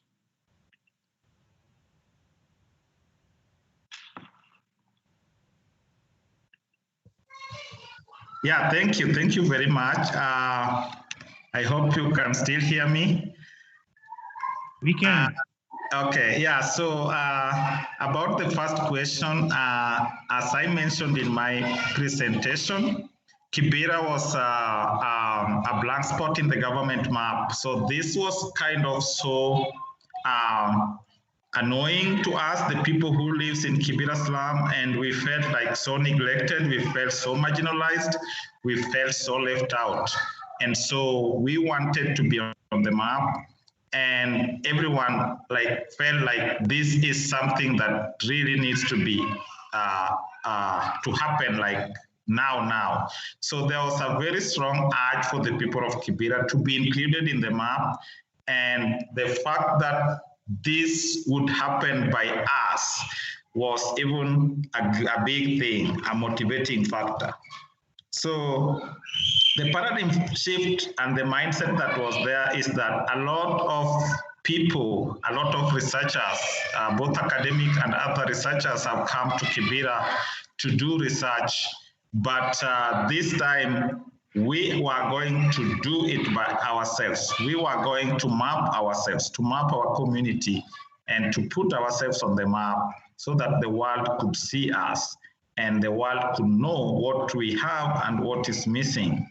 So this was something that really changed the minds of the people, and the fact that we were going to do it like the people from Kibera and the youth from Kibera that are known to the communities, it made it very easy for the people to move around and ask information about certain facilities, and people are more than willing to give this kind of information, because then it is someone you know, it's someone that lives with you and faces the same problems you face, because a lot of the times people are sometimes hesitant to give information, even to the mainstream media or international media, because they feel misused or they feel that they have been used for so long. And sometimes they lack that trust on them. Where are you taking my information? And how am I going to benefit? So this was well explained, and the fact that people from the community themselves were involved with the people they know. So there was some level of trust. And so people were willing, even the schools were willing to give the information about their schools, because these are perhaps some people, someone who has studied in that particular school, the teachers know them, the parents know them. So that there was that high level of trust. How the project impacted and empowered the consumer and the user. I think after we produced these maps on different thematics, health, security, water, sanitation, and education, people used it differently. Some people are interested on education map, some people are only interested on the health map, and some people are only interested in the water and sanitation map. But the big impact that we saw happening is like different maps led to different impact and different changes in the community. For example, our security map, when the people from the government visited our offices back in 2013, they asked us for 3 maps, and water and sanitation map, security map, and health map. And after that, we saw the government coming in to put up security lights in areas we had mapped as insecure. And in some places that we had also mapped as dangerous, we saw the government bringing in police posts to improve securities in those particular areas. And we have also seen government bringing us mobile clinics around. So after having looked at our map and saw that now this area has few toilets, and I mean few clinics, and this other area doesn't have. So we saw a lot of mobile clinics, and our water and sanitation map, we saw many toilets being built around Kibera slum, because we used to have a lot of flying toilets, but that's not anymore after the government intervened in so many different ways to help the people of Kibera. So yeah, those are some of the impact. And schools map, we saw now parents are more informed, and schools are also more informed. Government use our schools map to improve education and build more schools. And this is something that we are really proud and happy about. Generally, we feel like Kibera community is now more informed than ever before, with the maps at hand and the citizen journalism to enable them tell their own stories in their own perspective, and to amplify their voices so that the authorities and the policymakers can act and do something for the people. Yeah, thank you. Thank you very much, Mr. Ogure. Can you just remind us how many people are living in Kibera? So this is a question we get more often, and it depends on who you ask. Some people exaggerate it to say that we are over 1 million. Some people would even say 2 million, just to serve their interest. Some NGOs would say more, bigger numbers, so that the donors would see that they are dealing with a big number of people, which should translate to big amount of money. And also the government have been like doing census, but people really doubt this census because it's kind of politically, it has been politically influenced to be seen like these are not very many people, because Kibera is like kind of an opposition zone. The people of Kibera has been in opposition. They support opposition candidates for so long. And so the government would also have a motive to try and reduce the number, depending on who you ask. But if you ask me, I would say we are around 400 to 500,000 people by population.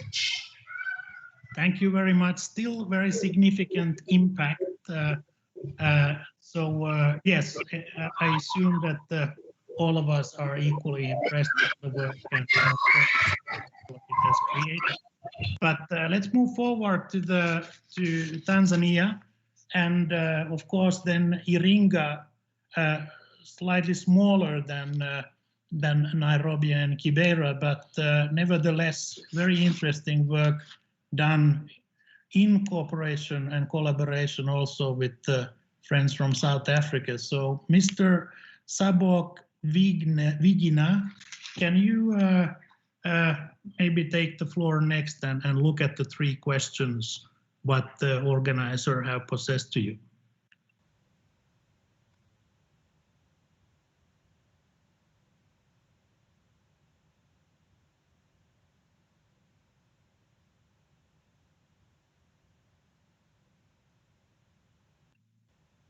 I don't know if the colleague from Tanzania is still with us or whether there is a problem maybe with the connectivity. So let's move forward and hear the answer to the 3 questions from my friend Rene Parker. So Rene, are you online? Hello, yes, I am. I'll just turn on my camera. Hello. Hello. So nice to see you. Likewise. So 3 questions for you. You know the questions, so please let us hear your opinion. Okay, thank you. Thank you so much. Thank you to the TIA team for arranging today. I think it was extremely insightful and really encouraging to hear people across the world doing amazing things. You know, sometimes you're busy and you're doing things and you think you're the only people that's facing certain challenges. So it's always great to hear others going through similar things and all the achievements that they've accomplished. You know, when we started out with our labs, of course, we weren't even sure that we were a living lab, or we didn't know we were a living lab. So thinking about co-creation and collaboration and whether it was design thinking or all these words that are being used today, we really didn't know that that's what we were doing. And of course, you know, as time went on and we got more familiar, but in the beginning, we never used the word co-creation. It was just bringing community members together, looking at people's realities and being right there and understanding if somebody's facing something, they are probably the best people to solve it. And they are probably just missing certain aspects. And that's why our living lab was formed, was really to create the environment and the space where people could solve their own problems. So when just thinking about people's, you know, what their realities were at the moment and what their role was in the co-creation process. So of course, we didn't know it was called co-creation, so therefore they didn't know it. And then only afterwards when we started labeling it. So we have two distinct ways that we actually co-created, and you know, over the last 10, 11 years, how it's actually evolved. And the first one is we are there with the community, we are creating things, we are looking at problems, we're looking at solving it together without formally putting a name on it. Then there are instances when it's very intentional and we bring in specific stakeholders, so whether it's government, academia, industry partners, the community members, a few devs, especially if we're talking about tech, and we bring everybody in the room together and then we talk about co-creation and we explain what it is so that everybody's on the same page, and then we say, okay, this is what we want to tackle. Can we come up with a solution together? So it's really interesting because I think nowadays when we talk about co-creation, it's really more intentional. But I think the richness of it actually happens when you're not focusing on actually co-creating, or you're not using those terms, and things are actually just happening organically. And that really brings me into what are people's mindsets. And we found when you create a space, or you create an environment or instance where people are coming together and they're coming up with solutions, but really in a natural way, right? In a more natural setting, and it happens organically and step by step, and you're able to be agile enough that you can adjust depending on the immediate needs of the people that are involved or the community, the larger community. And if you're able to do that, you could actually track and see when they start the process, where their mindsets are at. And the more people they have around them that's thinking differently, they actually adapt to that. And I mean, human beings we are such interesting creatures that we are able to adapt really quickly. And we've definitely seen this, especially during the COVID, when the pandemic hit. We all thought we weren't going to make it. We had no idea of how we actually going to adjust. But it was really interesting to see how the community themselves mobilized themselves.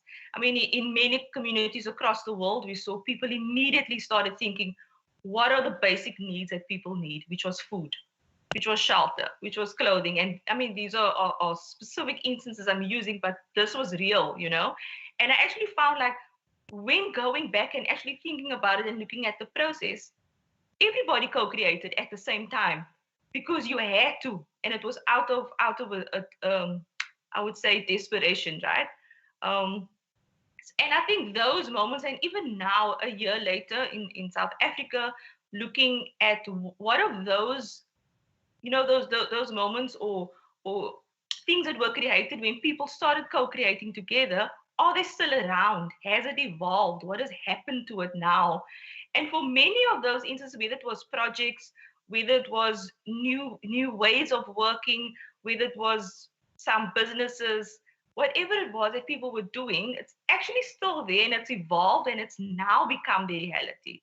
And so now it's like, okay, so this actually worked. Could we still use the same methodology in different instances? So I think, you know, we really underestimate what people are able to do when you bring them together in a space. And of course, when you're bringing in the right partners. And I think as a living lab, that is our responsibility, is really just to make sure that all the players are there when they need to be there and facilitating the process. We don't really need to get involved in telling people what to do and how to do it. We just need to make sure that the right doors are open at the right moments or the opportunities are there. That's my comments. Thank you.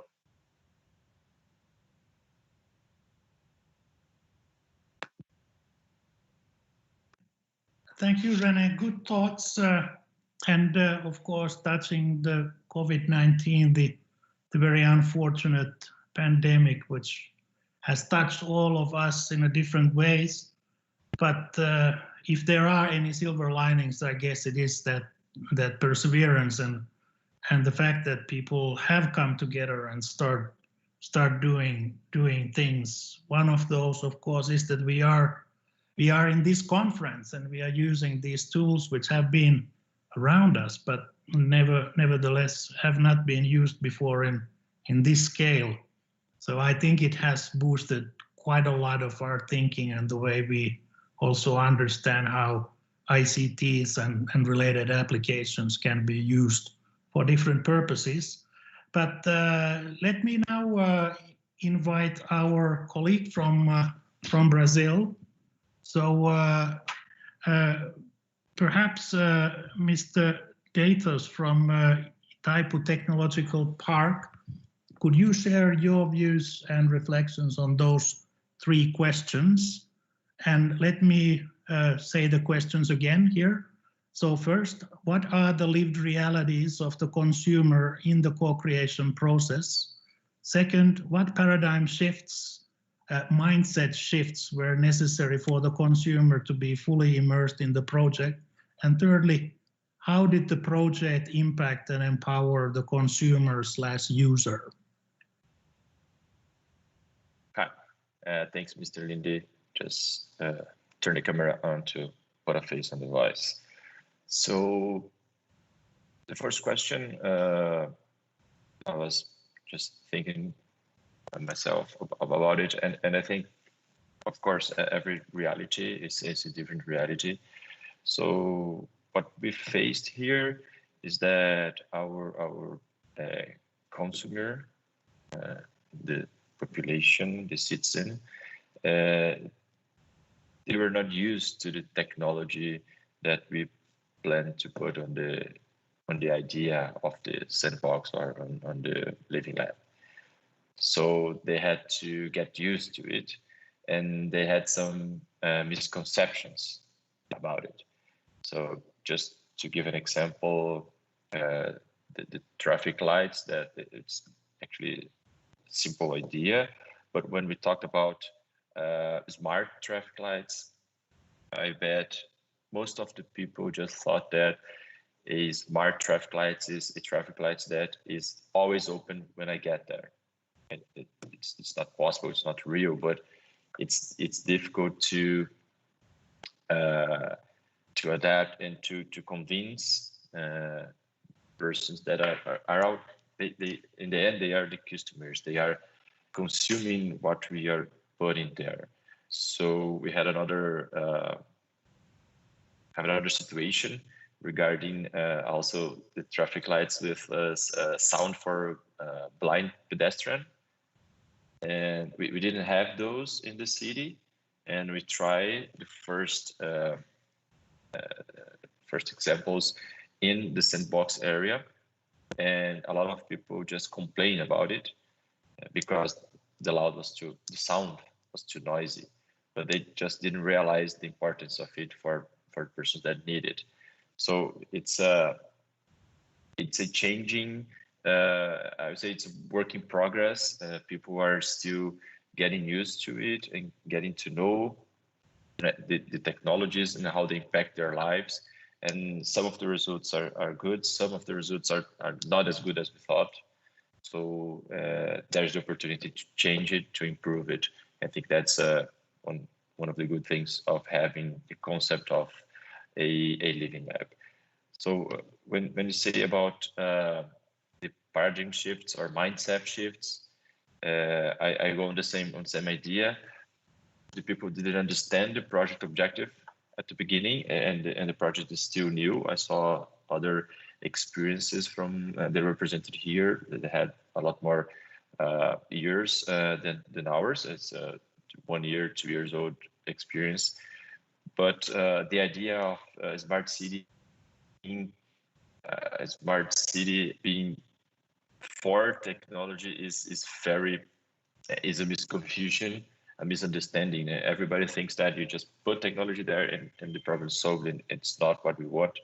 So we had to make some sort of sensibilization of local authorities like City Hall, the civil society, also businessmen, because they need to see the real value on the idea, embrace it, and we can only do it by communicating in the correct way. So information is key here. And the experience, you need to inform what's going on, so that they can learn what's the real objective, and then in fact engage and contribute. And the last question, some of the impacts, I think they're mostly positive. I could, for example, say the ideas regarding transportation. We are testing here smart bus stops. We didn't have those. People are getting used to it. It has been a good response. We had a good response. The traffic lights also in the beginning was difficult, but then people get used to it and understand the value. The inclusion of blind pedestrian, this is also new. It was, as I told, was the first in the city. We didn't have those, and we used the sandbox area exactly for testing and see how people would react to it. So again, work in progress. People were getting used to it and seeing the value. Also, some solutions regarding public security. I think this is a big gain.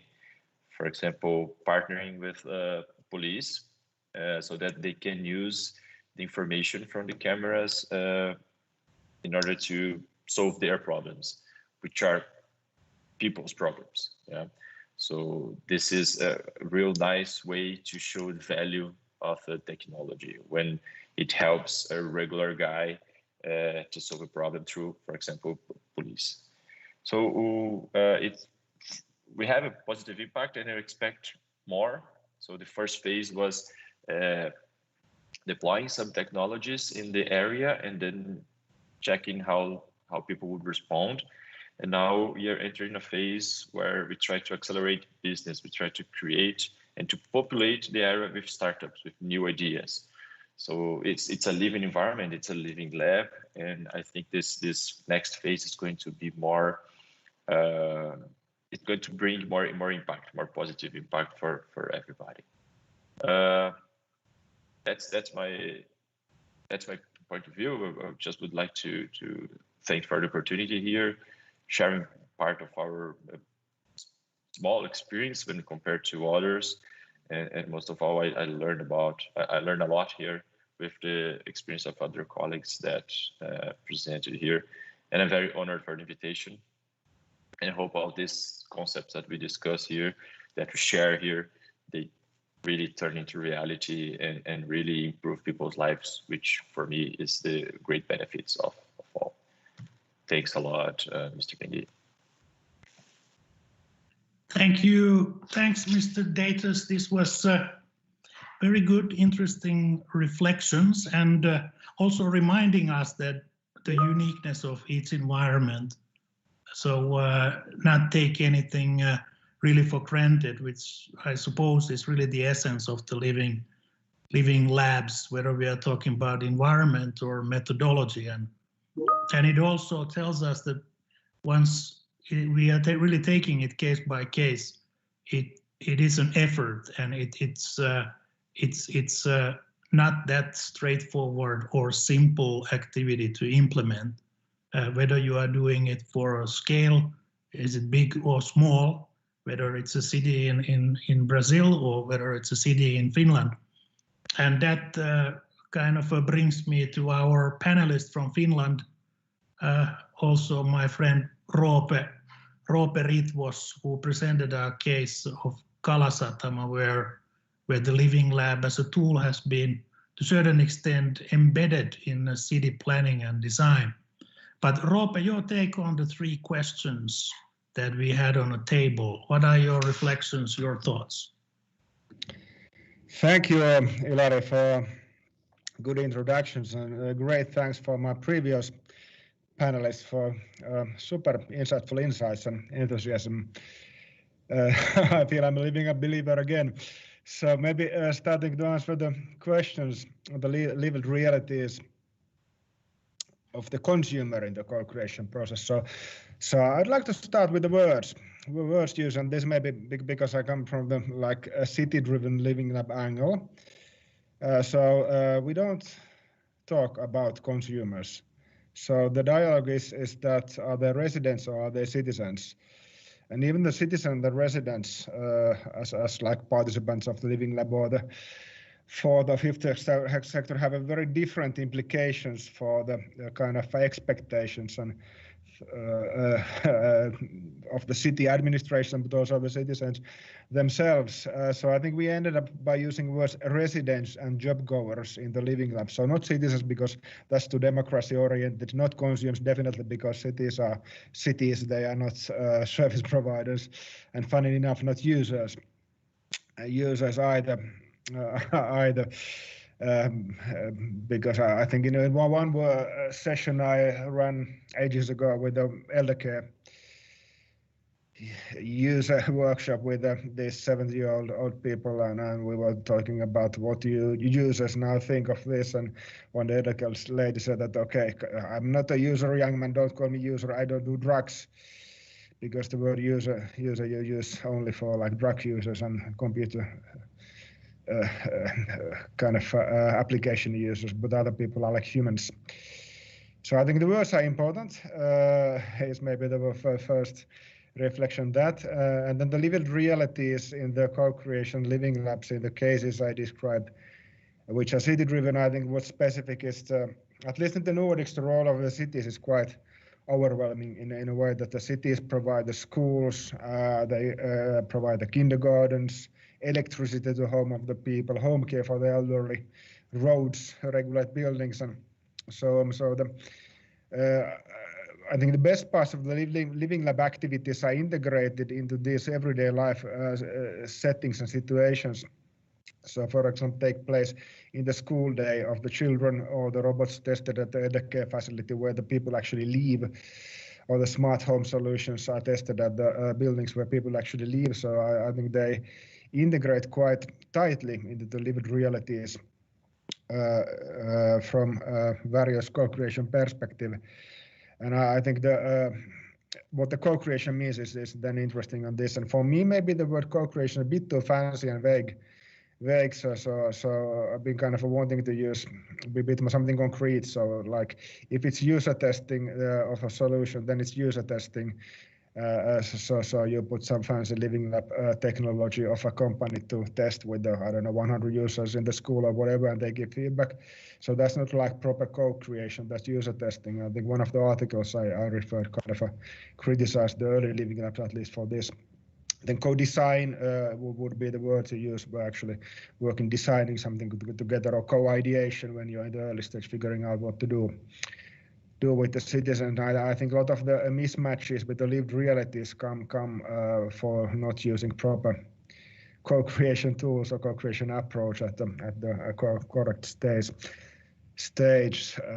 So maybe that's the first take on the lived realities and kind of carrying to the paradigm mind shifts necessary for the consumers to be fully immersed. I think it's a bit of the same answer. So the question is about consumers versus humans or citizens on that as well. So if the kind of if it's co-design of city service with the residents, it has a kind of a lot different implications than if it's user testing with the consumer, and also regarding the mindset of the people and how close they feel to be about the issue. Typically, if you look up the living labs mentioned and what I'm familiar with, so what the challenge is that you get a small group of people who are very enthusiastic and interested to participate more in the activities, and then you don't get the elderly, you don't get children, you don't get stay-at-home mothers, you don't get the people with problems with their daily lives unless you make specific interventions targeting these. So you end up with a group that consists mostly of people like me, so like middle-aged technology interest well of people, where the mind shift, I don't know, it either already is there, but then also maybe we would require a different kind of a mind shift, because the co-creation with people like me ends up with the kind of a Steve Jobs type of solutions, as some people say. So designs for one type of persons and not for everyone, which is a bit problematic in many of the smart city pilots and experiments I reckon we do because they fail to realize that the use of technologies are a bit different for quite a many different type of people. On that, I think one kind of story might underline this quite nicely. So also with the elder care, which is another domain which I used to work quite a bit, living labs there. So we run this workshop in one elder care unit in the center of Helsinki with the kind of WIBGI method. So would it be graded method with the kind of a technology-oriented elder care solutions, if I remember correctly. So some of the people, so these were like 90-year-old frail elderly was the target group. So they came to the workshop with their Black Sunday suit on, because that was like, the most important thing happening in them in a decade. So they dressed up to give feedback for the technology innovations. So I think we need to do better to make them feel that they are part of the co-creation instead of kind of a part of some celebration.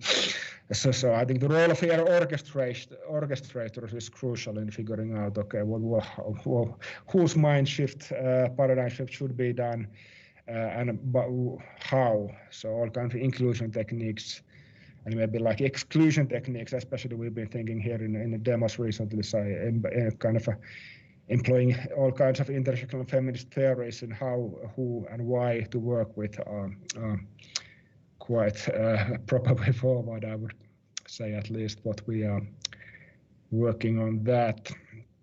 How did the project impact and empower the consumer user? This is also a good question, and I think I have a kind of wider range of answers for that, starting with the article mentioned on the living labs in Helsinki early.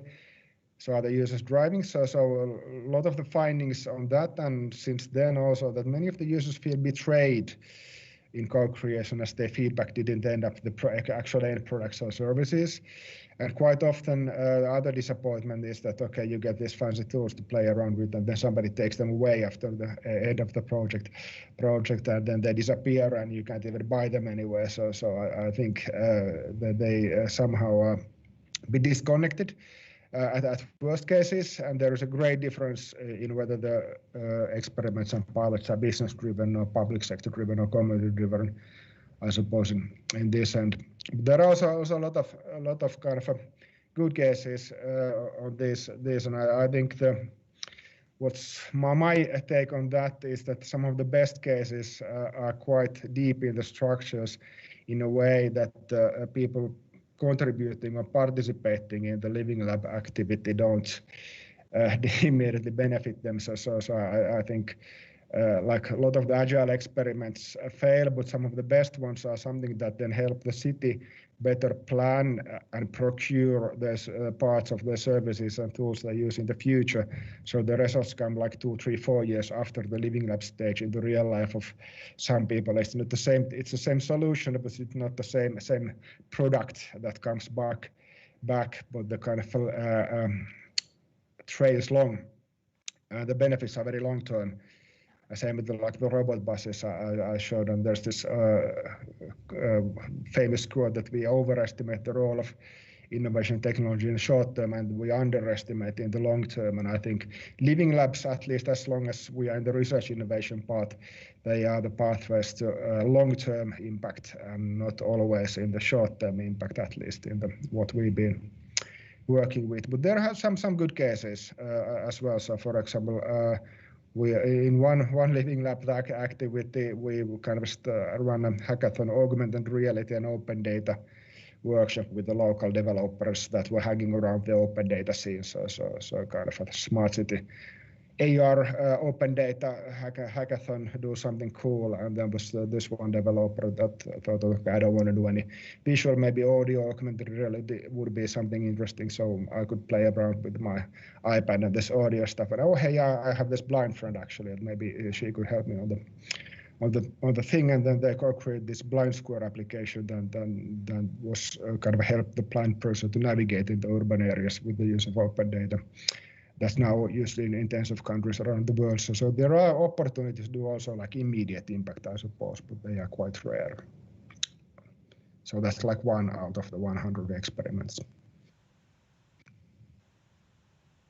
Maybe that was my reflection. Thank you, Roope. Very thorough and interesting point, really, to take the semantics into discussion. And I think this is something that we often tend to neglect or underestimate the impact. It's very difficult sometimes, even for us to speak each other if we don't really speak in the same context. Not to mention how the technologists are speaking to the elderly, for example. I think sometimes finding a common words and common language is difficult, and it results to some imperfection and of course failures in the testing as well. But this make me think about that. Do we have really that well established tools and applications, sort of handbooks for practitioners, that this type of things or problems could be overcome? So applying right techniques and technologies in the right context at the right time, I think that's critical. And maybe the organizers could also share the participants some of the links that our panelists are able to provide. So go forward on that direction.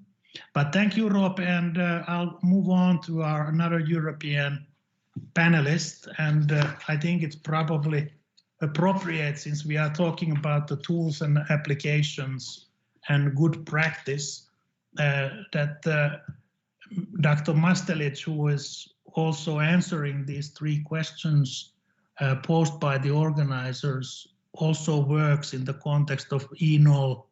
And I know that ENOL has developed some of the standardization tools for using the Living Labs as techniques. but maybe you can just leave this question out, but just look at the 3 questions that the organizers proposed and maybe share online link to ENOL website. Yes, with pleasure. I will share the handbook on how to co-design. For the 3 questions, the live realities of the consumers, I'm really working and I'm specialized in energy field without being an engineer. And I try to bring the naive perspective of the users of energy. And I think it's really complicated because there is no problem at the moment for the people consuming energy in Switzerland because they have energy, they have comfort, they have lighting, and they don't ask for more. You see these young people in the streets fighting for climate, but when we go to these young people and we talk with them and we ask them, what are the solutions? Do you want to work on a challenge with us? Do you want to try to solve these problems? If they are not helped in this, nothing happens. So I think it's really complicated, this engagement of the population in climate change and energy, as long as there is no problem. And directly, when there is a problem, when the energy problem is tangible, for instance, no heating system or dysfunction in the water treatment or other type of problems, then there is a perception that there is a problem, but it's complicated to find something, a solution which is quickly implemented. So it's like in the health sector, in the public health sector, and I think that we can learn a lot from the public health sector, how to make the energy transition and problematic tangible in order to then work on the different challenges with the end users of energy. And thank you for the terminology. As a marketeer, I use consumer, the term consumer, but when I work with public authorities, they are using citizen. When I'm working with the companies, they are using the term consumer. And it's often complicated to have the right terminology with the right type of stakeholders because they are talking about the same people with other words. So we have to also, when we work with the stakeholders, be able to talk with their language. When we put them all together, we have to find a way of building together a vision. So in the live reality of the consumer, what I think interesting from a marketing point of view to a Living Lab point of view is that we are not only working from the point of view of one company trying to solve problems to the customers, but we are bringing into the vision the barriers that come from the public authorities, from the companies, from the academics. So I think it's really interesting and more complex to manage the expectations of the different stakeholders. For the second question about the paradigm shift, again, there is a terminology to be found and to be discussed because I think that test beds and controlled environment are really important in order to test before testing in real life. But when we talk about Living Labs, we talk about a real life environment. So this paradigm shift, we see that it takes really a long time in order to agree on what we are doing. Like René said before, we didn't know it was Living Lab activity, but we did it. And then we found that there was literature on it. And I think that as academics, we need to work on this definition, common tools as well, in order to have the same wording and in order to build from the different expertise in the different sectors and different countries. So I think the paradigm shift is really to go to this socio-technical system, taking into account this satisfaction index. That I have worked also in my thesis on the satisfaction index in order to understand what is the value that the technical system bring to the people. And if you see in the design thinking mode, you see the technical feasibility, the viability economically, and the social performance. So I have worked on an indicator which is similar to the satisfaction indicator. It's a social performance indicator and social performance gap in order to see if we deliver what we are supposed to deliver in terms of satisfaction. And in terms of impact and empowerment of the consumer, I'm really frustrated because it's already 7 years that I work on this, and I work on lots of different projects, from district heating systems to development of new devices and mobility. But we have a small scale impact because it's really grounded in one territory, and we have to take into account this territory in order to develop initiatives. But we need to find ways of scaling up. And I think that we need a lot more research on how to scale up, how to replicate. There is a European project called Replicate to see, with this millions investment that we put into living labs, into experiments, if we could have part of it to use better the results that we have developed and be able to scale up, that would be something that is really important, and I think missing, because we are always looking for a new thing, a new buzzword or a new technology. But at the end of the day, we have put a lot of money inside the different project initiatives. So why don't we put some of this money for replication? We see in all the research projects, we have a work package called dissemination, but we know what we do with this. It's like communication and that's it. But we really need to find a way of scaling up. And when I see the initiatives that have been presented today with a huge scale up, I think that we should learn from this initiative in order to have more impact with what we do. So congratulations for all the nice examples that you have shown today. That's really impressive. Thank you. Thank you, Dr. Mastelitz. I think it's an appropriate place to finish, at least this panel, is this challenge of scale up, because it's the same thing what I've been also thinking, and I'm sure most of the audience here have also wondering why certain things don't scale up, where are the problems on that. But maybe just to go back on our first speaker and leave on a positive note on this. So what Dr. Patoyoshi said, I think we should also remember that it is an opportunity for resource pooling. And at a time of tight finances and even problems like COVID-19, I think it becomes imperative that the methods and ways to pool the resources and not to duplicate things and not to invest something that does not work is becoming a paramount of importance. So I leave it there. I see that this transmission or the video of this conference or workshop has been already made available. So it's been great. I have learned a lot. I hope everybody else have. So I transfer back to the coordinators. So Tia, back to you, please. Thank you very much, Lindy, for that excellent facilitation. I'm just wondering whether technology will fail us at 4 o'clock, but I'm hoping it will not. So I'm just going to hand over to my colleague and co-conspirator, Ms. Busisiwe Ntuli, to share some closing remarks. Thank you.